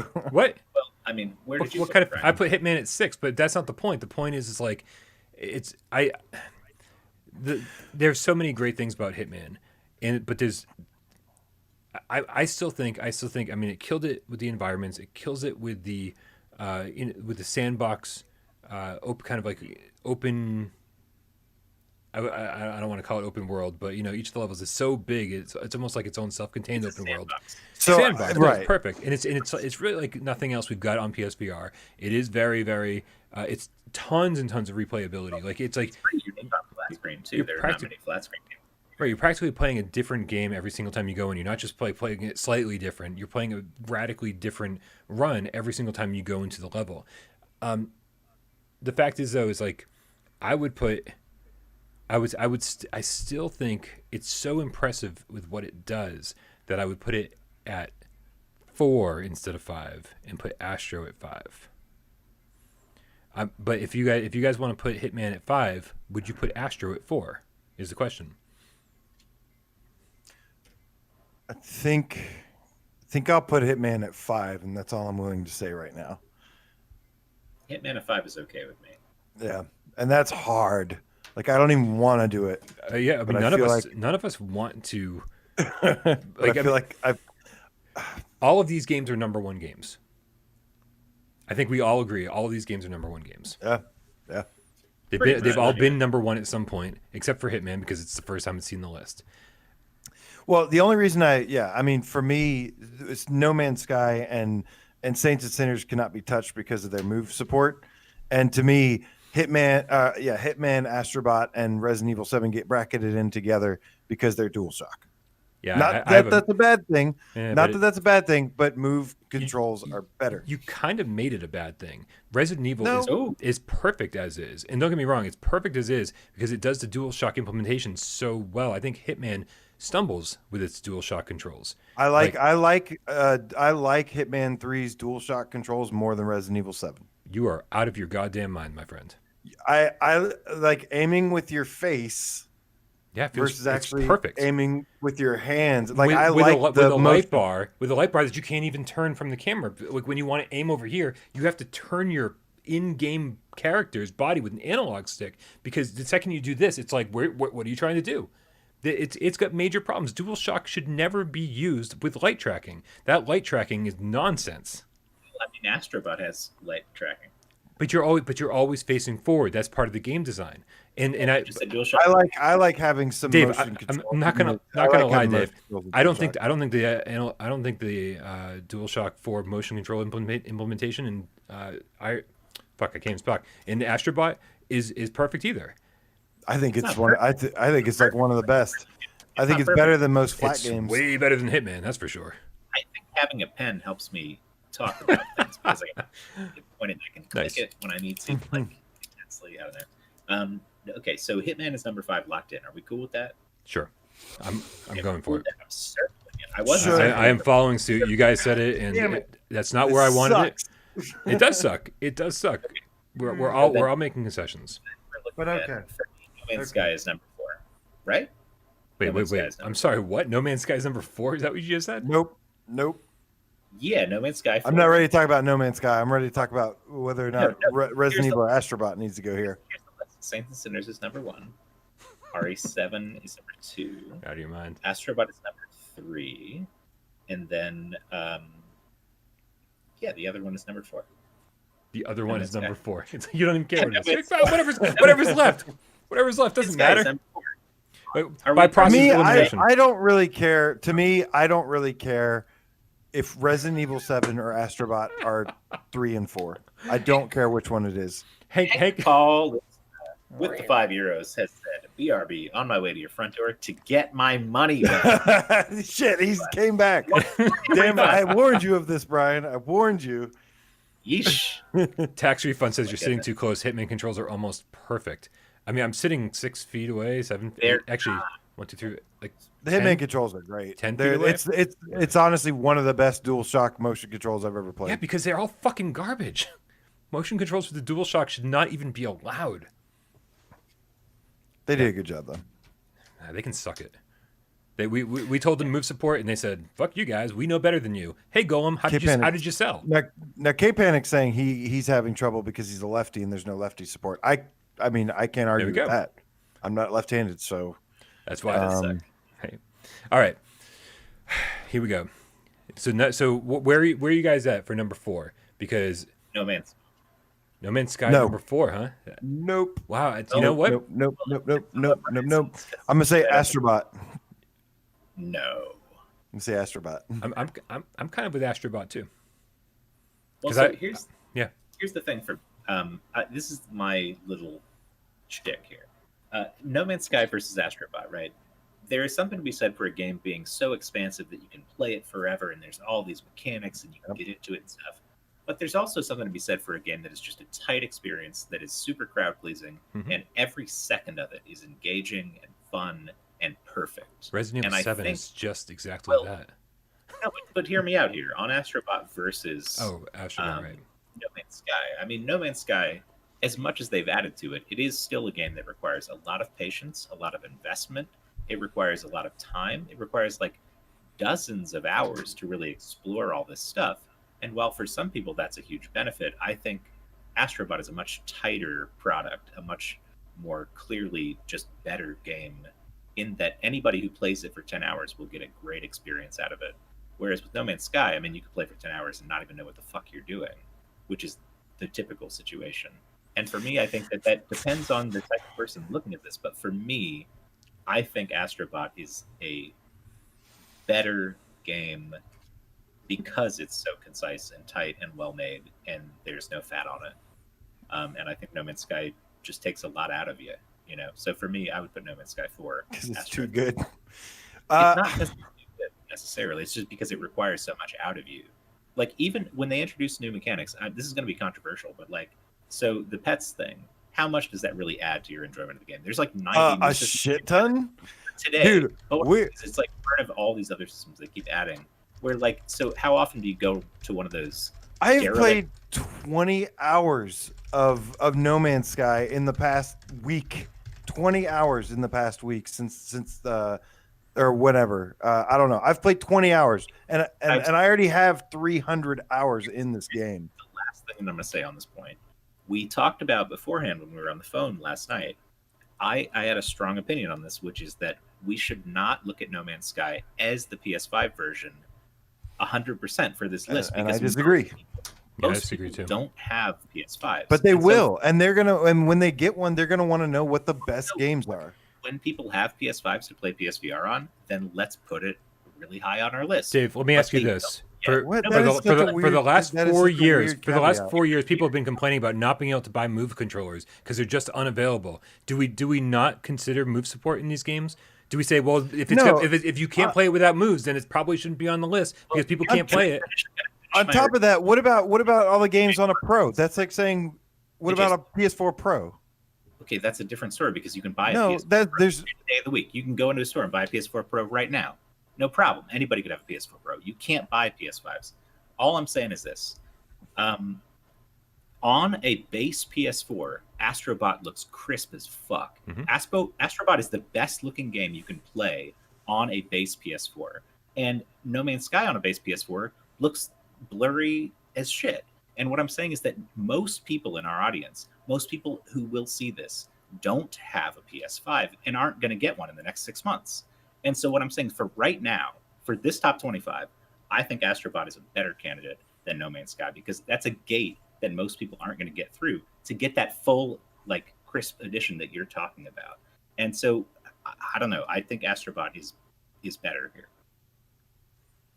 Chat, what do you guys think? I think it's more than just about the graphics. I mean, like, the fact is that both games that's not what anybody's said before No Man's Sky got the patch, everyone was like, it's too blurry for us to even consider it on this list. Except we kept putting it on the list at 7, 8, that kind of thing. We kept putting it very high on the list. It was top 10. Yeah. Number 1, not at number 3. No, to put it as number 1. Wait. Who's saying number 1? AJ said it. We're not even there yet, man. It's like, we're trying to figure out number 4 right now. Yeah, we're trying to figure out number 4. People who have a PS4 and a VR, because it's not number 1 if you have a PS4. It's number 1 if you have a PS5, maybe, but I don't know. That's all I'm saying. Again, I'm comparing to the aim controller situation. I'm controlling to people who can't buy Move controllers and been trying to for 4 years. It's like we just because it's because it's unavailable or because you can't buy it doesn't mean it's not the best. Right. It's still like we're talking about the best. I swear to God, we agreed on this before the show that we weren't going to talk about this stuff as if it was the standard version that everybody has access to, because that's not true. It's disingenuous to say that these games are as good as we can experience them, because nobody else is experiencing the way that we are, because they're so limited and so hard to find. It's not nobody else. Maybe 6 months from now, we can say these games are the PS5 edition of them. But right now, I just don't think it's reputable to do that, personally. I think when we do these lists, we don't just throw 25 trailers together without any voiceovers. There's a reason we do voiceovers, and it's to qualify why they got on the list, why they're amazing, what they do that's special, and why they're better than other games that didn't make the list. And one of the things we say is, this game is amazing, uses great use of the Move controllers, one of the most immersive games you can possibly play. This would be the patch, the PlayStation 5 patch made it one of the best games possible to play on PlayStation VR. It's like these don't come without explanation. Look, we're talking about, to me, the way I would. First of all, we did discuss this beforehand. We said yes. We said that DLC is going to count just as DLC, not as the main game. And then we also said that the best available means best available. Doesn't mean why aren't we just doing a top 5 OG, top 25 OG PS VR games list? Because nobody has a fucking PS5. That's why. I mean, but people can get them, and people will get them. Yeah, people have them right now. People are trying desperately to get them in our community, and most of them haven't. It's not like you can just get one if you try hard. Jason the Livinator has been on every single Sony Direct queue that he could possibly be in, and he hasn't gotten one. It's not like you can just get one of these things. I think it's important to note that in this. I think it's important to mention that when I'm sorry. I don't think that's fair to say that when you have an entire list of games. Did you go back and play each and every single one of these games on an OG PS4? You don't know how these games are. When we talk about the rest of these games on this list, these are what they are on a PS4 Pro or a PS5. These aren't on what they are on an OG list. What you're trying to do right now screws up the entire rest of the list. It doesn't, actually, because we're talking about games specifically that are Tetris Effect. Tetris Effect is at number 20. That apparently looks horrible on an OG. Dreams can't be played on an OG. Yeah, Blood and Truth looks terrible on an OG. Skyrim can't be played on an OG. What I'm saying is, AJ, a lot of these games can't. No Man's Sky didn't have the PS5 patch. The PS5 only. But it does. You wouldn't put it number 1. You wouldn't. No, I wouldn't. I didn't before. Yeah, but guess what? Things have changed. I am now because it does. Things have changed. Because it has a PS5. That's why we keep updating the list, Dave. When games get updated and patched to take advantage of the latest and greatest, then we play it. Dave on it, because, seriously, I'm not coming out of left field with some crazy shit here. I think this is an important point that we should make that needs to right. And this was something we discussed beforehand, and it's not really. And I realize you're not now. Right. And I tried to preface the show to avoid this confusion. Right. So I apologize for not clarifying this earlier. So this was already decided. We are considering PS5 patches as the default version. Yes. We rate it. If you're arguing for the PS5 version of a game, yes, you are arguing for that version of the game. I'm not cool with that, but I mean, I haven't seen a single person in chat say, there are people in the chat saying I'm playing on an OG and No Man's Sky is still awesome. I haven't seen a single person say otherwise. It's like what Bryan said before. It's like if you're judging a quality of experience on different platforms. If you're judging a game on a PC VR, sorry, if you're judging as something a game on a PSVR, you're not judging the lowest graphics card settings. Like you're judging the best that it can do. Right. You mentioned, hey, this doesn't work so well on an older graphics card. You say, but you review it and you say, hey, this is wonderful, but it does require some new specs to make it pump the way that it should. And that's the same with this. That's the same with this. It deserves a mention. It should be said, especially on the top 25 list.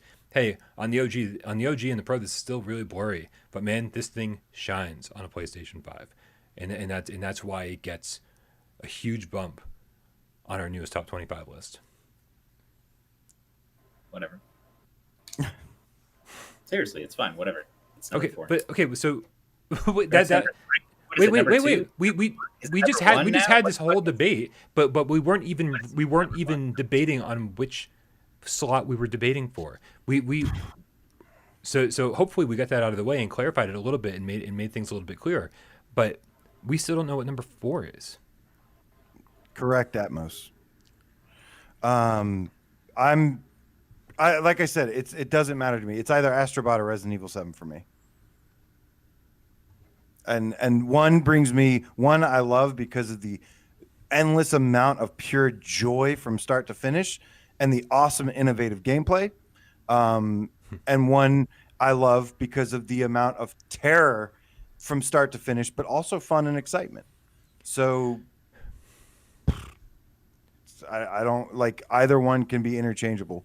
I think Astrobot has slightly better VR implementation, slightly more polish, but I think Resident Evil 7 has more content, and the content is pretty important to me.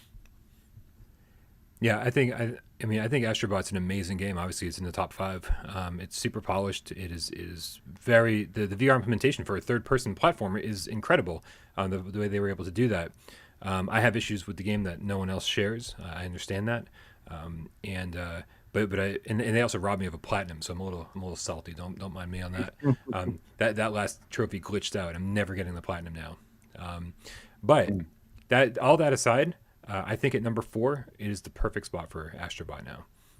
I think there are 3 other games on this list that are better, only slightly.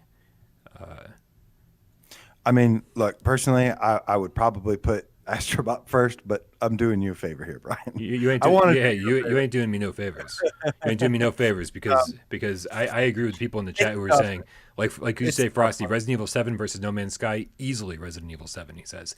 I agree with you, sir. I disagree with that. It's all right, man. It's totally fine. It's totally fine. But so right now I'm at number 4, Astrobot. What are you guys at for number 4?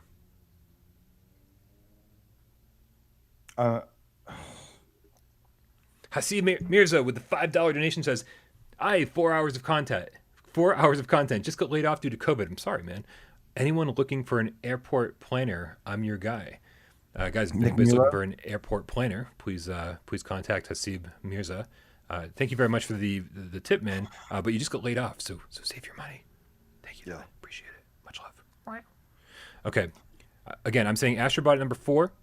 What are you guys saying is number 4? No Man's Sky. AJ? I'm going to say Astrobot, so we move this forward.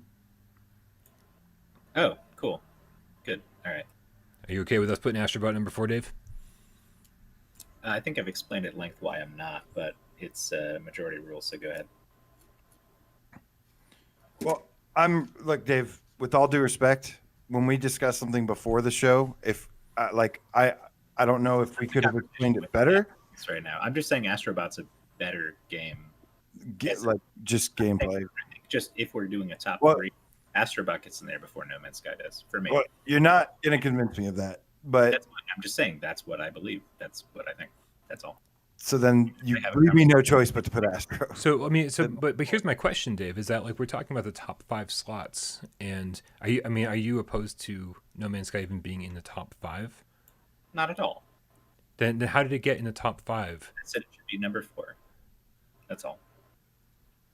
This was we started on this because it was about Astro versus No Man's Sky, and when that came up, I said Astro is a tighter game that I think will satisfy more people in a more consistent way.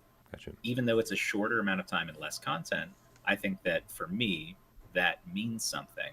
And that for a lot of people, they might bounce off of No Man's Sky. They think, oh, I love the idea of the possibility of this, but it's a very dense game that doesn't give you a whole lot to work with. And you have to talk to other people to figure it out and go online and look at stuff. And like, it's not player friendly in the same way that Astrobot is. Astrobot is like a Super Mario game in that anybody can pick it up and play it and have a good time. And top to bottom, it's a tightly designed product that just does what it needs to do so well the whole way through, and you have a smile on your face the whole time. I just can't say the same thing about No Man's Sky as much as I love the game. So for me, that's where I'm coming down. Okay, I totally understand. But I feel like, for me, when a game is more accessible to a lot more people, it doesn't affect how I feel about the game, and so that. I was like, oh, here's a cutesy platformer. It is super awesome. The music and the animations and everything about it. You're right. It just makes you smile the entire time. But for me, it's not a meaty game. And I say that with only by the comparisons that we have left in the top 4. Because are you going to say Super Mario 64 is not a meaty game or something? Like what is that? Okay. Yeah, and say by comparison of the other games don't get me started on Super Mario 64. That's a whole other conversation. That is a game that's. But this is. You get to challenge levels and you have reasons to replay the levels. And I still, compared to the other games that we're fighting against, I don't consider it that meaty, and it is super meaty. So it's tough, man. I recently restarted No Man's Sky yesterday. And even with the chat, I struggled a little bit, like just doing basic things because I was listening to the chat. I was trying to keep up with like tips and different people giving me advice and blah, blah, blah. And even through all of that, I still managed to figure the game out. The game actually does take you by the hand pretty well at the beginning if you're paying attention to it, which I struggled with because I had a chat going on. And I was like, wow, I'm so glad I started this game over because I now feel like even just in a couple hours, I have a better sense of how to play No Man's Sky. I do think that it does walk you through and it does make it accessible for a whole lot more people. So it's just time. It is a commitment. So I understand both sides of it. But I do Chad think is divided on this one. Chad is about 50-50. I'm Everything is above No Man's Sky. They're almost perfect. No Man's Sky has flaws. Astrobot nails something truly classical and special. I loved Astrobot. It was my favorite. It was like my most anticipated game. It was my favorite game that year. It was my favorite game for the longest time. It's just not enough to keep me coming back. I can't go back and keep playing it. Like I wish I could erase my memory so that I could experience those amazing, perfect 10 hours again. But to me, we say we were going to talk about how it still crashes all the time since this new update too. I didn't experience a single crash. It's been patched. Crazy. It's better. Okay, fair enough. I've crashed a decent amount of times. Didn't you crash a bunch of times during your companion stream, AJ? And you had to explain to people, "Oh, I've crashed a bunch of times." It has a bug in a part. It has a bug, but look, even with that bug, PS5 stuff and not the bad PS5 stuff. Can you say what? We can only talk about the good PS5 stuff and not the bad PS5 stuff. There's a bug, and I still think that it's better than Astrobot. I still think it's better. Okay. Yep. So we're not really reaching a consensus here. Like I think AJ and I agree that Astrobot should be number 4. But Dave, where would you put Astrobot? Let me ask you that. What's the lot remaining? 2 or played 20 hours. 20. Number 2 or 3. Number 2 on or 3. this list, I think. Let me see where I originally put it. I think I might have knocked it above Resident Evil on this one. You had No Man's Sky. Oh, sorry, wrong.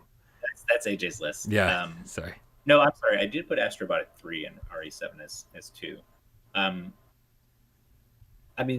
3 is where I'd put it. 3 is where I'd put it.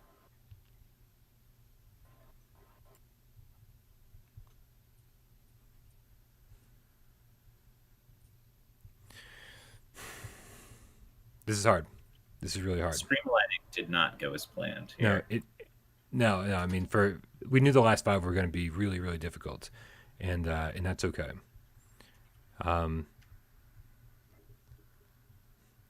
So I don't know who's accusing me of being Quest Station VR, but that's kind of a weird thing to say.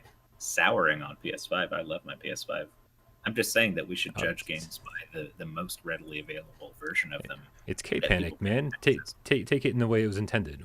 Nothing serious, man. Everyone's friends here. So the problem is if you were to put Astro at 3, you'd be doing that because you want No Man's Sky at 4, right? Exactly. Yes. AJ, let me ask you something. What's up? Where's the lowest? And I'm just asking questions, get the conversation going and moving and stuff. What's the 2. The lowest you would put No Man's Sky is 2? Number 2. It's the lowest.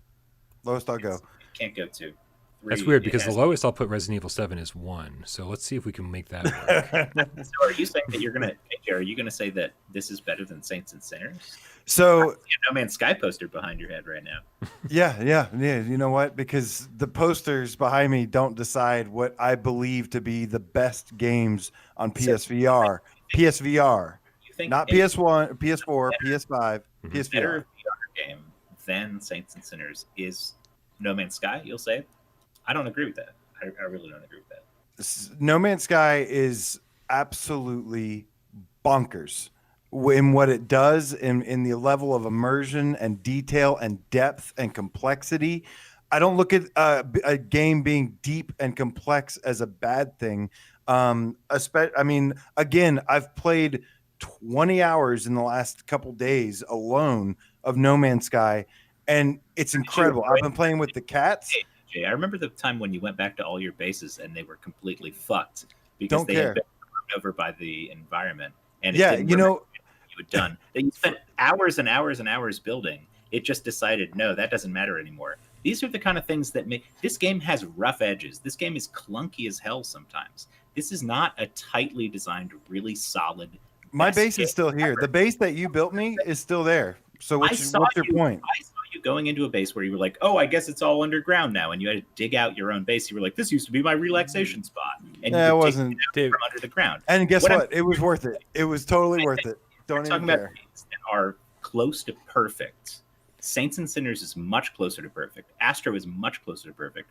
RE7 is much closer to perfect than No Man's Sky is. No Man's Sky is ambitious, but it doesn't nail everything it tries to do. And a lot of the time, it comes with caveats like it's going to crash all the time, or the base that you built is going to be completely covered up by the new geometry that they designed for some patch. Like, these are things. I mean, you're telling this to me, and I'm not really. I don't even really care about bases. Like, there are trade-offs with every. It's also trade-offs with Saints and Sinners. There are no trade-offs with Astrobot. There are no trade-offs with RE7.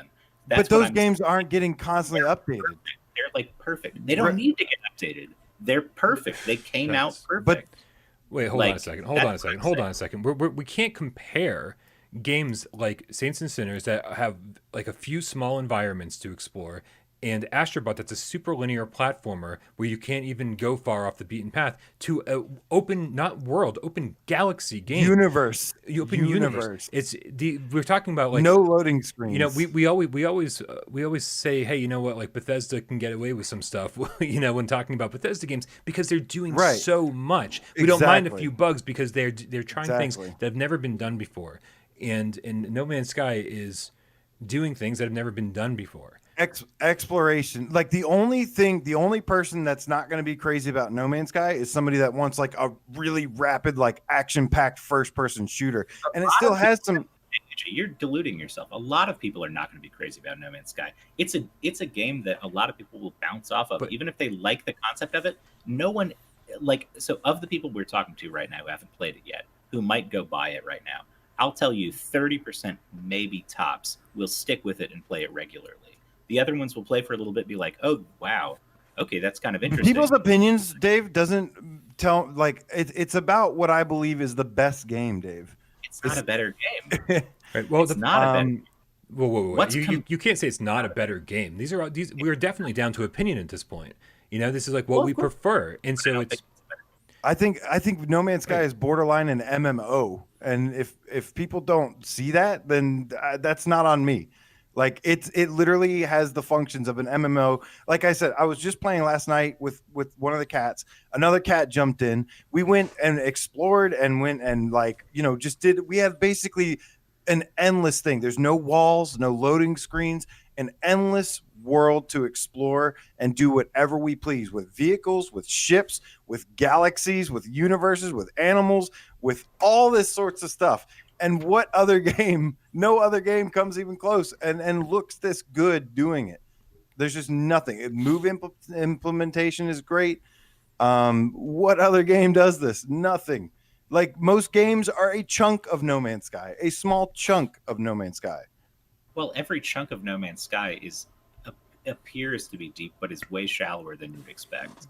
And I think that No Man's Sky doesn't have any compelling, like, gripping reason to keep playing for it, other than you want to create this new item or build a base or do something. Like, the storyline is basically non-existent for all intents and purposes. I know they've added more to it, but it's still like not the reason you play the game.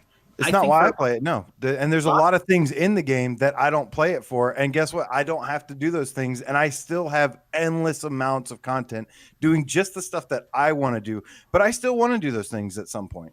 But I'm not even done. I'm 300, 400 hours in, and I'm not even done doing those things yet. Because for some people, that's not a benefit, though. Like, I can play Astrobot and enjoy the fuck out of it and get my time in and go back and play the challenge levels if I want to. But I don't have to put 300 hours in and still feel like I haven't done anything.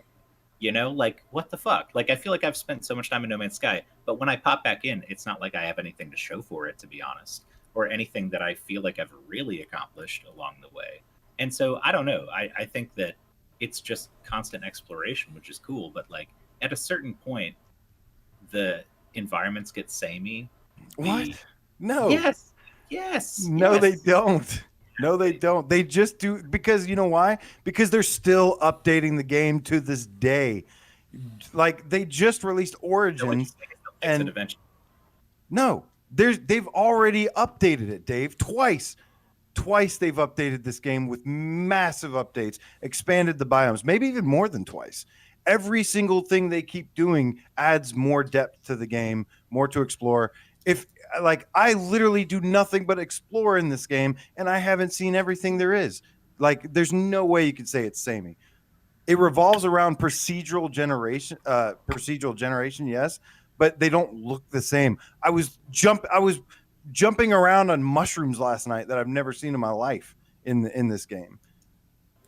Like, it knows how to change it up. If it's between No Man's Sky and Astrobot, it is Astrobot is going number 4 all day, every day, and I could go on forever. Yes, it's a wonderful experience. Start to feel fun. I can't really play it anymore, man.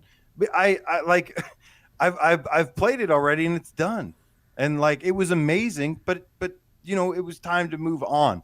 I've been playing No Man's Sky since like 2016, and it's still blowing my mind nonstop. What you're not getting here is that a lot of people don't prefer that experience. I'd like to be able to play a game, enjoy the hell out of it, and then put it, move on and play something else that's new and interesting. And even if the game that I play a dozen hours a week or 30 hours a week or however much you're saying that people ought to be playing No Man's Sky, right? Like, I still think that makes it a better game, offering more.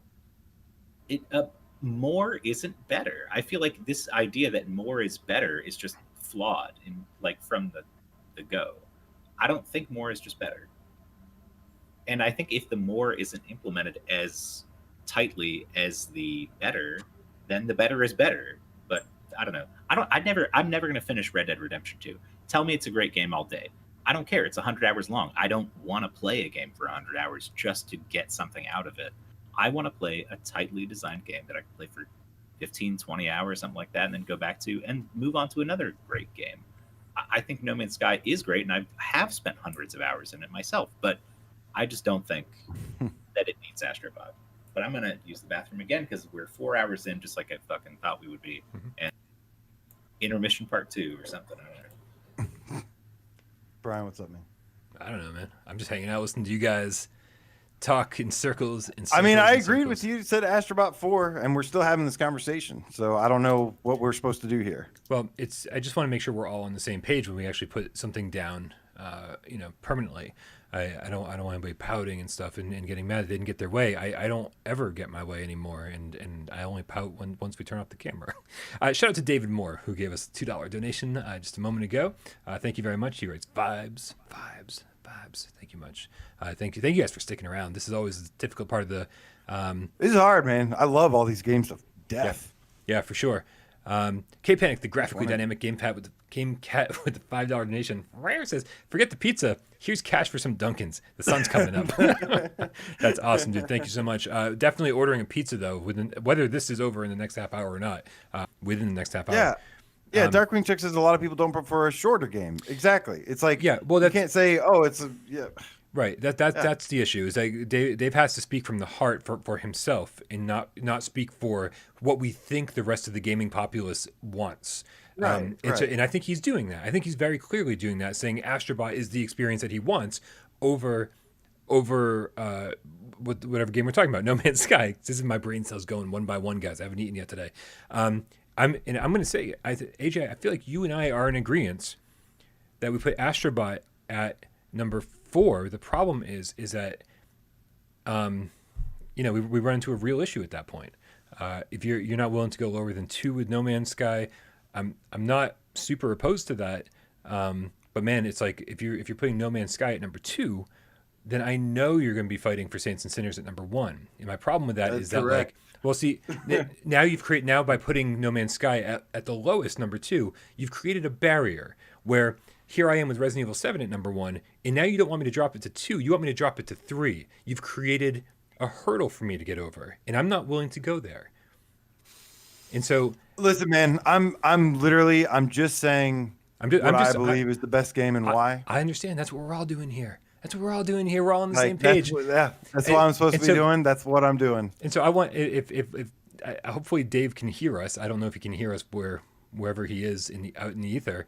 But I would like to make some deals to get this moving along, and I would like to put No Man's Sky at number 2 and put Resident Evil 7 at number 1, and then I don't care where the rest go. I mean, that's going against that goes against what I believe is a better game. I'm not going to have an hour-long conversation with you about where No Man's Sky belongs when it comes to 1 or 2, okay? Because that's not something I want to do. But like, we're not going to get Dave to allow it even. I have a feeling Dave wanted No Man's Sky to be at number 4. Right. So let's make some compromises, man. But his reasoning was crazy to me. Like his reasoning, it didn't seem well. Okay, some of it was right. Some of it was right. The chat was like, oh, actually, good point. Dave speaks for the average game. I don't need 200+ hour games. But again, I don't like short games, Dave. So I don't have a voice. I don't like short games. I didn't call you crazy. Dave, we need you to speak for yourself. No, I said the points were crazy, and I was talking about the PS5 thing, and we already discussed that before. Right. I think we all need to speak for ourselves and not worry about what. Yeah. We're out of. I think we're out of. Yeah, we don't need to speak for what we think the rest of the gaming universe wants. I'm talking for myself. I'm saying for me, Astrobot's better than No Man's Sky. Gotcha. Right. Yeah, that's for me. Okay. Which is fine. So here's where I'm at. Resident Evil 7 at number 1, No Man's Sky at number 2, Saints and Sinners at number 3, Astrobot at number 4. Nope, I'm not going to take that one. Saints and Sinners has to be in the top 2. This is ridiculous. Like, why? Just because we added pets and a PS5 patch no one can access, somehow No Man's Sky is can't access it. That's where you're making a mistake here. People can't access it. Yeah. Just because somebody hasn't gotten their PS5 yet doesn't mean they're never going to be able to play it. It doesn't exist. It all of a sudden just disappears and doesn't exist. Right now, for the average person, Saints and Sinners is a better game. And even after the upgrades and stuff, I still think Saints and Sinners is a better game than No Man's Sky. I think it's crazy to say that No Man's Sky, just because it looks better now on a PS5, somehow has this clout to get number 1 or number 2. It wasn't. You know what? It wasn't just the resolution update. It was also the world itself and the gameplay and the depth of the game itself was expanded as well. Before this resolution hit, there was like 3 or 4 patches. Besides adding pets. I'm sorry, what? Besides adding pets, how much have they expanded the depth of No Man's Sky since the last time we talked about it? The Origins update, Dave. That's the next generation update that expanded the biomes. Since the last top 25 debate, that was already in there. We talked about that last time. Dude. What I'm saying is, since the last top 25 debate, what has been added that makes it so much better to be number 1 for you? The biggest thing is the resolution patch. All it would have needed is the resolution patch, and it delivered more than that. And it's going to continue delivering more. I'm disappointed in you if you think graphics are more important. Oh, come on. It's not like he's talking about like average graphics to like good graphics. We're talking about like really fucking blurry that gave Jay Meow such a headache he couldn't even play the game to being one of the better looking games on the platform. That's not being like graphics whore. That's being like doesn't make it a better game. No, it makes it playable. And finally makes it playable, which totally opens up the conversation. So all that other shit that it allowed you to do before wasn't even relevant because you couldn't play the game. Now it looks playable is one thing, but better is a different thing. And I'm saying I think Astrobot's just fucking better than No Man's Sky. That's fine, and that's fine. But you can't. Sinners is better than No Man's Sky, especially Saints and Sinners. Fuck Astrobot. Saints and Sinners is definitely better than No Man's Sky. I won't disagree with that. I would say it's been number 1 so many times. Just because the graphics update, suddenly No Man's Sky gets to come in and big dick its way through everybody and cut the front of the line and say, I'm the king. I'm kind of like, yeah, it can do that because it was such a dramatic improvement. I don't think so. I don't agree with it. Shout out to Deathly the Death Cat in the middle of this chaos with the Canadian $5 donation. Says, I don't envy your discussion here, gents, but I love being here for the discussion. Or decision here, sorry. Listen, here's the thing, man. It's like I don't disagree with either one of you. Not really. I do think that No Man's Sky is infinitely better now. It's way. I didn't enjoy being in that world when it was so blurry, and now I actually like it, and I want to explore and figure out how to play it and take my time and like fix things and learn how different things interact with each other and craft and create and like explore the universe and go crazy. That's not something I want to do before because that's how big the improvement was. For me, it's like, yeah, the pet thing is whatever. It's like it's something that I'm sure I'll enjoy a lot more as the more I play. But for me, it's it's just being able to finally enjoy the experience. It wasn't there before for me, like in the fact that like we let it so high on the list previously was, I was like, okay, well that's fine, whatever, no big deal, like that's good. But now it's like I think it's finally gotten all the updates it needs to be considered as this top tier PSVR game. This is going to be the first list where I vehemently disagree with you guys, but it's still going to happen the way that I don't want it to. So let's just fucking put a pin in this and say you guys have decided that No Man's Sky is better than Saints and Sinners. Seriously? See, I would personally, really? I would put it above Saints and Sinners, but not above Resident Evil 7. God. No, that's man. All right, you guys. All I said was Astrobot 4. We haven't gotten to this yet. All I said was Astrobot 4. Yeah, that's fine. All I said. Already circled it. It's number 4. So whatever. Shit. But No Man's Sky has to be number 3 then. I'm not opposed to that.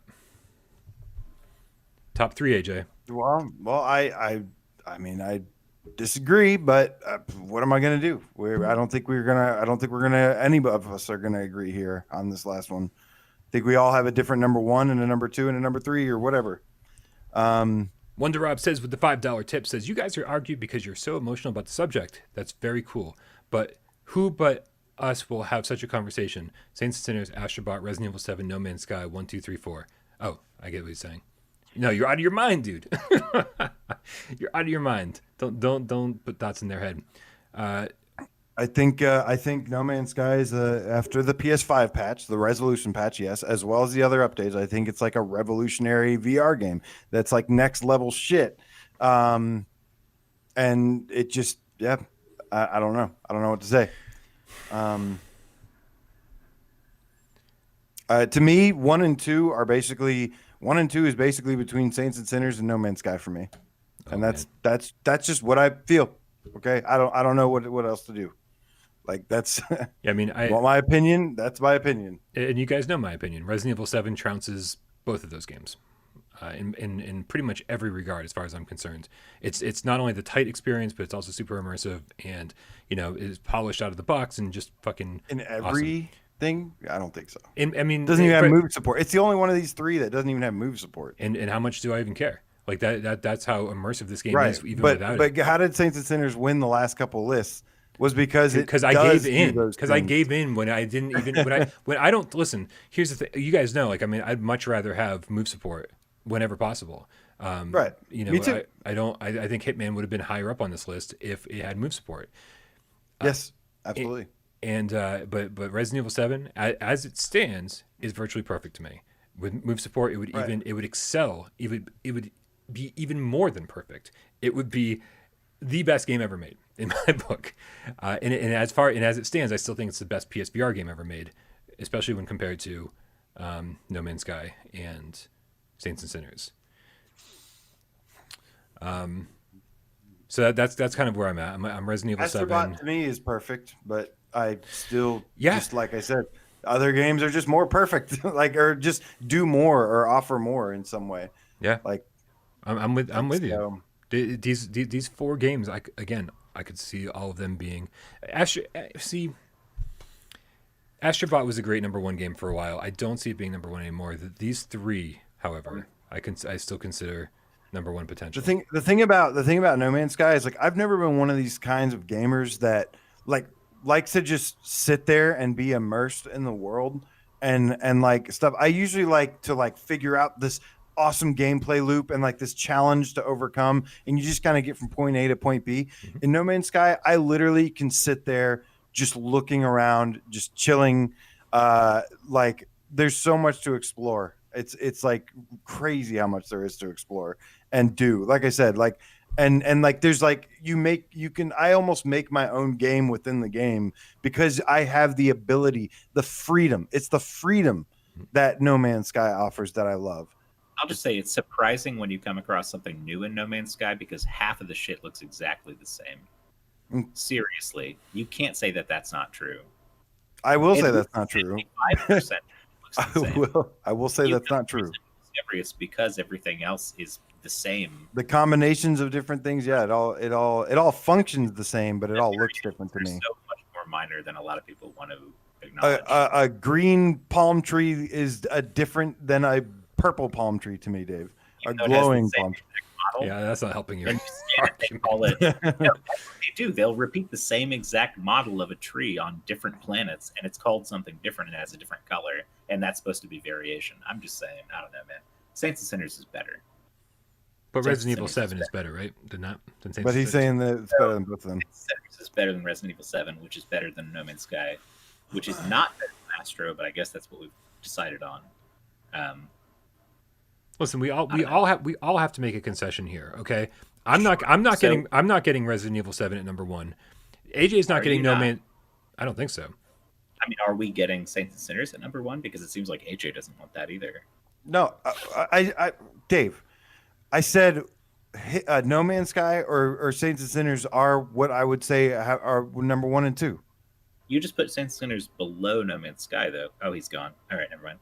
Okay, fair enough. Well, shit. I don't know.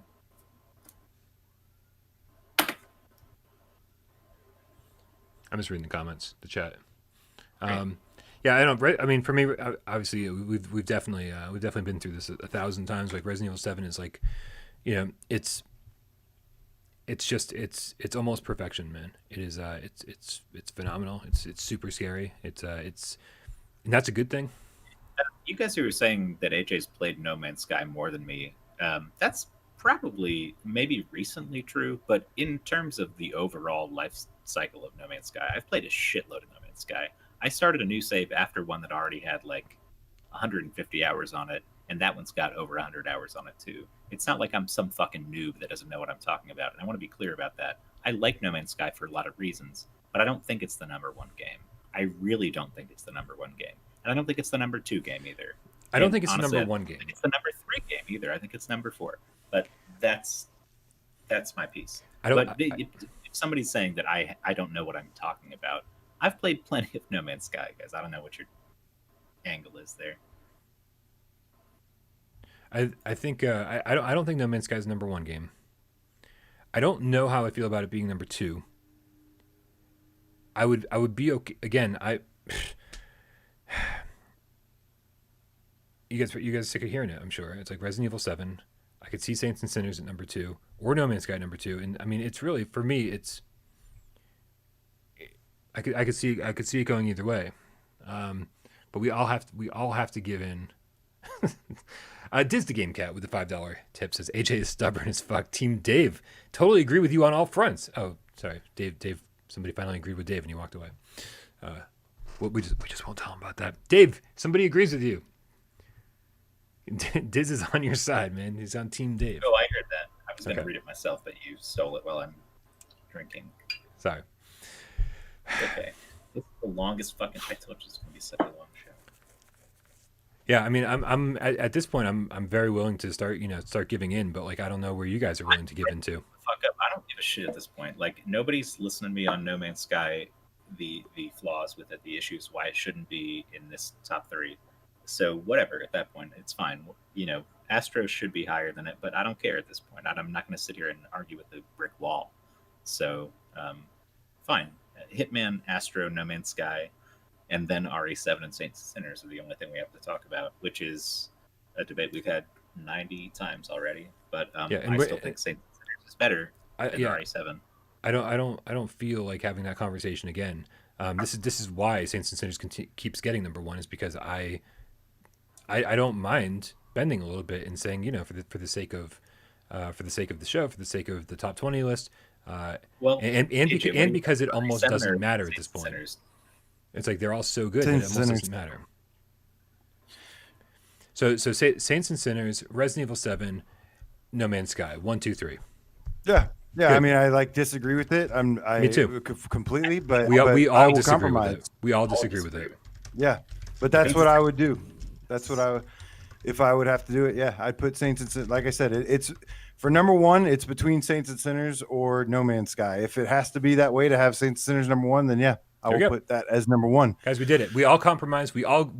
So basically, instead of all of us being happy, we're all unhappy. But we all gave in order to make the list, in order to finish the list. So here, that's the nature of compromise. So here is the list. Starting from number 25, it is Ghost Giant, Catch and Release, In Death, Sirento, Tetris Effect, Until You Fall, Iron Man VR, Borderlands 2, Dirt Rally, Wipeout a Mega Collection, Pistol Whip, Blood and Truth, The Persistence, Rush of Blood, Farpoint, Star Wars Squadrons, Skyrim VR, Firewall 0 Hour, Beat Saber, Dreams, Hitman, Astrobot, No Man's Sky, RE7, Saints and Sinners, number 1. Guys, he's correct. Checked his math. If you see here, he's correct. You can read it right there. He's right. Excellent, guys. That was ridiculous and excessive, but it's over, and I'm so happy that we did it and got it out of the way. Thank you very much to everybody who stuck that out with us. Holy crap! I swear we'll get better at this. I was not typing Sirento for number 1. Giant No Pockets. That was the autofill trying to do that. It was. This was quite a day. But again, thank you guys for sticking with us, and Dave, AJ, thank you very much for my pleasure for your parts in this. Of course, it was crazy, but we did it. I love these fiery debates, man. That's right. Yeah. It's always fun, and we'll get back to a normal show next week. I swear. But we got to wrap this thing up, man. It is time. I'm sure everybody wants to go home and eat some pizza and do their thing. So make sure you join our Discord. The link is in the description. Also, that's it, man.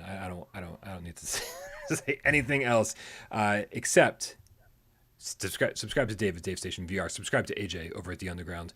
And my name is Bryan Paul. This was PSVR GamesCast Live.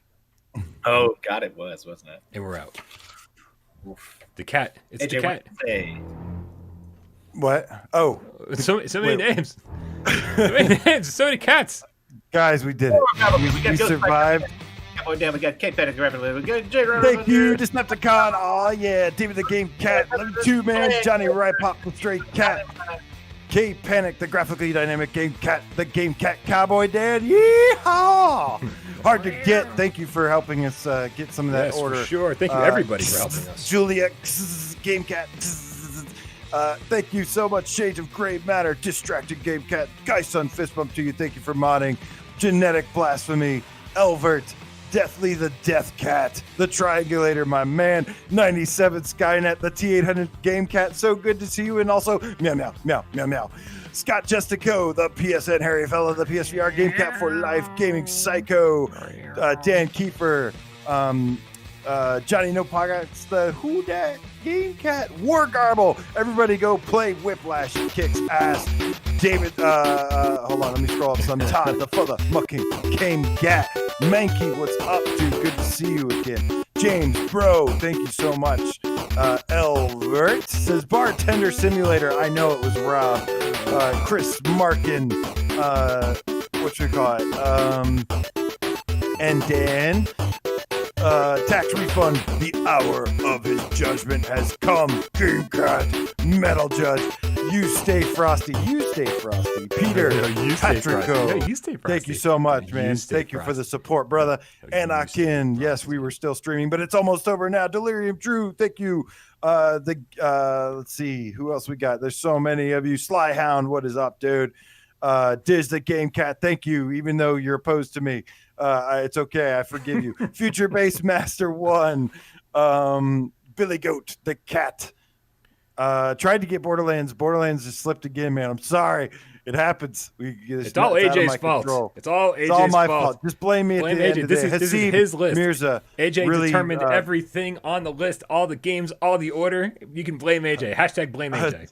I see, Mirza. Good luck to you, my friend. If you need anything, you holla at us. You know where to find us. Nathan Wentz. Yes, it was awesome, man. Mr. Game Cat Canaveral, Steve Irie, tuning in from Ireland at this time. Thank you so much, man. Guys, we landed on Mars today. It's a good day. I don't remember what number 1 was. Good night, everybody.